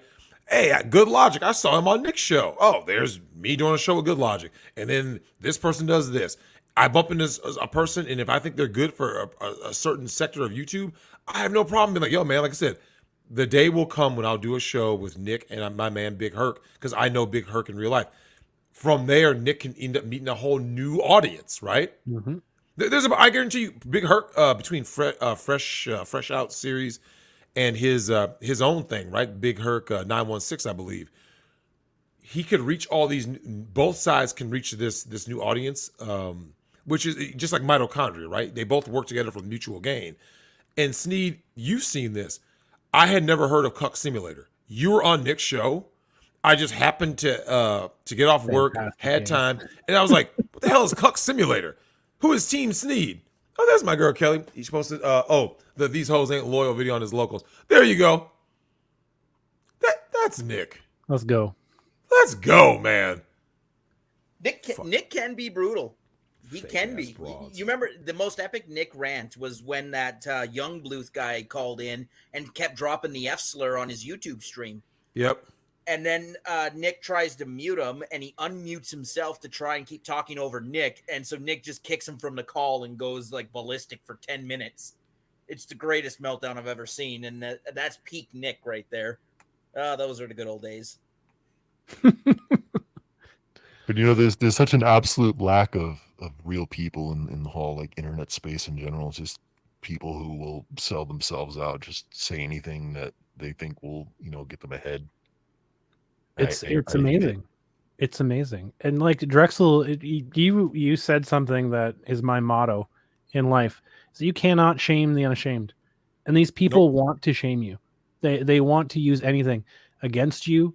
They think that they can use any leverage to make money off of you, and you just can't. You just laugh in their face. You just throw that right back out. Gotta pick something and stick with it. Exactly. You have to have an opinion, and you have to stick by it. You have to have a backbone, because if you don't stand for it, then like what are you really doing? Honestly, like it's just pick a fucking side. It's really not that difficult to do. Like, if you want to be on the right side of history, like what is the right side of history at the end of the day? You know what the right side is? I'm gonna be honest with you. I want your take on this, Sneed. Do you believe the right side of history ultimately is just integrity? Whether people like you or dislike you? Like, Sneed, I'll tell you a person who actually fits that description better than anybody, that everyone loves, even if they don't like him, right? It's Charles Barkley. You ever notice that? He shows up and Charles Barkley gets love from everybody, right? And you guys know he's considered controversial, right? People just love him. They love Charles Barkley. People love him. Yeah. They just love him. They're like kind of like John Daly. Like, Chris, have you ever heard someone say something negative about John Daly? No. They just love him. They're like, I love this guy. God, I love this guy. Sneed, any last words, brother? No, I had some other talking points, but being the last caller, I kind of got taken early on that, Oh, Sneed, do you want to shill anything before you roll out? Yeah, why not? Cuckold Simulator on Steam, few dollars, very good game. Drex and Nick approved. Yeah, it definitely is. Like, Sneed, you know what I find funny about your game is that we're in this weirdo kind of faction, right? Where, Sneed, I've been on Nick's show forever, and I have warned people that everything that you have depicted in your game was going to become real life. What do you think about that? That, like, when you came on the show, right? You said that you had haters try to knock you down because it hit too close to home. What do you think about that? Your game is, which we take as a joke. We're like, ha, this guy is such a cuck. And, like the dialogue and everything, you're like, dude, no one can be this big of a cuck. What do you think about the fact that it's actually a lot of people's real life? I think in a few years I might have to rewrite the entire game because it might just be too normal. Normie Simulator. Yeah. 69 for 69. Sneed, I do have to tell you this before you head out. There's something I need you to watch. Dakota and Sarai. It's spelled Sarai. It is the most depressing thing you'll ever watch. It is a fat, hideous-looking white chick with a God, Queen of that one. Spades tattoo on her tit. And she's with this Sneed. Okay. When it comes to cucks, we laugh at them, right? Like it's a funny thing. Could you ever imagine? I've always told you that cucks are not people. I don't view them as human, right? They're subhuman filth that are better serving the world as fertilizer. This is the first time I actually felt bad for a cuck. Like I legitimately was like, bro, I don't feel good about this. Oh, when Tyrone will be free from jail. Yeah. Sneed, when is Tyrone gonna be free from jail, man? Everybody wants to know. You know, I just add random shit. I never get around to explaining the main story. But look, BLM, man, Black Lives Matter. We're coming up on 2 years, so maybe 3, maybe 4. Oh, Yellow Flash! Shout out to my man Flash. It is a look into the life of sadness, man. Like it's depressing, Sneed. I saw it and I just went, uh-oh. We might have a special guest. There's someone, Lady Rackets just hacked Rekieta Law's account and put, these hoes ain't, no, they ain't loyal. You know they ain't. God, there's no loyalty in the streets, Cress. Sneed, there's no loyalty out here. There's no real friends. Look, Sneed, I talked to Nick about this. I tell guys the story. When I was at Nick's house, basically, all of COVID, right? Nick and I were basically commenting. We're like, bro, there's a lot of people that don't even have friends to like get through the rough times with, because that's what matters. Your YouTube channel doesn't matter when everyone's locked at home. You're like, bro, I could really use a friend right now, right? I got kids playing Streets of Rage together and shit. Like, you want to have friends. These people, they'll learn it eventually. By the way, I think the room is full, so I think we need to toss a few people to get Nick in here. Okay. We'll toss a couple I'll cats. get out. Good talking to you. Always enjoy it. Thanks again, Sneed. Thanks for coming on, brother. All right, and if I can ask our mods in the chat if we can just hold off posting the link for a little bit, just so we can clean some room. All right, Nick, you should be able to get in. Dang it, Kalia. You should literally post the link. There he is. Too hot for you. Hey, there he is. Hey.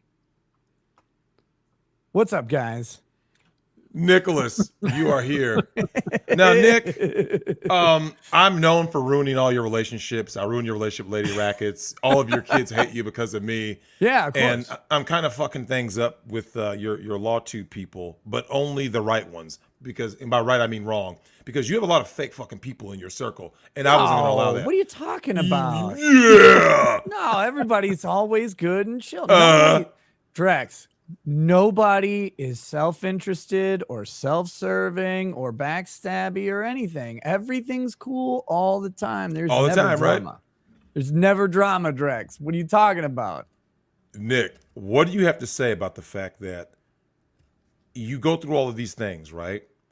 And Nick, do you believe that silence is like the most deafening thing in the world?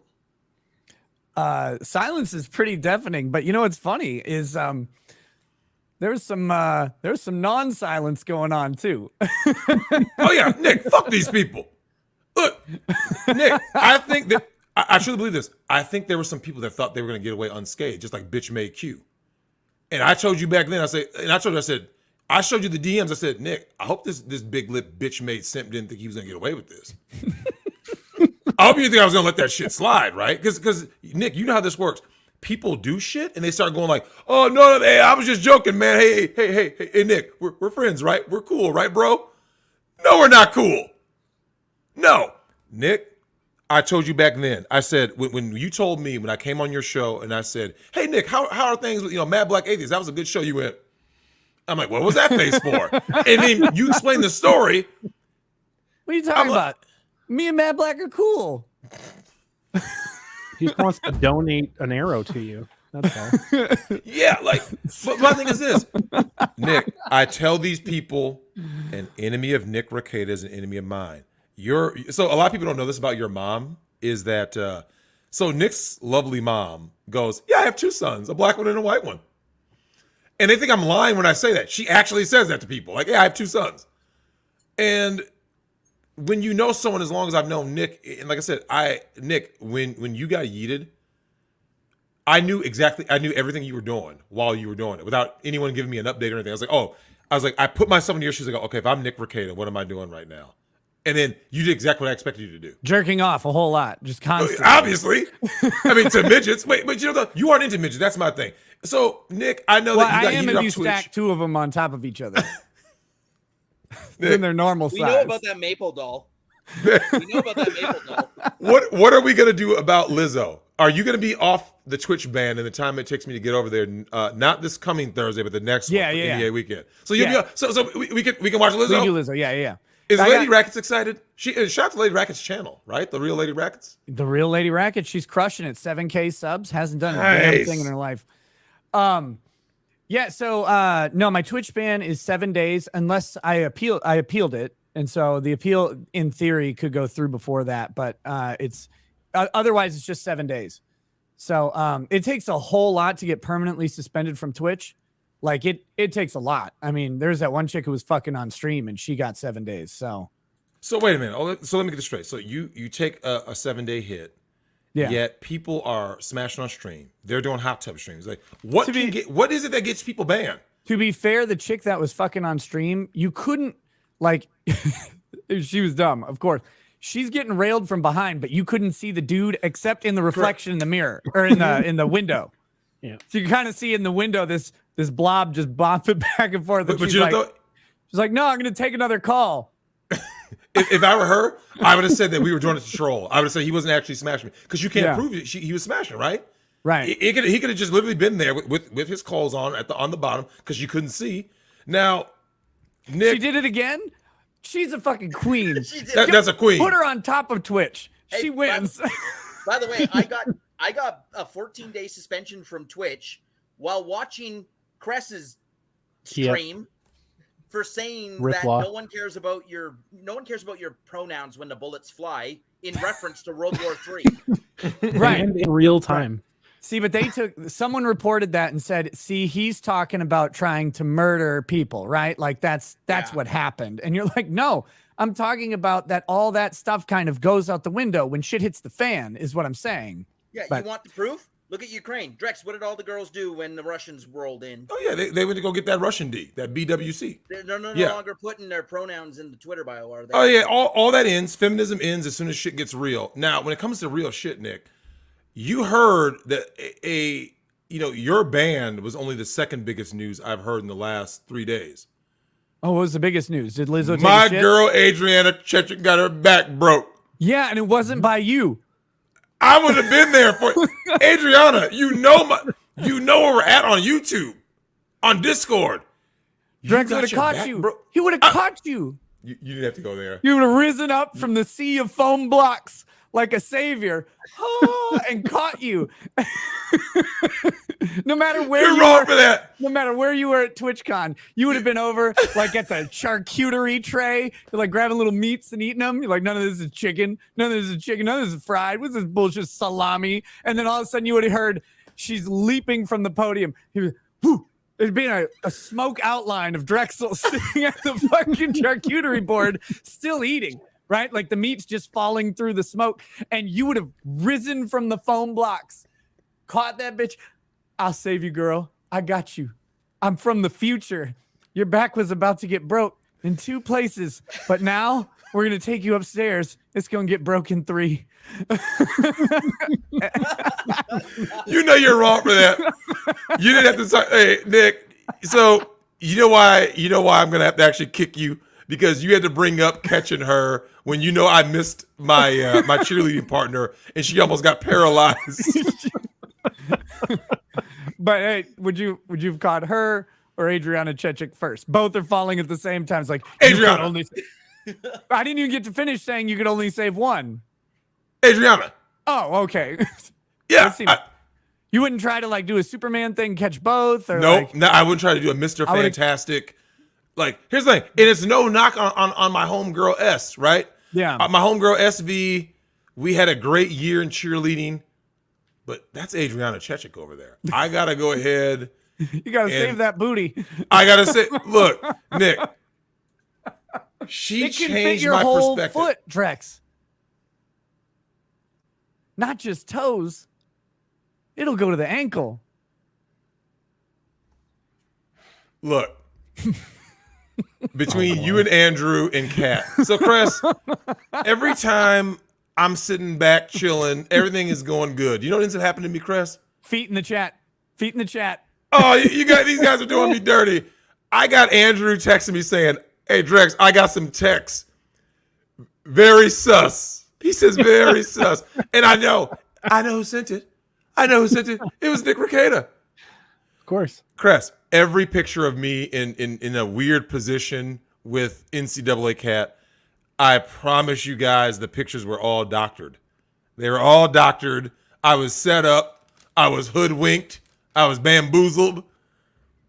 Look at the feet.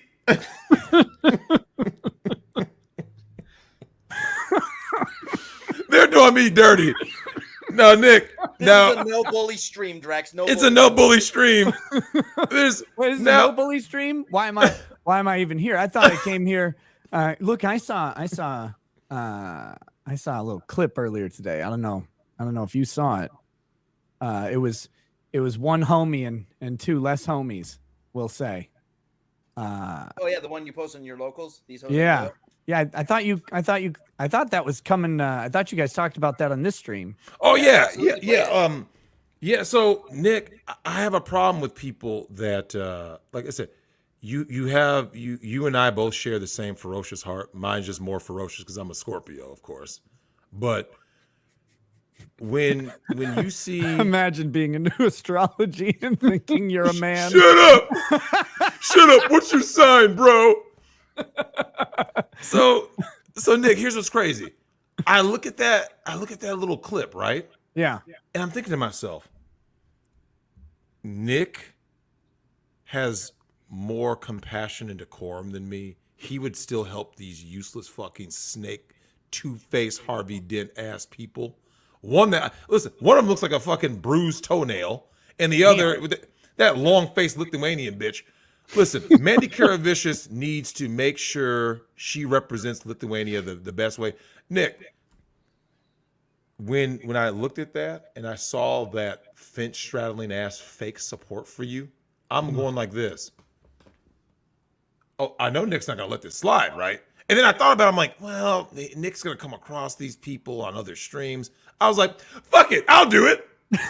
I'm gonna go after all these people. Nick, Taylor Lorenz, you can get this smoke too. Harvey Dent, that's the government name of Legal Vices, right? Legal Vices, long face, Lithuanian, she can get this smoke too. Not Vices. Bites, not Vices. Bites, my fault, not Vices. Vices, Jeff, I love you. Jeff. Yeah. Yeah, I mean Legal Bites. All of these people that turned on you, Nick, or didn't show you the proper support, I can't stand for that. I don't. It rubs me a certain way when I see people. Nick, you saw the clip. And that's why we're family. If I got in some real shit, Nick, and they were like, "Hey, Nick, Drex got Me Too by Adriana Chechik," I mean, you would be like, "Oh man, I know he did it." Wait. Bad example, Drex. That was a terrible example. I would have said this. I would have said, I know he did it, but that bitch is racist. What? Show me any evidence she's ever had sex with a black man before. Just any. Is there any? I mean, show me the scar. Show me the scar. It's somewhere internal. That's it. I'm subscribing. It's somewhere in the middle of her abdomen. Look, man, she's right next to Piper Perry. But so, Nick, this whole process, man, you see, all of this was dedicated to you, right? Real enemies and fake friends. What has been your biggest lesson through all of this? You get yeeted, right? I heard it was in the middle of. You were like mid-sentence. You're like, but. Yep. So did you think your internet cut out? Like, what happened? Were you just like, no? Because everything was running, so I didn't know until the chat had chat disconnected, and I was like, well, that's fucking weird because like I'm streaming to 3 places, so the other 2 places are still up, the internet's still up, Streamlabs is still up, and I look over in the YouTube chat and it stopped moving. It has chat disconnected, and I'm like, the hell is this? And I think the chat window went blank because my YouTube account didn't exist to see it, right? Mm-hmm. So I look over at my YouTube studio and it's like doing the circle thing, and then it like doesn't exist. And I get the open up my email on my phone that I got, and it's like, your YouTube channel has been terminated. I'm like, wait, what the fuck is that? Right? And I saw that moment. Like, Ken Jennings, I think we went on Ken's stream and we looked at we played the moment, the replay of it, and we saw the moment that you looked down at your phone and saw the email, and I was like, that's genuine hurt in those eyes. Yeah. It was it was a shock. Cause you know you're gonna get like kicked off YouTube eventually. Like if you are controversial, if you're outspoken, if you're just honest, like you can't last forever. And so it's coming, but you don't think it's gonna come in the middle of a damn show. And especially when like I already had people working on the strikes in the background. In fact, my partner manager was like at the meeting with the escalation team when my channel got taken down. So that was like the weird, because I knew, goddamn, I knew that she was working on that shit. And so then to have it suddenly go away, I was like, wait, what the fuck? Like how now is this happening? But so it was a big shock at that point. So yeah, no, we absolutely saw, you can just read on your face sometimes, because you're normally a pretty stoic guy. Yeah. And when we see emotion come across your face, we're like, oh crap, that stung badly. But then again, Nick, now I realize that something is going on at YouTube, right? Like, maybe, them who shall not be named while you're here. Maybe they have a contact and they just like, hey, I want to point you in this direction. And they're like, oh yeah, deleted. Because we pointed out that happened right at like 5:00, right? Yeah. 5:00 Pacific time. So that's the end of the office hours for everyone. So, yep. It wasn't 5 Pacific. It wasn't 5 Pacific that I was, that happened. Cause it would have been about 5 Central. 5 Central. Okay. Yeah. Yeah. The YouTube studios, I think, out in California, but yeah, it is. And it might have just been in like a random Indian guy that actually nuked you, but yeah, and that's what I actually think it was, because a lot of people are like, YouTube's out to get Nick or whatever they want to silence, which I honestly thought that's how I'll go. Like I thought I'll go with no strikes and it'll just be like a Thanos snap like thing. That's what I kind of expected. But no, this ended up being a 3-strike thing. And so I think what happened is, I had the 2 strikes and the my partner manager's working on it, escalating the appeals, literally in a meeting with multiple people trying to work on this thing, telling them why the appeals are bogus and all that stuff. And then it happens. So I think it just went through the normal process. And once I found that out, that was the reason I got kicked, I was actually reassured quite a bit, because I was like, oh, wait, if this is just a normal strike coming in, then I think I have a good chance of beating one of these 3 strikes on the appeal with enough information. But if it was, if it like came down from management, right? No, this channel's got to go because of a media piece or something. That's way different. And thank God that didn't happen. Hey, what's up, Nina? How you doing? Hey, Nick, I got to ask you a question. So when all of this happens, though, right? I was talking to Kat about this. I was going to pick up a Fat Lorenzo's pizza because you're fat. So I'm going to pick up Fat Lorenzo's. And I talked to her about this. We got to get one of those things. What up, Jeff? Shout out to my man, Legal Vices. This question popped up, Nick. You got pizza? You got... Can I get some pizza? I could eat a pizza right now. I'm gonna clip that. Okay, so that's gonna get clipped. I heard you got a fat quota too. After the pizza, could I get a hot dog? If you know what I mean. I don't need a bun. I got 2 of my own. Yeah, he's done. Checked out.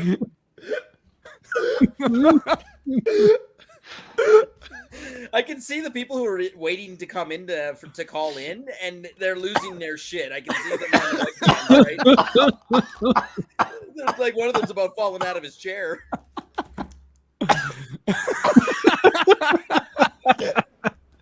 I ended up choking on my spit as you that stupid face, that stupid voice.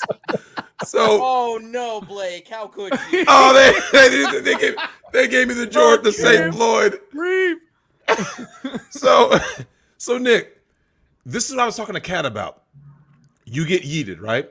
Yeah. And I told her, I said, I was like, look, I could see Nick coming back and then going like this, like no, not coming back. YouTube be like, Nick, no, we want you back. And like, I was like, I know Nick, he's gonna be like this. No, I'm good. Like, you're gonna give them the bare minimum to let your audience grift over to your new home, which will be Rumble. Because I was like, and that's exactly what you did. I was like, I literally told Kat, I was like, Nick is gonna do this. And she goes, God damn, Drex, he streamed on Rumble with Dick Master, because I saw a bit of that. And I was getting updates, right? And that's when I shared that picture with you that they're like, oh, yo, Nick is at 26 or 28,000 on Rumble, right?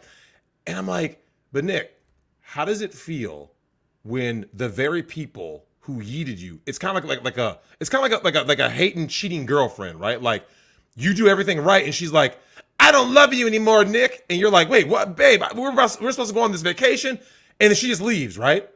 And then she comes right back. Nick, what did your ban last? What, not even a day? Was it like a full day? 3 days. No, it was 3 days. Oh, was it 3 days? Like Jesus. They call you Lazarus now. Yeah. And so Nick, so Nick, imagine this. She breaks up with you on Thursday, but shows up on Sunday going, babe, I still love you. So we're still going on that trip, right? And you're like, yeah, I moved on. Like, oh, it's weird. I didn't text you back. Yeah, you got around to it. Well, so Nick, you end up in this situation where you're giving YouTube the bare minimum, because you're like, anything more, you're gonna get deleted, right? I'm gonna use them and take their money. To bring it over to Rumble. YouTube's money. Yep. But I'm not going to facilitate YouTube taking money from my audience. Correct. So I'm not going to be doing. If I do streams on YouTube, which I'm not planning on doing any, at least for a long time. But at first it'll be no streams on YouTube, and then it might be like stream a little bit, and then try and get people to go over to a different platform. But really, I think I'm going to avoid that and just direct people through clips and through video. Check me out on Rumble for the full uncensored stuff. But if they won't be getting any super chats through my channel anymore. No thanks. Because I have made, and I know this is a drop in the bucket to YouTube's overall budget or whatever, but through super chats from people talking to me on my show, I have made YouTube probably $400,000 to $450,000. Yep. And they didn't do anything for that other than just allow me to be on their platform. Like that's the big fucking favor they did. So, and that's not ad money. That's not ad money. Ad money, YouTube is neutral on ad money. Ad money comes into YouTube and they facilitate the distribution of ads.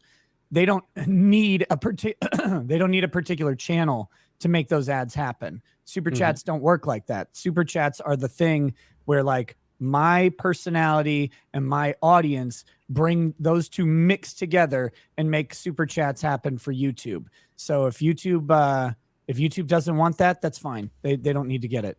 But I'll take their advertising money and I'll use that those clips to bring people to Rumble and to locals where we have some fucking freedom to say whatever the hell we want. Nick, what does that feel like to you? Does it feel like going back to the way YouTube used to be? Because when you first invited me on, right? I remember when this was back in 2019, right? And I remember I said something and you gave me this weird face. You go, no, it means you had too much fun. Yeah, I was making fun of Leslie Jones. So I thought you were joking. I thought you were trolling me.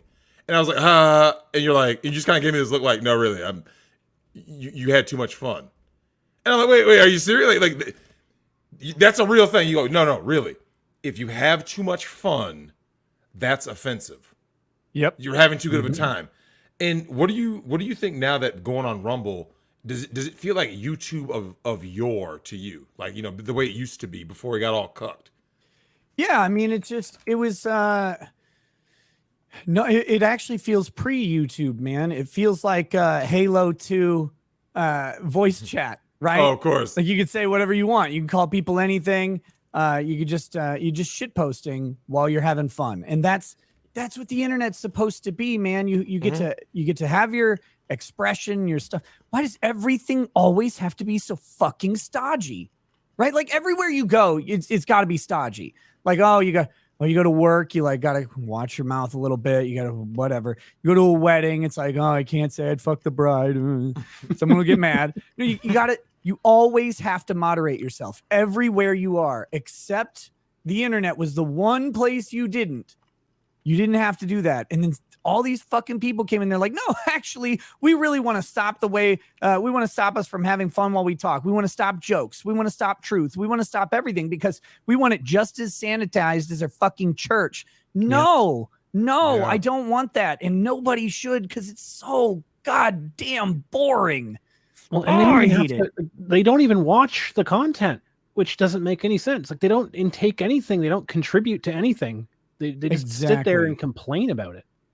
Yeah, no, it's you're 100% right, and that's the thing. It's like this person said a thing. I heard this person said a thing I don't like. Well, that can't be allowed. Like that can't exist anywhere because if they said something I don't like, well then, what are we gonna do about that? Like, what do you mean? What are you going to do about that? Like, I was going to say it offline too. Exactly. Like, well, Nick, it's funny you say that.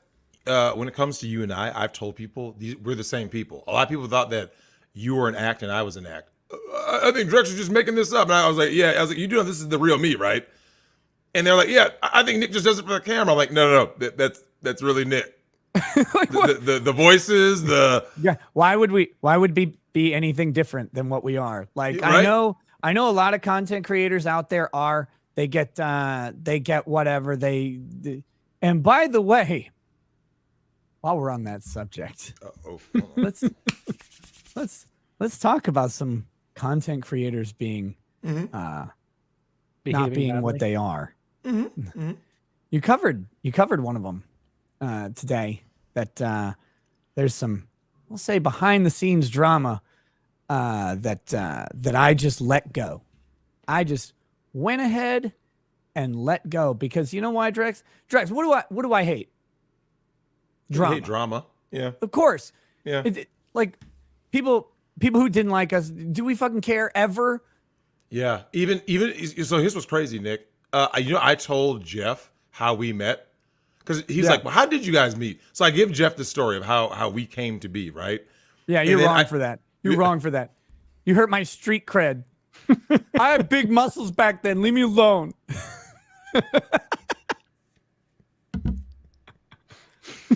So I tell Jeff, I go, what's funny is at the time, like the first time I saw you, because I didn't technically meet you then, I just saw you like, oh, who's this guy named Nick Rekieta getting his ass kicked?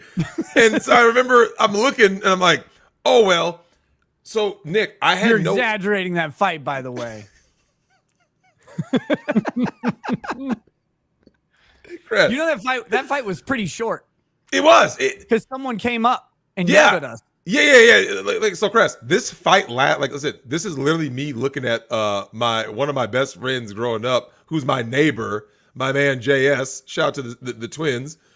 And when he's kicking Nick, going, Dick Rekieta. And so I'm just kind of like, bro, stop. What are you doing? And so, Chris, it was so funny because I never expected to actually like interact with Nick, right? Because to my knowledge, remember, this is my guy. This is my friend over here, right? This guy on the ground is just Dick Rekieta until I got the yearbook and I was like, it's Nick Rekieta. And then, Chris, this is no lie. Fast forward, because this was crazy, Nick. Although we went to the same elementary school, I don't really remember like seeing you because maybe I was a grade ahead of you. Yeah, you were a grade ahead of me, but like, okay, you know how even though someone's a grade ahead, you like see them, right? Like I was also new there. Yeah, you were the new kid, so that would have okay. So wait, was your first year was that your 5th grade year or 6th grade year? 4th was my first year. Fourth. Okay, so yeah, so that was my first year then because remember I switched schools to the burbs in 3rd grade, right, from the cities. So my first year, you're there. I think you might have been a 5th grader when you were getting kicked. And I remember just thinking, oh, just some guy. Nothing nothing shocked me more than when our man M and you were at Best Buy, and that was the first time I actually was like introduced to you. So he's like, "Oh yeah, this is Nick." I remember like, "Holy shit, that's Nick Rekieta." Like, that's not Dick, it's Nick. In that moment, I just remember like this. Still, I was kind of like, "Oh, it's just some guy," because at that point you have no relationship with somebody. You're just some guy, right? Who knows my guy? Once again, right? What I found funny was the shift between you're just some guy who knows my guy who works at Circuit City to we're now playing Smash Bros. And Mario Party, right? Yeah. To I have 2 sons, one black son, one white son.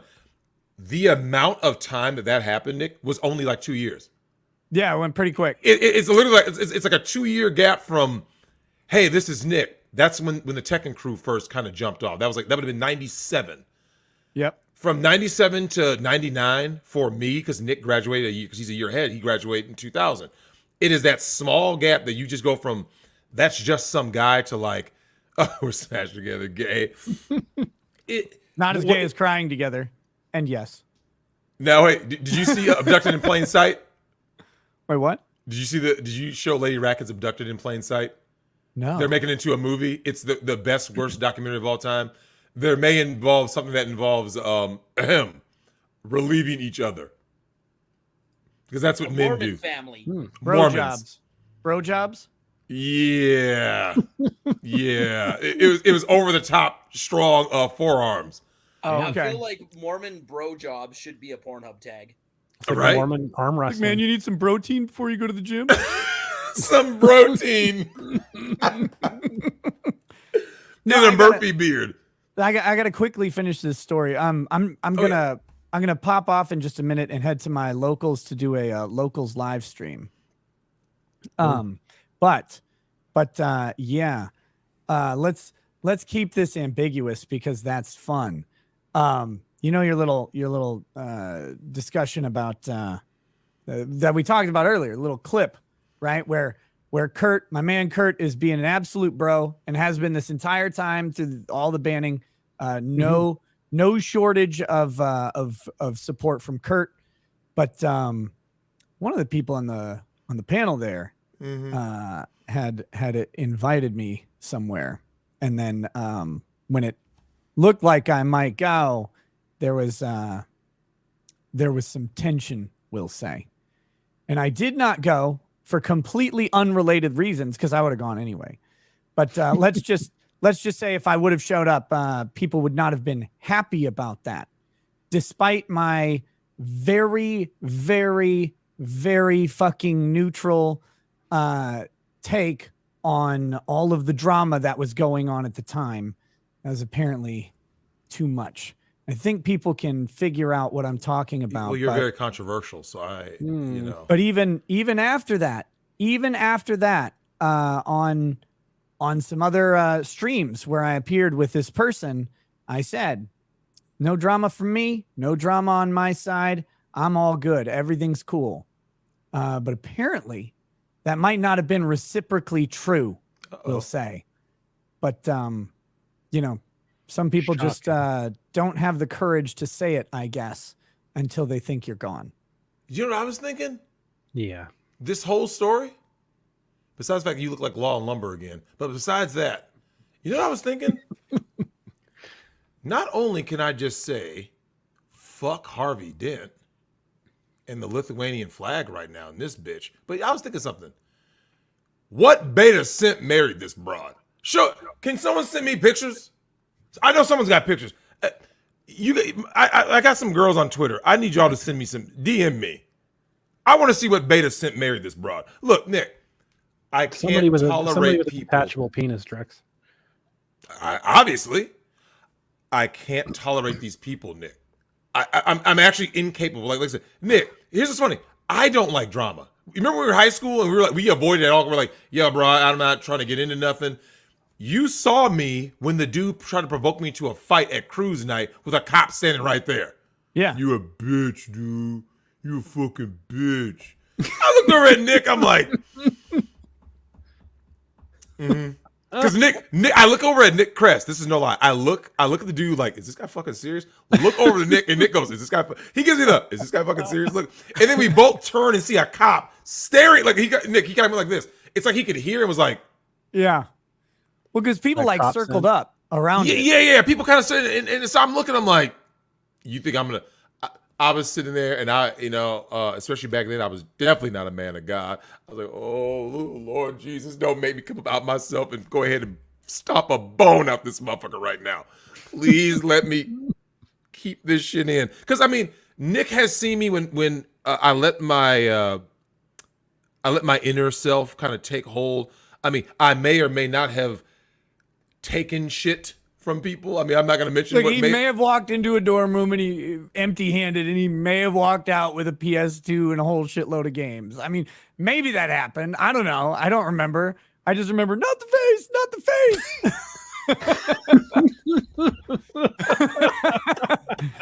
Great stream, everyone. Have a good night. But oh my God. No, but listen, like you guys know me. I don't want to fucking have drama. I don't care. People will do what they do and say what they say, and I will ignore it for a really, really, really fucking long time because it's fine. Like I'm an interesting commodity. I'm abrasive and offensive. But what I don't do is I don't smoke people until they smoke me. And you know, I had not even seen that clip that we're talking about here. I had not seen that clip. I didn't even look. I didn't care. And I gave blanket statements about everybody who, you know, everybody was really supportive. And then I called out people very specifically that I knew were supportive that I could think of. But, you know, like after seeing that clip, I was like, you know, that's kind of some bullshit. Like that's just fucking kind of some bullshit. Because I don't recall ever saying a cross or negative word about either of the people on that stream at all, ever. Yeah, there's no reason for that at all. And I was very surprised to see that. Like, but you know, that's how some people are, and it's too bad. But man, I don't know. Hey, Nick, it would have almost been interesting. I probably won't now, but it would have almost been interesting to invite them onto a stream in the future to just like completely neutrally, like some trial stream or whatever, and see if they would have come on. And that would have been interesting, but fuck that. I don't need to worry about it anymore. But it was pretty breaded, pretty much bullshit to see that. So again, you know what you need? I'm gonna be honest with you. I think I know what your problem is. I don't have a problem. You need less Jesus. You need less Jesus in your life to smoke these motherfuckers out here, because you know I am. Look, I'm gonna be out in these streets, man. You need to stop forgiving people and being nice. Look, Nick, come at these motherfuckers full force. I'm out here. Look, Nick, I wish the laws weren't as bad as they were, because I would just start whooping people's asses, man. That's the world I want to live in. Like I want to live in a world where like you are going to be held accountable for what you say and what you do. When you start doing shit that I believe is disloyal, I don't tolerate disloyalty. Nick, you made these people. Where would they be? Oh, really? Where would they be? He's telling the He's not gonna truth. say anything, Drex. You know he's not going to take credit or say. No, I mean, I'm not denying anything. Like I don't know. Like again, the whole thing. I think I've said a lot actually. I think I've said quite a bit just now. But that's the way it is, man. That's the way it is. I'm out here, and when I thought that my words could get some people into some hot shit, I extracted myself from the community. I was like, nobody needs to apologize or own anything that I do ever, right? Like no one's responsible for what I say, and I don't want anybody to do that. I don't want some like organization to be at risk, because I think that's super gay.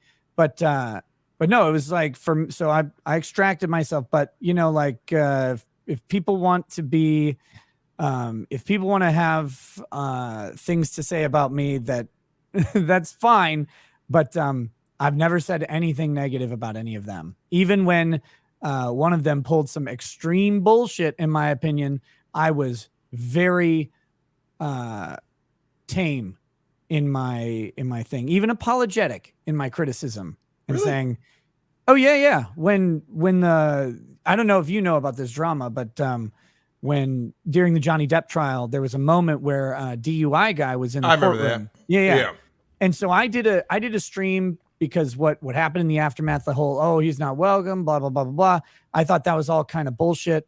And so I just said, this is a problem with communities. This is a problem with people making communities, and then those communities becoming something. It's like, you can't do this. You don't own this thing unless people all consent to being owned by it or whatever. And I gave a very neutral pitch and even said some things like, you know what, I don't think anything was malicious here. I think it was maybe a bad look, but things are fine. And I tried to give people the benefit of the doubt and allow for redemption, because me, too much Jesus or whatever. You got way too much, fam. I'm trying to take that Jesus out of you. I'm trying to take some Jesus out of you. I mean, I may need your some. hands away from my orifices. Hey, what up, Dollhouse Phil? Buddy, we got to do a show real soon. I want to talk about your big victory, man. And I've meant to get back to you, but I'm gonna hit you up on Discord so we can talk about that, because I think it'd be fucking great. And it's been too long since I talked to you anyway. But man, by the way, Nick, can I, for old time's sake, can I get a Mr. Y voice, please?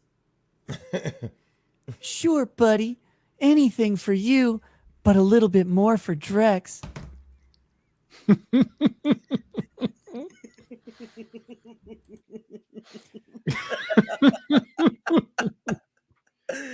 I got something pulled up on the screen there for you. Hey there, Drexy Pie. Whenever my feet are cold, I hope you'll volunteer your butt for me. Gross.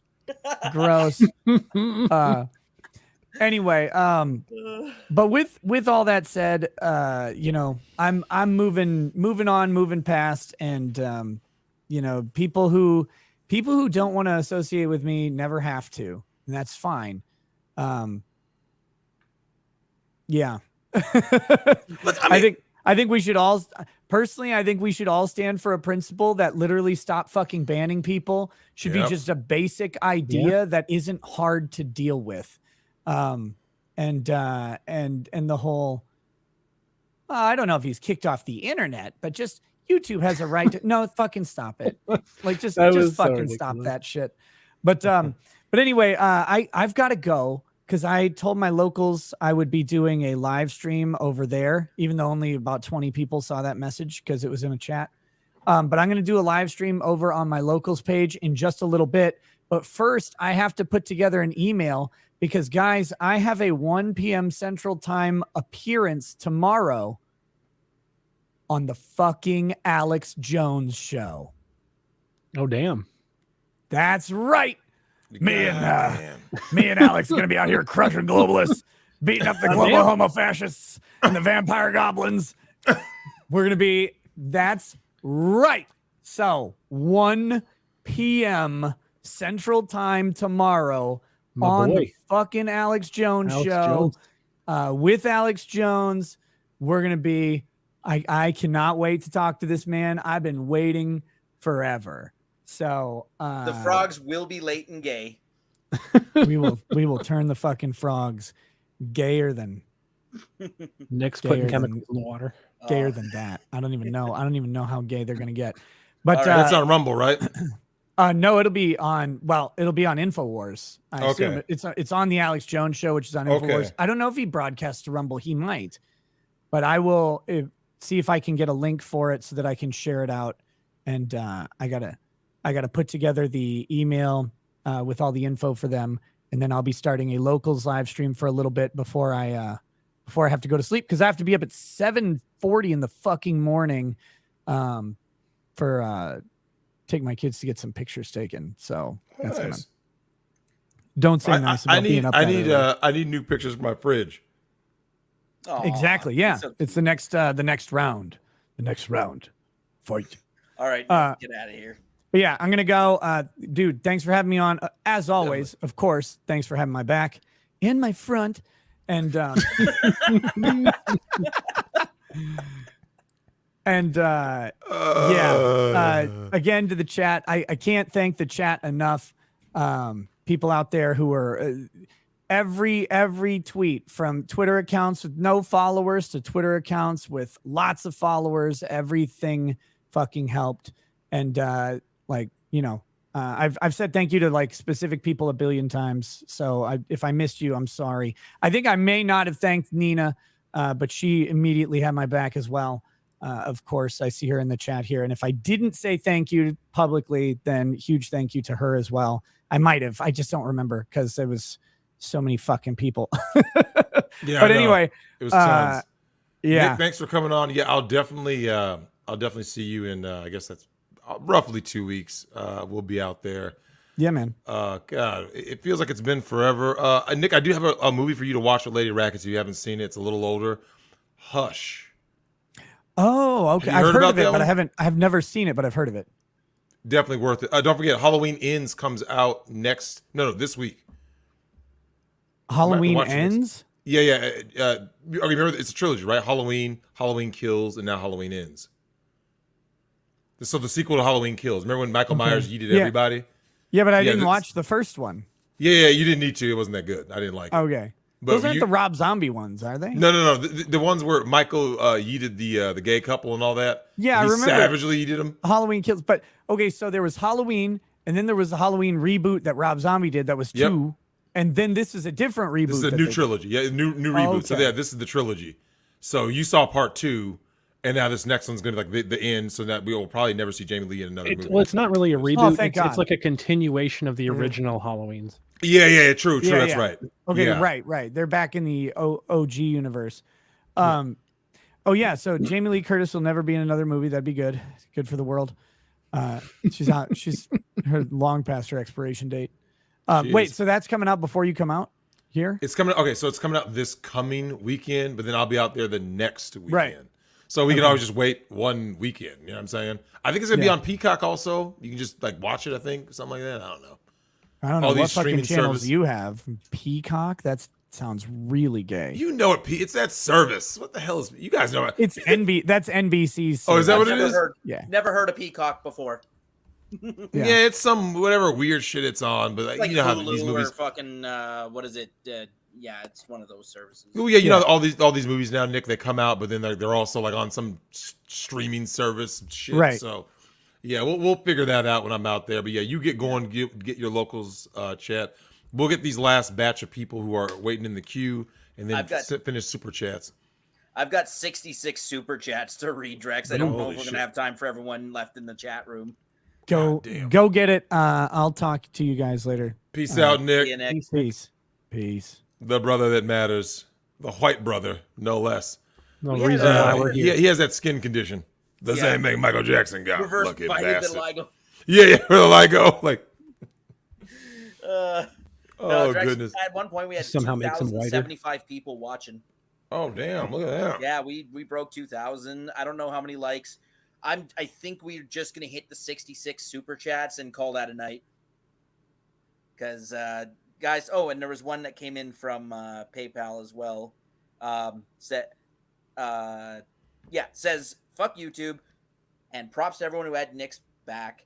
Ride or die. Yeah, that's it's the only way to go. And this is what I tell people, man. Here's the thing. When I see Nick's face and I see how elated he is and like new opportunities are coming, I'm always happy for him because you don't know what could happen tomorrow, right? I mean, you could lose your job, you could lose anything, and the fact that the people who are trying to destroy you are celebrating that they are destroying you is a very sick thing. So it's always good to see like the good guy win because I mean, a lot of times the good guys don't win, right? There's people who get thrown in jail. There's people who have been, canceled out of, into oblivion. So it's always good to see Nick, bounce back, new opportunities. Obviously, Alex Jones, that's a big get. Yeah, that's huge. You find out just how despicable people can be. Just how bad they're definitely despicable, man. It's I can't wait to see that video. That's going to be epic. Like the energy that Alex Jones brings to everything, and then Nick, I think it's going to be too much. I love for Alex Jones. Yeah. Man, all right, let's burn through these. They got a Uh-huh. long list of these to go through. Glenn S says, "Don't confuse grifting for loyalty." Snake emoji. Yep. Rishi says Nick was attacked for exposing a HRT drug dealer and groomer.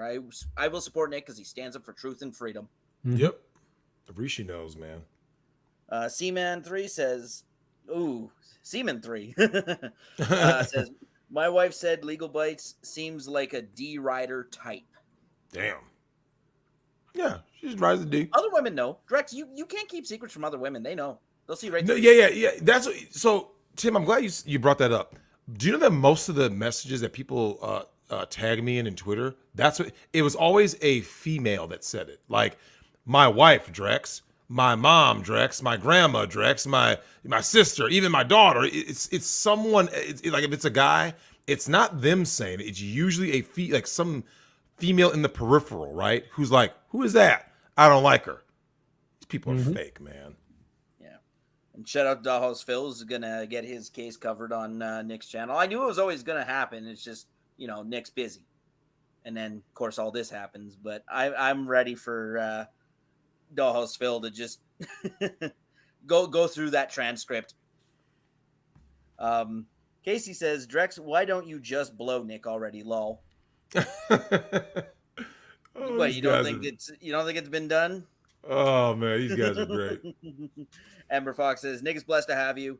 I don't agree with your opinion on dating, but I am on board with you about exposing these snakes. Oh, Ember Fox is so sweet. I always give redheads extra bonuses.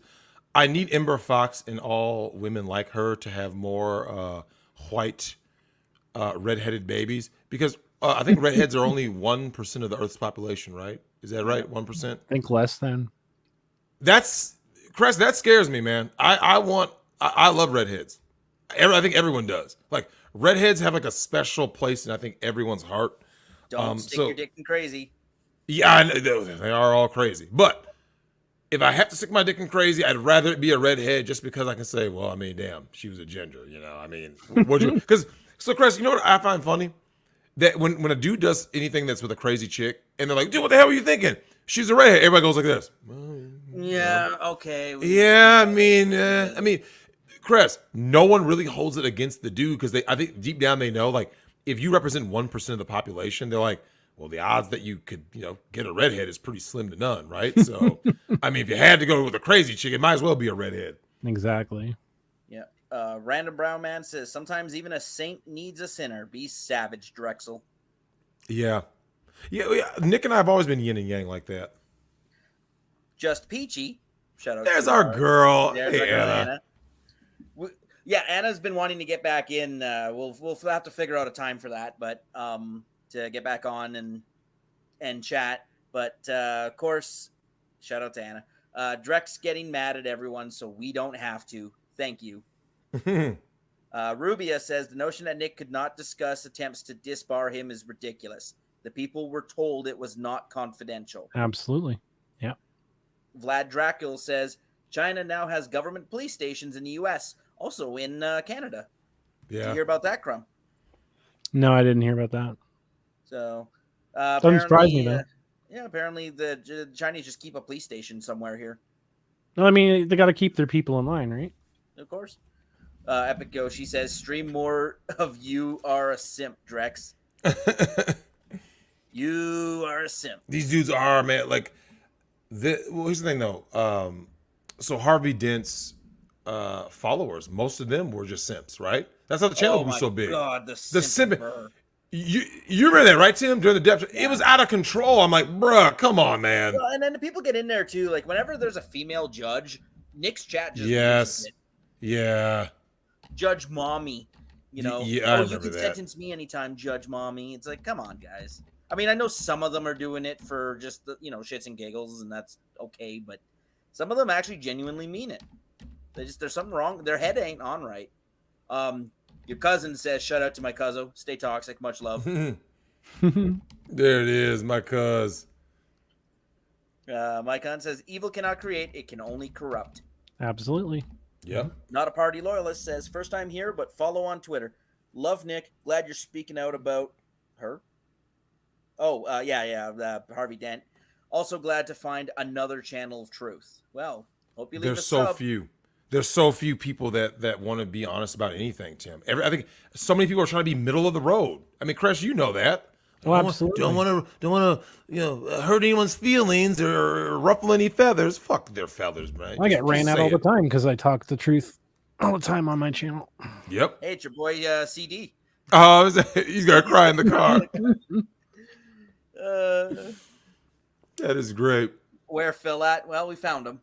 I know Phil's back. Chats Yeah. are going like 3-4 hours back now. Oh my goodness, yeah, we are terrible. I'm gonna blame Nick for all of this though. So I'm gonna make the next stream is just gonna be me dumping on Nick that he's the reason why you guys couldn't get on the phone line. Fuck Nick Rekieta. Golden Ledge says real friends are there when it's good or bad. Yep. Wopsing says this weekend has been something else. Drex, reading your comments about Lucas had me dying. Yeah, man, I had to keep going at that fucking creature. Gay says I finally got blocked by me repeatedly replying Lucas Roberts' his Twitter. Oh wow! Replying, yeah. Finally. I've told you this story before. There is Chris, Jonathan Yaniv, right? Or Jessica Yaniv. Oh yeah. Yeah. So that was the trans woman who would like go into chat rooms and talk to girls about their periods, like young girls, underage girls. Of course, and, like, because ask for that advice creature, about like, products. I'm not even going to consider that thing human because that creature literally just exists to make everything around it uncomfortable. Like that thing would be happy if the paint would peel off the wall when it walks in the room. Like that's the type of personality Yaniv is. Like it's just disgusting. Yaniv does SEO work as a profession. That's what they do. Then in the SEO world, if you're a computer guy, your name, once you anchor a name, the longer you hang on to it, the more reputable it appears. So Yaniv was still going by the dead name. He was still going by Jonathan in his business because, of course, it's a reputation-based business. So changing the name would be seen as less reputable. So yeah, when it comes to money, you can call them by their old name whenever you want, as long as money's involved, right, Drex? Mm-hmm. Because these people it's all about the aren't green, actually trans. They're just latching on, and they're parasites to an entire community, and the community invites it in. It's so self-destructive. Mandy says, hey, Drexel, I just got home, walked in through the door, allow me to get undressed and get back to this show. Yeah, we've had that happen before where people will have an entire work shift and then come home and we're still going. Tim, do you remember the live chat, the most epic live chat of all time that lasted 16 fucking hours? It did. I wish I was recording it. Chris, there were people that like worked shifts, went to sleep, woke up, ran errands, and like, wait, this thing's still going? Yeah. Lex says a woo for mod. A woo. Who never even hangs out in our server anyways. Drex, Callie, Twitter DM'd you the vid roasting the snake. Yeah, we got that. Awesome. Thank you so much. Nerd clips. Oh, he also clipped that Mr. Y voice from Nick. He's going to clip that. Drex, I had to for old time's sake. Nick and these. Yeah, so I saw someone in our private chat. Hold on, let me see who that was that asked about Mr. Y. Someone asked about the voice, origin of the Mr. Y voice. Yeah, that was Miss Miss Mom. Yeah, so Miss Mom. So the origin of the Mr. Y is a real voice. So if you guys are ever wondering, a lot of things that when you guys see Nick saying or doing something, and you're like, why is Drex like laughing like that? It's because Nick is actually impersonating a real person from our life. So Mr. Y is that's the actual voice. It's a direct one-to-one of this super lame dude named Brandon. And I told you guys a story when we were all playing Halo. I think this was the original, right? And he's like, my buddy Nick can just destroy all of you. Ha ha. And I remember we all looked like, bruh, like who brought this creature here, man? Like who brought this gargoyle? Imagine coming in with a voice like that, right? Just Yeah. So everyone thinks that, like, so a lot of people thought that was like some made up voice. And like, no, that's literally Nick doing the real voice. That's the real person. Miss Mom says, "God help us, that's a real person." Yeah. Here's what's funny, Tim. His initials are BS. Perfect. Tragic person. Mike Hunt says Alex Jones gets 10 million hits a month canceled. Projects Done Poorly says, "What did you do to Mama Susan to get Nick back?" Oh yeah, I mean, it was a Baldo shipped. Yeah. Yeah, it is what it is. He snuck down there, gave her to Baldo, just just a quickie, just nothing too serious. I'm not even gonna try that name. Oh, what is that? whoa. Obsidiana? Obsidiana, damn, what a name. My older brother took his life for his wife that thought it was a good idea to divorce him on his birthday. Oh wow. Shit. Yeah, they do. They pick like the most emotional shit. Yeah, the most emotional days. Yeah. With Nick gone, Glenn S says she thinks she would be the new queen. Harvey dented cervix. Yeah, that was a good one. Yeah, so did Camilla. Look how that worked out. Mm-hmm. Well, who's Camilla? Who's that? Some It's other a royal family dig. Oh, yeah. Andrew, or I'm gonna say Charles and Camilla. Yeah, that broad. Slaglaw says Spectre docs Tug and tried to get his kids swatted. By the way, I don't know about that, but if you got receipts, send them. Yeah, somebody docs it. Yeah, anybody trying to pull some of that weird shit, man. Yeah, you're gonna go ahead and get this smoke. Snarkmark says, "I want to add some positivity. Props to Good Logic." Yeah, of course. Oh yeah, absolutely. Yeah, I definitely make sure to mention Joe. Yep. Nick has Allah on his side. What about lead attorney? Someone answered that lead attorney actually did. I did see in super chat later on that says lead attorney did come out in favor of Nick. Yeah. So, I mean, Drex, I watched that video with you and lead attorney, and you just opened his eyes to a world that he didn't know existed. Oh man, but I'm glad he introduced me to super producers. I'll be back on that porn train soon on the hub. Chris, I'm a sick man. Oh Jesus Christ! I'm a sick individual. Mephisto DM'd you a meme from Nick's Locals, a Piper meme. You know, you love your girl Piper. Oh no, that. The Piper Perry meme. Reformed Convict says Lawn Lumber took up for Nick and said, "I stand with Nick to correct things. He was on his live. You're incorrect at Spectre." And a thumbnail that's a beta move. So someone else going at Spectre. Ian says, "You can always retract. You can never rewind time to help when it was actually needed." Yeah, that's true. That's true. Glenn S. Shout out. C. Goody called it from day one on Legal Bites early on. Yeah, so what happened, I know the C. Goody was, he's a mod on Nick's channel. Yep. And was also a mod on Legal Bites. Mm-hmm. And then Legal Bites demodded him, and I don't know why, but, he had quite a fit about that. Nick is never kind to his mods anyways. He bullies them pretty hard.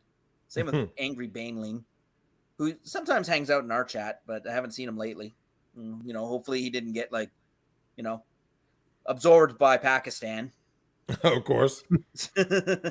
But yeah, there was always warning signs. Mike Henn says Trigun was a great series. Will the reboots suck? Yeah, probably. Anytime they remake anything, it always seems to suck balls. So I'm guessing if they're gonna redo Trigun, it's gonna suck, unfortunately. We'll take a moment to say, rest in peace to the Black Albert Wesker. Chris, the dance scene. You thought it was someone that edited that, right? You were like, oh no, this has got to be a joke, right? I didn't even watch that pile of garbage. I knew it was gonna be worse than the movie. Oh, God. The movies are terrible, and that was the newest movie was atrociously bad. Atrocious. It was an affront to movies. I watched it for free, and I wanted my money back. Damn. Wow. Can I say people served during the Rittenhouse trial and Depp trial and just hung on to people's backs? Says My Beavers Unit. What a great username, My Beavers Unit. I know, right? I don't know why I find that so funny. It's just great. Tridio or says, what is your sister's only fans? Natasha says, Harvey Dent It's probably salty that Rackets went to a baby shower of the Church of the Unbreaded instead of her wedding. Well, actually, as we found out, and I'll just leave it at that. Fusion EV says, great shows, man. Keep it up. But had to skip the cartographer episode after 40 minutes. It was making me angrier. Keep them toes warm. Yeah. That was the one where we went at the maps, right? Yeah. I'm telling you. Cartographer. So Tim, I did a show with, I hopped into Jeff's stream with his 25,000 congratulatory stream. And he was telling Andrea, shout out to Andrea. I don't know if I'm assuming someone like her probably would have made a video giving Nick his due.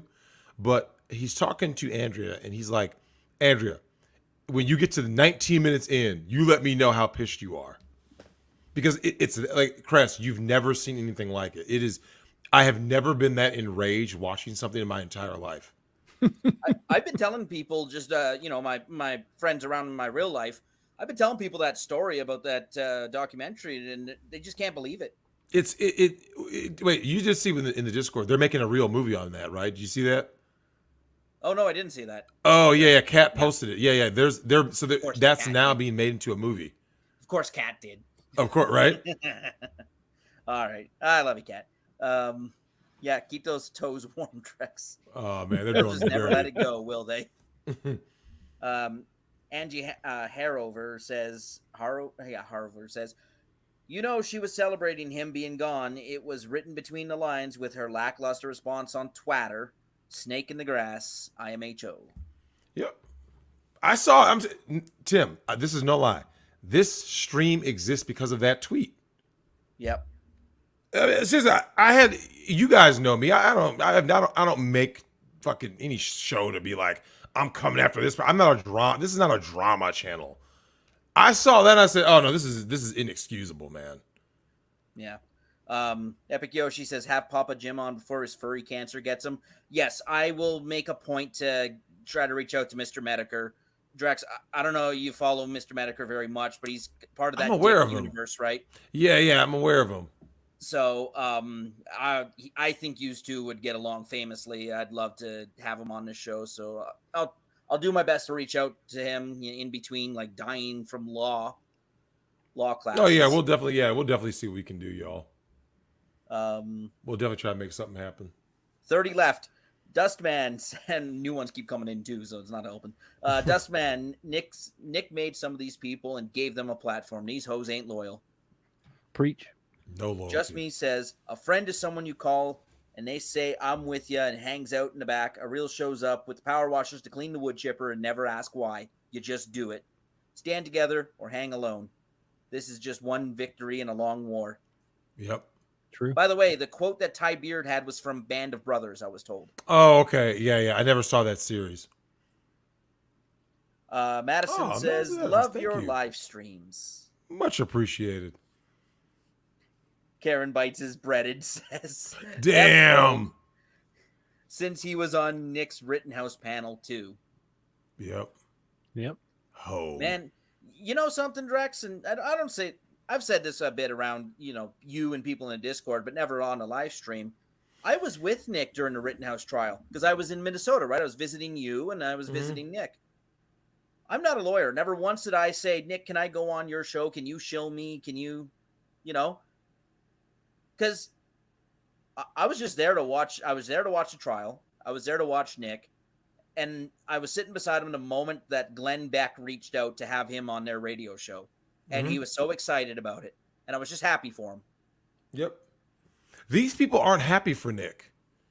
No, they're mad. Hogue, Never once. And he asked, do you want to be on camera? I said, no, Nick, I'm not a lawyer. I've got nothing to offer here.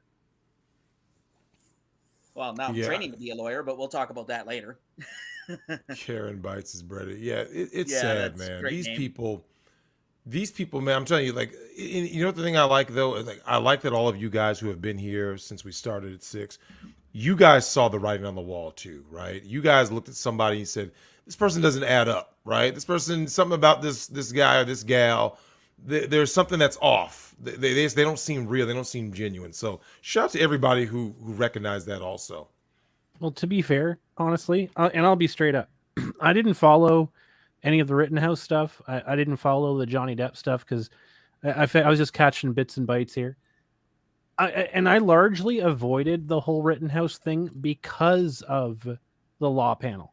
Because like I tune in to watch Nick and get his opinion on shit. I don't tune in to watch these like milk toast, wax faced losers give their like fence sitting opinion on shit. Right. Like, and you can tell right away by looking at a number of them, they're just there to try and catch whatever falls off of Nick. Yep. 100%. And it's just like, I didn't want to waste time getting to know those people or whatever else. So I just like caught highlights. And I never watched the highlights with them because that was just garbage. Yeah. You were looking for the Nick reaction highlights and the hot take highlights. The actual content, like the actual like meat and potatoes. Get rid of this. Get rid of this garnish. Perfect. Stow Nick's viewers and then throw them under the bus. Yep. That's what it was about. That's all it was about. Matt Field says, you guys have an alternative super chat thing? Yeah, I put it in the chat and the mods have posted it. Thank you very much for that. We do have a PayPal, but like I said, PayPal's a bigger snake, almost as big a snake as Harvey Dent is. So, take it with a grain of salt. But that is a good way to get around YouTube and Mama Susan giving her money. Eric Red says, after Nick was restored, Boozy called for government regulation of YouTube. I think Doug pointed that out. Angra and the Red Angel said, for Nick's muddy buddy and loyal friend. I don't know if that's a compliment or not. John Diaz says, Drex, 1 minute, 12 seconds of your time. Watch this Matt Welsh no apologies clip on YouTube. That's how you deal with SJWs. You remember when someone showed us the video of that pastor who was yelling at the drag queen event, was yelling at everyone? I think it's a very similar vein of that. I haven't seen that clip, but we'll have to check it out some other time. It's the only way to be. Just never apologize. I don't do that apologizing shit and like reconciliation. That just isn't me. Hey, Grum, tell Drex about truth and reconciliation. We have a holiday about that now. We have a National Truth and Reconciliation Day. We Did you get the day off work, Grum? No, because I'm not federal. Yeah, because our wonderful president of Ontario decided that, oh no, everyone needs to work and appreciate it. Like honestly, he gets the day off. He gets like 300 days off a year. You should work because in the span of a month and a half, there's 3 statutory holidays: Labor Day, National Truth and Reconciliation Day. Well, maybe they should have picked a different fucking day then. I don't know. What better day is it? How about January 2nd? Anyways, January 2nd. Jesus Christ. Epic Yoshi says Frosted Flakes teeth is out of G4 days after she gloated about surviving the layoffs the company had due to low ratings. Yep. Ooh, that was a tough one. Frost you got to work on your typing, man. Well, Frost really went out there and believed that, like, I'm better than everybody. I'm above, any criticism. And then it happened, right? And then she was gone, and that's how fast it happens. Radbell says, Vacation Thor coming to say, be savage in how you deal with the fakes, but offer redemption when it's genuine sought. Love you, brother. Vacation Thor. I assume that's someone from Twitter? Maybe. Yeah, it could be. Here's the thing. When someone does certain things, I'm always touchy about redemption. Like there are people out there who are genuinely redeemed, but a lot of these people, Crash, you know this, they view themselves as characters in a movie, right? Their redemption arc is like part of their grift, right? Yeah, 100%. It's all it's all plotted out for them. Yeah. These people, a lot of these people, they don't care about being redeemed, Chris. They're like this. Chris, I'll tell you what it reminds me of. It reminds me of the same chicks who were pro-feminism. Now they're not, right? Yeah. I just want to be a housewife now. Wait a minute. Yeah, they were pro-feminism in their 15 to 30s. Yep. And now they're flipped, right? Now they're a tradcon. I'm sure you are. Yeah. Now they're trophy wives, a good example. Tommy Lauren, all the rest of them. Yeah, always playing up those conservative thought credentials, trying to get those Jordan Peterson crowd, those young boys who were just so lost they have to turn to a guy with a pretty goofy voice. Let's just say. Handsome Jactimus Prime says, I've been watching Nick since the conception of Pastor Flash and Flashcast. Will stand with him for his realness. Similarly to you, hang high, brother. Just Me says, I'm glad to see you guys call out the Milk Toasters, and I'm glad that Kurt, whose Bites crowd attacked constantly, showed the chat. Kurt, a true friend to Nick, and Andrew has been beast bro mode. Yeah. Yeah, Andrew's one of the few that, like I said, it was like from day one, because that's how I met Andrew, was through Nick. And yeah, he was always going for Nick. I could just tell the first time I saw Andrew on Nick's channel, I could just tell, hey, he's a little different. He's a little different. I'm sure him and Drex are going to get along just fine. And as it turned out, Epic Yoshi says, who turned their back on Nicky Angry Face? Shit. Too damn many people, man. Too damn many. Can't spell Hogue without Ho. Nice. Thanks to that, Elite Neo. In a Rut says, you can tell how much of a good dude Nick is based on the passion that his friends are willing to go on the war path for him. Nick says, Rekieta Law says, these hoes ain't. Ellipses. Just Me says, Nick, you don't have to say a word. We will trash them for you gladly. Yep. Because Nick won't say a word, right? He's just that person. He's that kind of person. Well, Nick will say enough. He'll say enough, and he'll make 100 pants. He'll make 100 pants full of shit, just by saying just enough. That's all he has to do. That's all he has to do. Amber Fox says, Drex and Nick are friendship goals. Yeah, more people need to be friends like Drex and Nick are. Eric Red says, confirmed, Drex is adopted. It is. Curly Leghair says, Lizzo jumped in the air and got stuck. Alineo says, old adage, bros before hoes. New adage, nose before hose. Nice. Mandy says, BRB calling for a wellness check on Cynthia. Cynthia says, calling for a wellness check on her 7 alts. Damn. Going a little bit of a catfight going on in chat there. Q Riviere says, the painfully ironic thing about all this DUI guy celebrated on Twitter after the first Alex Jones jury award. Wow. So, of course, Alex Jones gets hit with that millions of dollars. Mm-hmm. Tug says, not liking someone is one thing, who cares, but rooting for your banning, that's scumbag behavior after you've boosted so many of their platforms. Absolutely. Man, he boosted. Like, this is no lie, Tim. I never heard of any of these people ever in my whole life. Yeah. Nina says, I don't know full details yet, but F two-faced weirdos. Nick has a great outlook and F censorship. That's our girl. Oh, Nina. Nina's the best. Isabella D says, for being a loyal bro to Rackets and to others who may disagree with you, new to your channel. Oh, thank you, Isabel. Sometimes the 16-year-old girl, Drex, you know it, right? The 16-year-old girl text chat tripped me up a little bit. New to your channel. Oh yeah. Well, hey, that's the T9 days, right?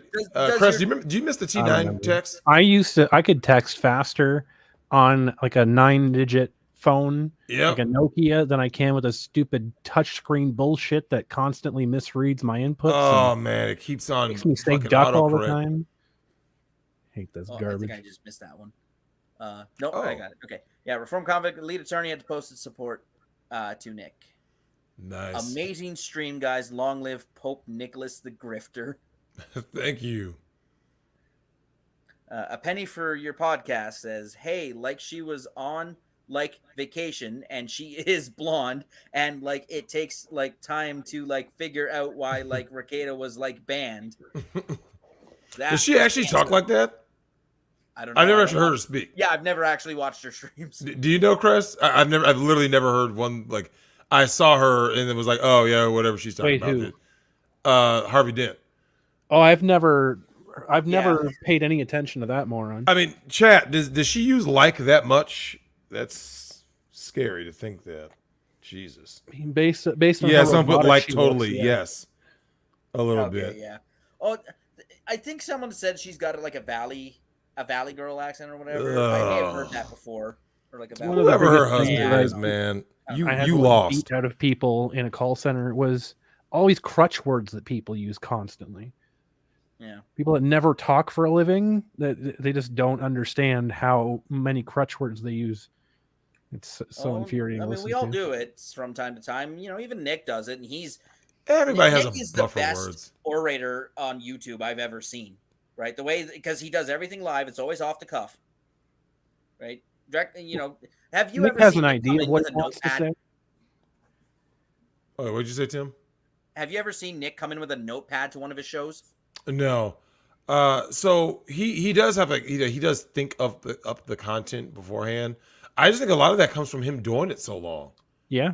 I just think, I mean, when you're like 5 years in, you know, like, I mean, hell, I can sit here and, like I said, I just scribble down a few notes and go like, okay, yeah, these are some points I wanted to make, or especially if it's going to be like an interview kind of thing. But I think when you start doing something for years, I think you just have an idea of what you're going to say, and it's just there, and then you're like, if I didn't get to it, meh, that same topic will come up later. And it works for him. It Yep. It really does. It works for him. And the only reason I say that is because like I've seen him, and unfortunately, when Ty ditched him during the panel at Kitchener Comic Con, he kind of had to like pull something out of his ass, and he like that was like the most anxious I've ever seen Nick. He had like Poor nothing guy. planned. All right. A couple more left, and then I'll let you guys go. John Gordon says, shout out to my main man, Good Logic. He's always thankful to Nick for giving him a platform. Even COVID didn't stop him from showing support. He is. Yeah, I've been on with Joe a few times, and he makes a point of that. He's like, hey, man, Nick helped me out so much, and I'm trying to, get there, anything close to that, so that he can kind of, like you said, do YouTube full time. Joe has always been, a real bro for Nick, and I always appreciate that. But once again, married man with kids, he's not trying to do the fuckery. Yeah. Monopoly Loser says, hail to Lawpoke Nick and scorch the very ground these hoes grift on, Drex. Yep. I got to do it. God made me do it. That is it. Oh, my God. First of all, of course, Drex, thank you to everyone who super chatted tonight. That was incredible. We had an audience of well over 2,000 people for a while. Of course, Crest, thank you so much. If you want to shill your stuff again. Yeah, you guys probably don't want to watch me on Twitch, but my YouTube content is right up the alley. Same sort of stuff that Drexel puts out there. So check me out on YouTube, youtube.com/Crumbrion. It will bring you to my channel. And you can find me on Twitter at DarksideEV. That is a lot of E's, but it's DarksideEV, 2 separate words. You just slam them together. You can find me there. I'm basically the same sort of content as Drexel, except much less Migtown. I'm just truth. Yeah. I don't talk about smashing. All right, Eric B says I missed the super chat. Eric, just tag us and repeat it, and I'll grab it for you. Sorry about that. It got a little crazy when the chats were flying. Yeah, it was just all at once. Dr. Spoon says, mad respect to Andrew for showing who's thankful towards Nick, since they all know what might happen to them for supporting Nick. And then Scorpio says, great stream, Drex. Peace. Oh, thank you. And to all the people that we missed in the phone lines, just go ahead and send me a message on Twitter, because I'll probably do some kind of way to make it up to you guys. We'll figure something out. And like I said, Nick ended up DMing me saying there might have been an F slur in there that I had to put him on. So I added in the man himself. So yeah, thanks everybody. But like I said, we'll definitely get you guys in. So if we missed you in the and you were in the call queue, just go ahead and DM me or find some way. I'm on Twitter at @real_Drex, and you'll be able to find me there. And I know a couple people popped out so that we can get Tug in, so we really appreciate you guys doing that. We'll make it right by you. Eric V says, let's go. Hoglaw, drop the G. Trending because the G ain't him. Damn, the G ain't in him. Yeah, dude. That dude, man, I'm telling you, these fake, fair weather kind of milquetoast people. Yeah, I can't, like I said, Nick is a better man than me for this. He can kind of, let it just roll off. It's just, it's water under the bridge. I can't let that shit slide. Like on a base, look like Tim. Real. Do you remember when the whole Q thing happened, right? Yeah. I could have let it go, right? I could have just been like, you know what, man, it annoys me, it makes me mad. Like, you know what it was, Tim? It was two things. The more I thought about it, I got pissed. And the more he was like, hey Drex, hey, call me when you can, basically trying to smooth things over, right? Yeah. And that made me more pissed because I'm like, wait a minute, because Crash, you know what that is? That's acknowledging your guilt, right? Absolutely, yeah. Because you're like, yeah, I know I fucked up, Drex. You didn't know my mom was going to come on. I blindsided you.